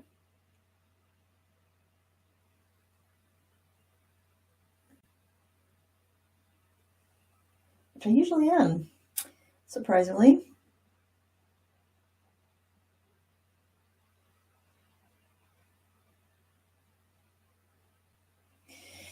All right, and then I'm going to grab a larger brush. I was going to just use that big one that I've been mixing with, but I think I want to go down to like a size 8, which is still a fairly good size brush. And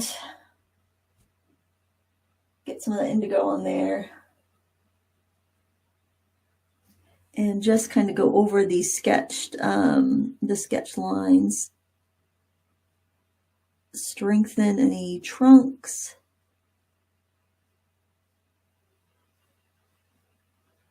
Lost and found though, don't be too fussy about it. You throw the bigger one in there.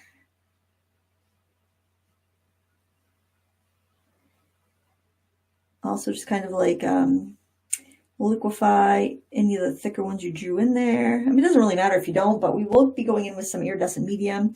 And if it hits a area of Inktense that hasn't been dissolved, we might end up with a little bit of a sparkly blue mess. Or it might look totally awesome. We'll see when it happens, I guess. This is fun. I can't believe I'm doing this from a little screenshot. But you know what? You do become more, your memory is better. Painting from memory is better the more you learn to observe. I heard once that Degas, the famous impressionist that painted all of the dancers, he would take his students down to the ballet, and they would look at the dancers, they would watch them, they would observe, and then he would make them go all the way upstairs to his studio, and then they would have to paint them from memory. So I'm like, oh wow, if you observe something knowing that you want to paint it later, you are going to observe it so much more carefully. You're going to take in so much more information.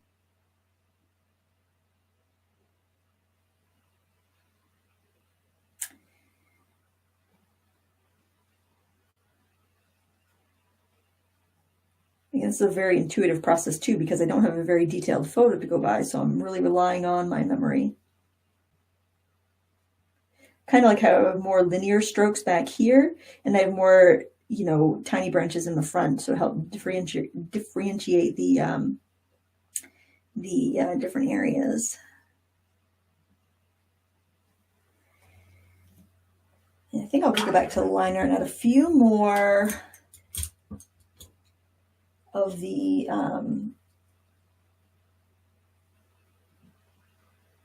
little branches. It's kind of just scribbly, skittery marks.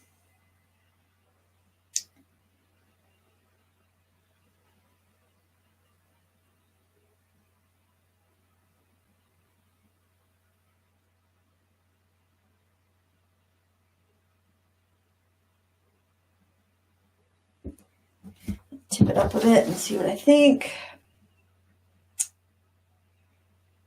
I think it's okay. All right, so if you have any questions, go ahead and put the question in the comments or at me so I can see, and I will take a look there while we let that stuff dry up a little bit.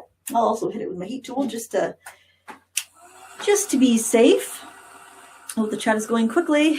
So I'm really looking for that word question in all caps so that I can spot what's a question and what's not. So so I can see. Okay, Sheila says, Happy New Year and thank you for all you do for us. I love your classes. Thank you so much, Sheila. I love having you as a student.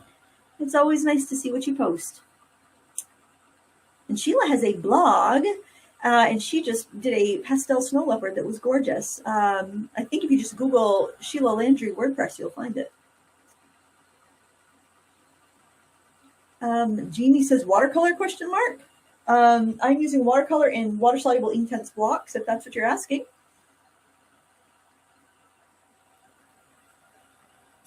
Oh my gosh. Nosk Nerdy Cat USA says, first time here. Are those dry pastels Lindsay's using, like watercolors? Those are Inktense blocks. They are a water-soluble ink stick. But you could try pastels, they may work. I've used pastels like that. They're usually not quite as vibrant, but or just use watercolors if you don't have those.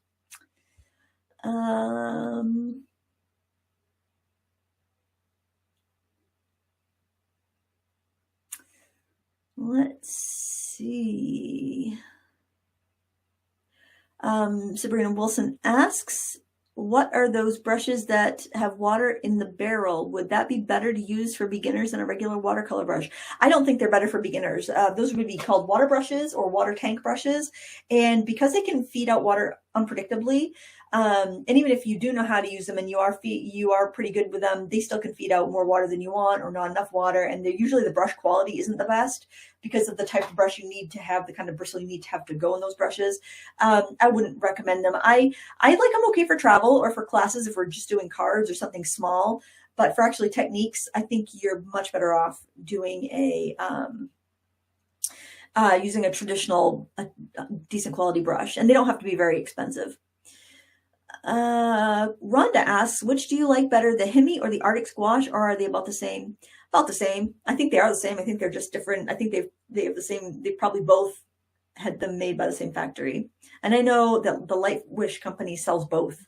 So and just using them side by side, they seem pretty darn close. I did a comparison between the Arctic Hemi and the Artsy Gouache. My favorite was the Artsy, but they don't sell it anymore. So, but they're all so similar. Like we're saying like 95% as good as the other, so I wouldn't go buy the other kind if you already had one. Use what you have because I think they're all very similar. Question, Annette Fournier asks, I don't have iridescent medium, but I have iridescent paints. I might try that in place of the medium. Absolutely. You can use your pearl, like honestly, the pearl Paul Rubens paint will work just as well. I just thought this would be a little bit quicker and easier since I have it in a bottle. And actually, this stuff goes a long way. My sister had a bottle of the Winsor Newton iridescent medium, and she shared it with me. So I put it in a little recycled, the infant Tylenol droppers. I would save those and wash those out, and I would use them anytime I had to make a homemade ink. They worked great. The Baileys say, for the sun rays, is it possible to lift some of the paint so that the sun is piercing through the branches? Absolutely, you could do that. Probably not. I wouldn't use the Inktense if you're going to do that, though, because the Inktense is meant to be permanent once it's liquefied. But for this particular photo, it was that vibrant, so I wanted to go with that. I wanted it to be accurate. And you couldn't even look at it. It was so bright. Gwen asks, where is the January 6th Michael's template? It's right there on the page. You have to click on the word pattern, I think, because it's not like a different color when you're looking at the listing, but where it says download the pattern, just click on the word pattern or click on the word download. One of those will open up the pattern so you can print it off. And like a ding dong, I printed mine out, and because I drew it onto I actually traced my original artwork because I just drew it freehand because I wanted to make sure I could draw it and color it within an hour's time frame, so I'd have time to teach it in an hour if I had a pattern provided for my students.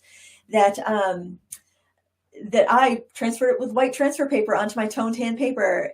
I could have just printed it on my printer and used, because the white pencils would have showed up over the printer ink. So man, just print it out, save yourself the expense of the white paper, the white transfer medium, and just do that. So I'm actually going to just put mine right there because I don't have a clean spot in my palette, and I want that to be iridescent anyway. So I'm just going to put that right there. Another cheaper alternative to the Winsor Newton iridescent medium is the Blick Studio liquid watercolor in pearl. That is awesome. I make my own ink sprays with that. It's really wonderful. Now I'm going to use I think I'll just use a small round brush because I think my liner might be a little too unwieldy.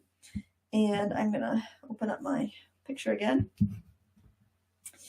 And I'm just using this as a palette. This is not best practices, by the way, but I'm too lazy to get another palette out. So I'm hoping I've got about the right amount here. And I'm just going to go and start adding this iridescent medium. Now this is meant so you can mix it with your watercolors and make your own iridescent paints, which it does work, but I will say that you just have pearl mica. That's the only color that's in there. So if you use those watercolors on black, you're just going to see pearl. You're not going to see any color. So that's why I do like to use a good quality metallic watercolor. If I'm going to work on black paper or toned paper or on top of other things, because all you'd see is pearl otherwise. I'm using this on top of the area where I want the ice to be just on its own. It's going to give me a little bit of opacity, but I'm going to still be able to see stuff through it. So this is a product that's really meant to be mixed with your watercolors. Oh my goodness, I should have seen if I could turn those notifications off. And you don't have to be precise. I'm just kind of picking it up and dabbing it around. And I want that really burst, and that's why I'm using that as my palette, because and even though it's not recommended. I'm sure Winsor Newton would be typing in the chat, "Don't do that. What are you doing?" But I'm basically just frosting the branches with the candy coating of ice. But look at how it glows. That kind of looks like the photo, doesn't it? Isn't that crazy? And it's going to remain shimmery. Now, if you frame it under glass, maybe you're going to lose some of that shimmer, but it's still going to look pretty good. A real fun sketchbook project for sure. And also, this is going to break up some of my solid lines. I recommend working from the flare out and working from top down, because that's where you got to think of where the sun's going to be hitting these things. The sun is behind this eye level, behind the trees, so you're getting much more glow over here than you would be getting over on this side. So that's why I want to start here. So far, it hasn't mixed in with any of my Inktense, so I must have done a fairly decent job at diluting most of it. Oh, I'm just digging that. Okay, I'm gonna take some of that and also add it to my little snowdrift. Man, you know, I might need to actually put some more out. If I do have to put more out, I will get a palette. I'm not gonna tempt fate twice here.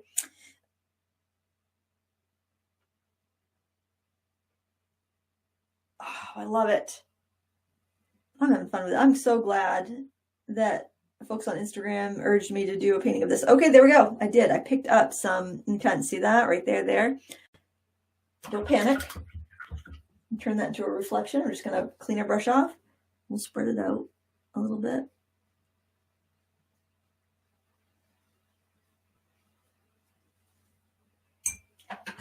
And let's just grab a, filbert.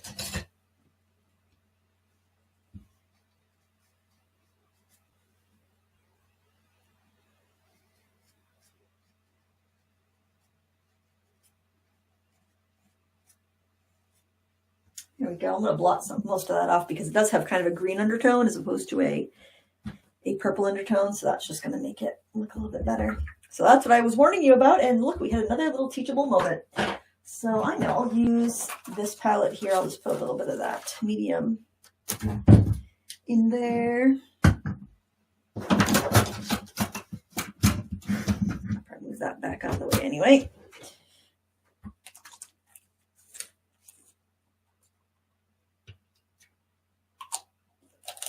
Don't take out more than you're going to use because otherwise it will go to waste. Well, you could let it sit on your palette and dry out and re-liquefy it that way.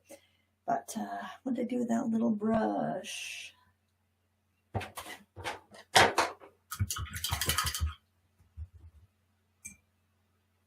There we go. You want your brush pretty dry, so you're just picking up the medium. I'm just seeing how much I have left there.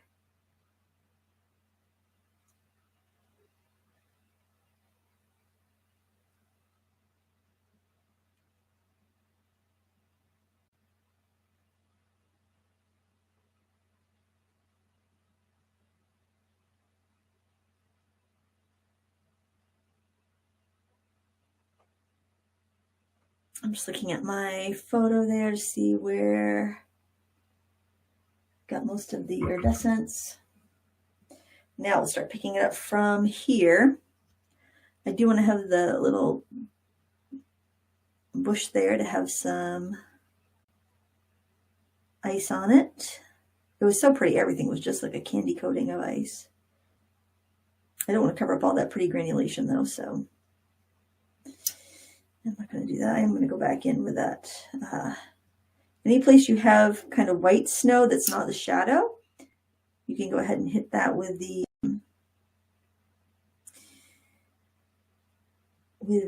sparklies. Using a small brush will also keep you from overdoing it.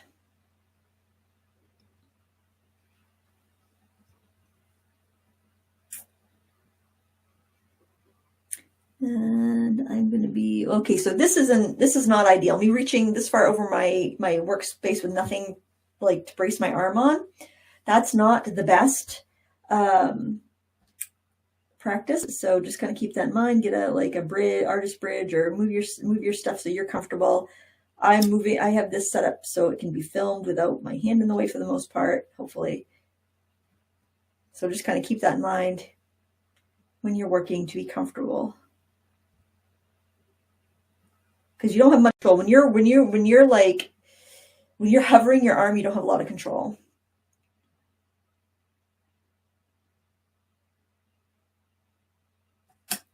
This is also going to be less pronounced because we don't have the white behind it like we did where we lifted off the,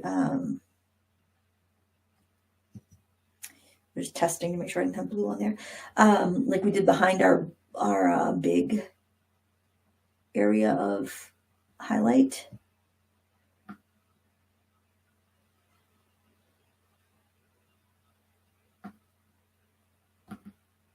So it's just going to naturally be less pronounced, which is what we want. So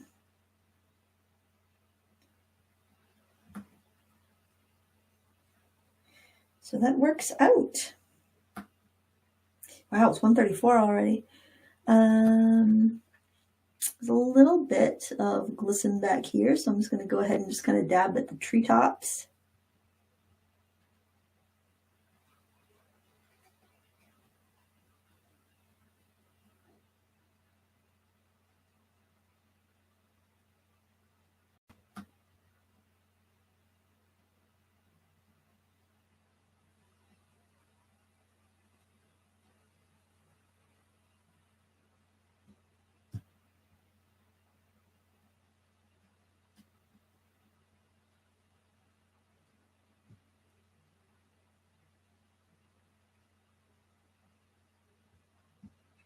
Now, if you wanted a more like a snowy appearance on some of these, or you wanted them to be brighter, you can go in with like the white Inktense block or the white Inktense pan paint or any gouache that you have.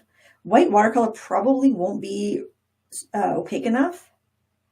And then you could do the glisten on top. You could go ahead and add that over it.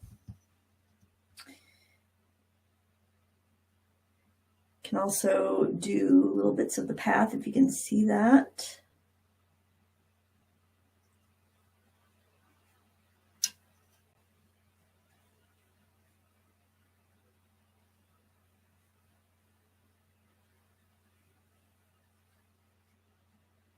And if you want just a very, very sheer wash of some shimmer, take a big brush, water it down so that you don't have a big concentration.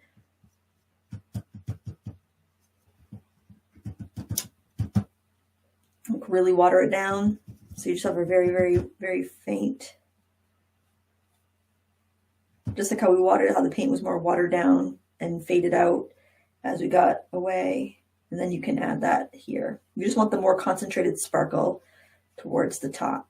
So at this point, I am going to see if you guys have any more questions. You can go ahead and post them in the chat. Obviously, if you're watching the replay, you can post them in the comments section. And I will check that out later. And then I can decide, as this is drying, I can decide whether I add any white paint or not.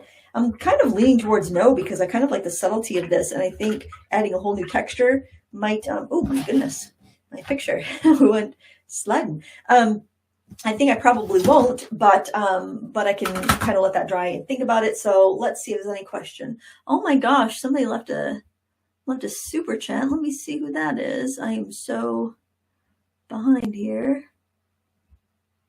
Where'd that go? Oh my gosh. I cannot seem to make my mouse work. Thank you. Oh, it's Marty. Marty Owens. $20. Man, thank you. You're a starving artist too. What are you doing? Marty Owens from Owens Art. He has some of the best tutorials and artist reviews. Oh my gosh, art supply reviews on his channel. Before you buy anything, check out his reviews because it'll save you money. Or it'll cost you, let's face it, it'll cost you money. It costs me money every time I watch Marty's tutorials, but I've actually even messaged him on advice on products that I've been like on the verge of buying. I'm like, what do you think of this, Marty? And he'd be like, not a fan, Lindsay, or go for it. One of the other great enablers of YouTube. Thank you so much. All right, I'm gonna look back for questions. I'm starting at the bottom, scrolling back up the list. So hopefully I don't miss anybody. Creative Phenomenon Art says, I just received oil pastels for Christmas. Can you do a video with medium? Yes, I can. And I do have some oil pastel tutorials on my YouTube channel, not a ton, but yeah, I totally plan on doing more oil pastels in the new year. I really enjoy oil pastels. Let's see. Sabrina asks, what's a good paper cardstock to use for mixed media for card making? Stamps, watercolor, color pencils, and maybe markers. I would say I would go with Bristol. And you can find that at any art and craft store. Strathmore makes it. Canson makes it. I've had really good luck with most Bristol I've tried, but it's very smooth. It can take most mediums, even watercolor, even alcohol marker. It's got a nice sizing on it that prevents it from breaking down as you're working on it. I would recommend that. because you know, it kind of gives you the best of all worlds. It's not going to be the best marker paper or the best watercolor paper or the best colored pencil paper, but it does a really good job on most things. And then if you find that you love colored pencils more than everything else, then you could invest in a paper that meets your particular preferences, or vice versa for any of the other mediums. Let's see.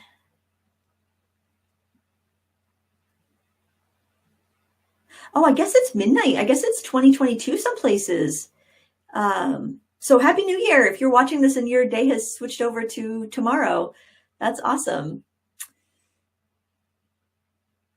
Oh, Christina said she went over to my Instagram and took a screenshot of the reel, so she had a photo just like mine. But I will put that on my blog. It's not going to look at this. I mean, I'm just like so. It's going to have all this other stuff on it too, because I didn't think to take a still photo.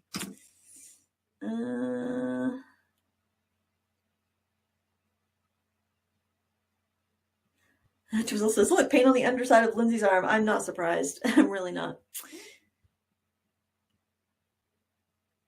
Oh, some Happy New Year's. Happy New Year from India. I bet it probably is New Year by then over there. I don't know. I never can figure out the time zones. The Baileys say, I actually giggle like a child as I watch you paint. It's so much fun. And then you do something like the iridescent paint, and that's an unexpected wow moment. Thank you so much. And guys, don't run out and buy anything just because you saw me use it. Look in your stash, because you may have like a set of watercolors that have pearl, like a lot of the Prima, Davenport, and Mungio. A lot of those watercolor sets that are coming out now will have like a pan of gold and a pan of pearl or a pan of silver. That pan of silver or the pan of pearl will probably work just fine for this. So you'll be surprised what you have when you really get to know what's in your stash. It's interesting, the different products that come out and what they add to like modern watercolor sets nowadays. Let's see. Oh, Owensar did leave a comment. He said, hi, Lindsay. I stopped by to say Happy New Year and love to you and your beautiful family.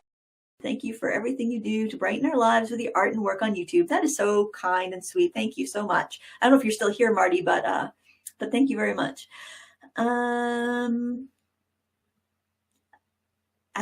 Aesthetic, I hope I'm saying that right. It says there's Derwent pastel pencils, watercolor, and ink tints, which are good for shading and doing more realistic drawings.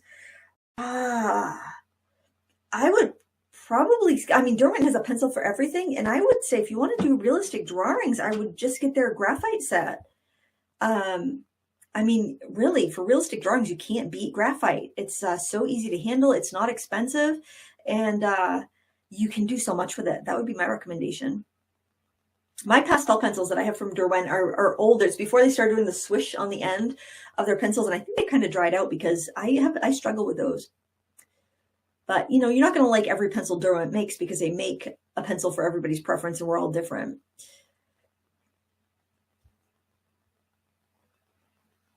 Now, I think I'm just... AMAC asks, can you use your good brushes with Inktense blocks? You can, as long as you're not scrubbing hard with them. Inktense products are going to feel a little drier. They're very thirsty. It almost feels like you are putting water on a pastel, like a chalk pastel or a chalk. So it can feel a little abrasive, but I haven't noticed any damage using them that way. And I've used all of my these are my favorite brushes. They're the Creative Mark Mimics. And this set is what I use every day, even though I have more brushes. I actually even bought myself a backup set when I was buying the ones for my mom and sister for Christmas, because they were on such a nice sale. And I use this particular set every day, and almost for the past, like, I don't know, 7 years. And the only brush that's gone a little bit blunt has been the number 4 round, but I think that one is not a really pointy one. I haven't noticed any damage, so I wouldn't worry about it. But if you're finding that you're struggling to get enough color, it could be your brush is too soft for the medium. And in that case, go with a brush that's got golden hairs. these golden Taklon brushes by whatever brand you have, those are going to be a little stiffer and they're going to grab more color. They're going to let you stir up more color, so you'll save wear and tear. Like, remember when I was using the liner and I had to go in with a bigger brush to get the a nice puddle of pigment? I did that to save wear and tear on my liner. So you can do that at any point too. So, I mean, you could even have a real cheap brush from the dollar store that you use for like mixing up a puddle of paint if you want to save the if you want to save your your wear and tear. It's like, you might have a Corvette, but you're not driving that out in a snowstorm, right? You're going to drive the old pickup truck and save the Corvette for when you've got good weather. Or some fancy car. I don't even know what fancy cars are. So, oh, Kathy Bobcat Design left a super chat. Love all you do. Thank you very much, guys. This is too much. I really appreciate it. That's so very kind. Did that just come through, or was that? Oh, that was that might have been before Marty's. So I apologize for not acknowledging you earlier. I was trying to make sure I didn't mess up my painting, but thank you very much, Kathy. That's very kind. Someone just, Jody P just ordered Derwent drawing pencils. Yes, those are very nice. Those would be nice for realistic drawings too. It's a but any color pencil is going to be more difficult to blend out and to get gradients than plain old graphite. So just kind of keep that in mind for the person that was asking about the, for realistic drawings.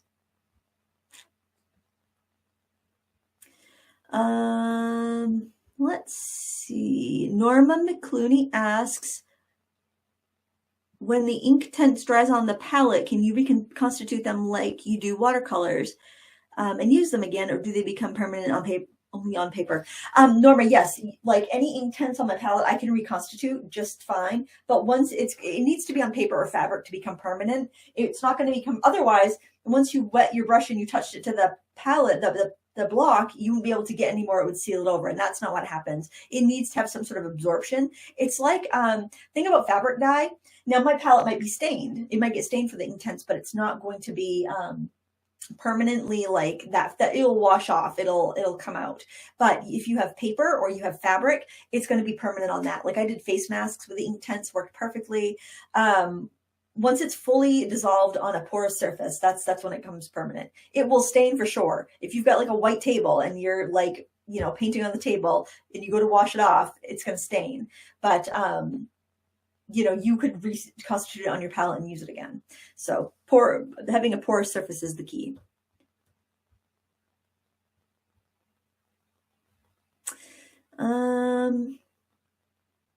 Okay, I have caught up with those questions. I'll see if there's any more at the end.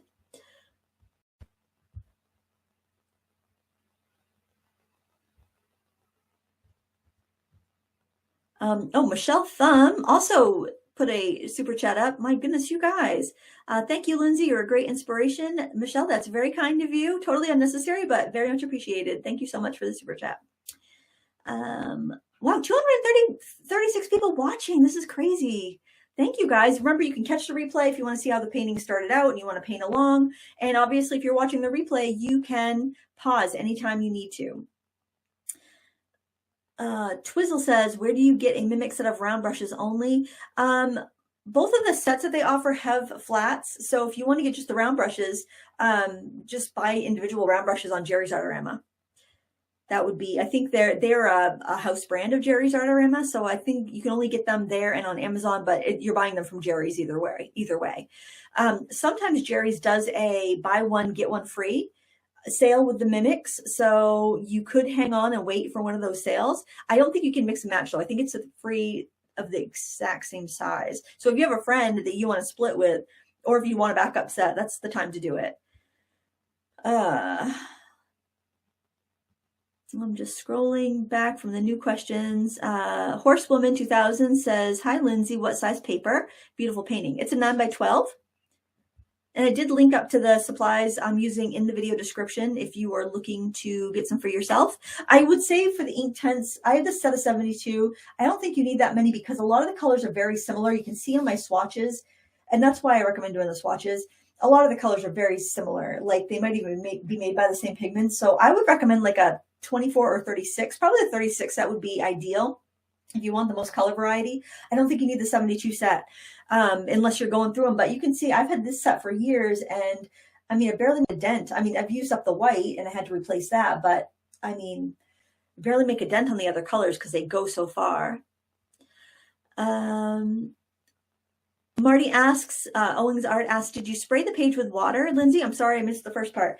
I wet it. I wet the, and you can catch a replay, but I wet the top half over the snowy ground with water and then painted that. And then I made a on purpose bloom there so I'd get that glowing tree effect. And then when I was ready to do the bottom part, I wet the bottom part and then I tried to keep it a little bit wetter at the bottom so my so the shadows would fuzz out a little bit more because they're further away from the light source and the trees casting the shadows, so you got more of a diffused look as you got further away.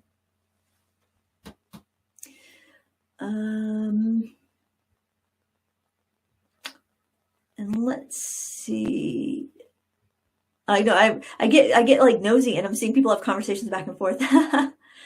Marta says, would you add a metallic gold? I wouldn't for this because the color scheme is so cold. It's a cold day. It's a cold color scheme. But if you were doing like a desert and you wanted like that glowing sand, totally, gold would look awesome. If you were doing a sunset and you had those brilliant golds and brilliant oranges and reds in the sky, gold would look amazing. Like I'm thinking of when the sun sets over by the pond,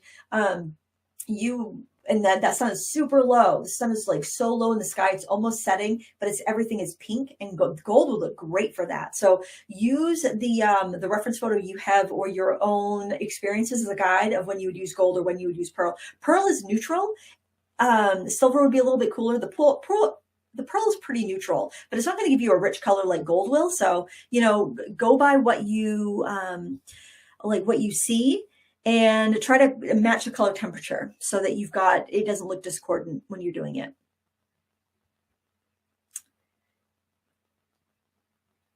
Let's see. Oh, there's a question here. Dee Dee says, can you do a video on different ways to hold brushes and pencils? I see you holding them different ways. Oh, I never thought about doing a video for that. I do a section in my essential tools and techniques for watercolor painting where I literally go over how to hold a brush for different effects.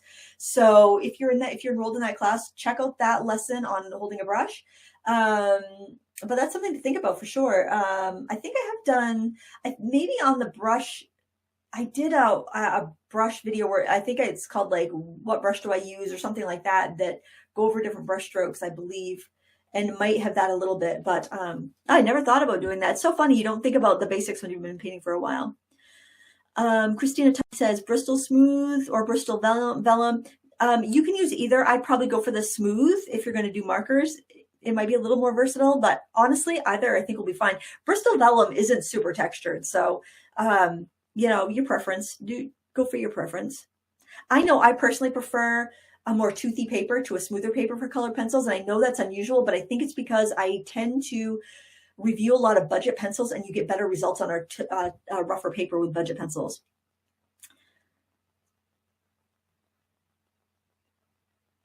Oh, Melissa, thank you so much. She said that Kathy Bobcat Design also left a $20 super chat that disappeared. And I scrolled back and found that. Thank you so much for bringing that up. I'm just not used to them popping up like that. And I do want to make sure I acknowledge everyone. I appreciate everyone that came to join in today on this last day of 2022. Last day of 2021. I'm getting ahead of myself. First day of 2022.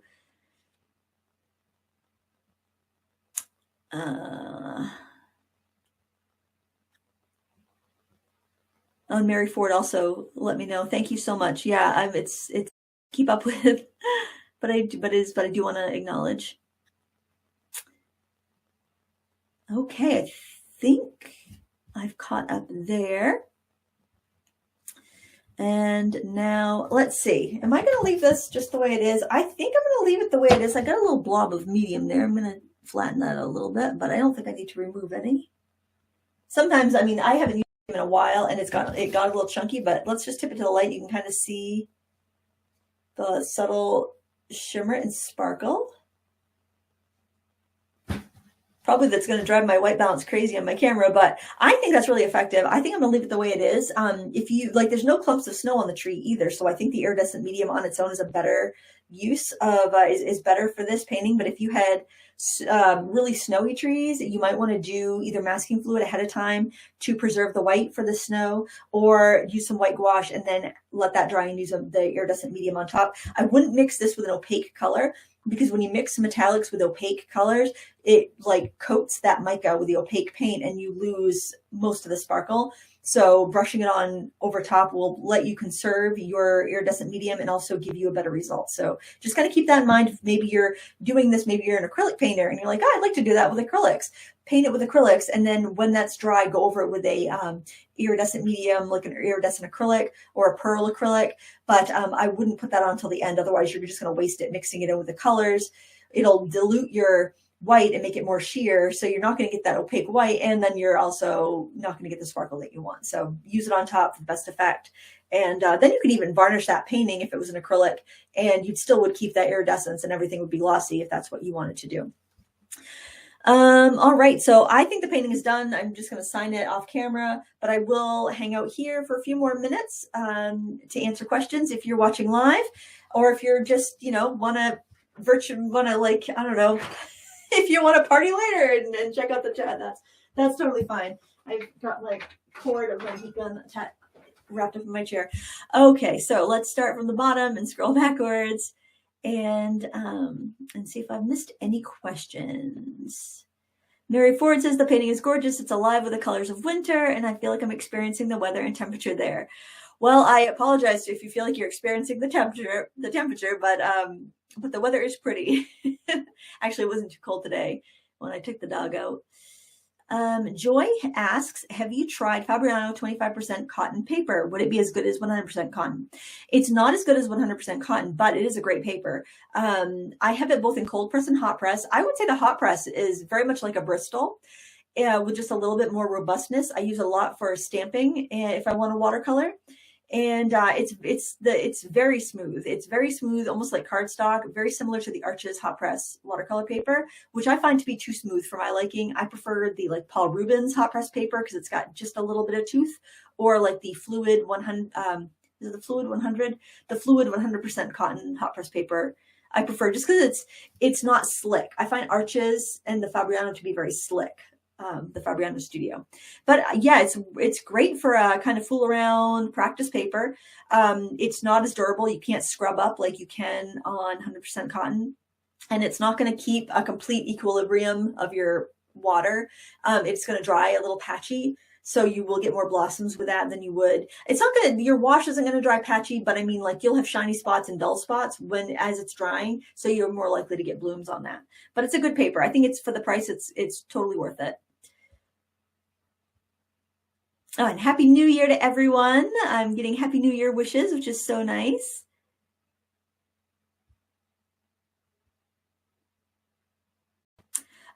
Teresa says the Mimic brushes are more economical if you buy the $36 set on Amazon. You get a few brushes that you think you'll never use, but sometimes they come in handy too.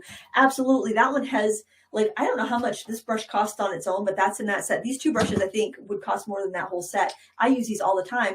Even if I'm not using it for painting, I'm using this for brushing crumbs off of my eraser crumbs off my drawing. So totally worth it for those two brushes. But then you get like a 12 and an 8 round and a number 2 liner and a 4 and a 1 round. So you do get a great assortment in that set. And it's not like these wear out. I mean, I've put them through their paces, so it's not like you really need a backup set unless you have like 2 rooms that you paint in and you want to have, or one to travel and one to keep at home. A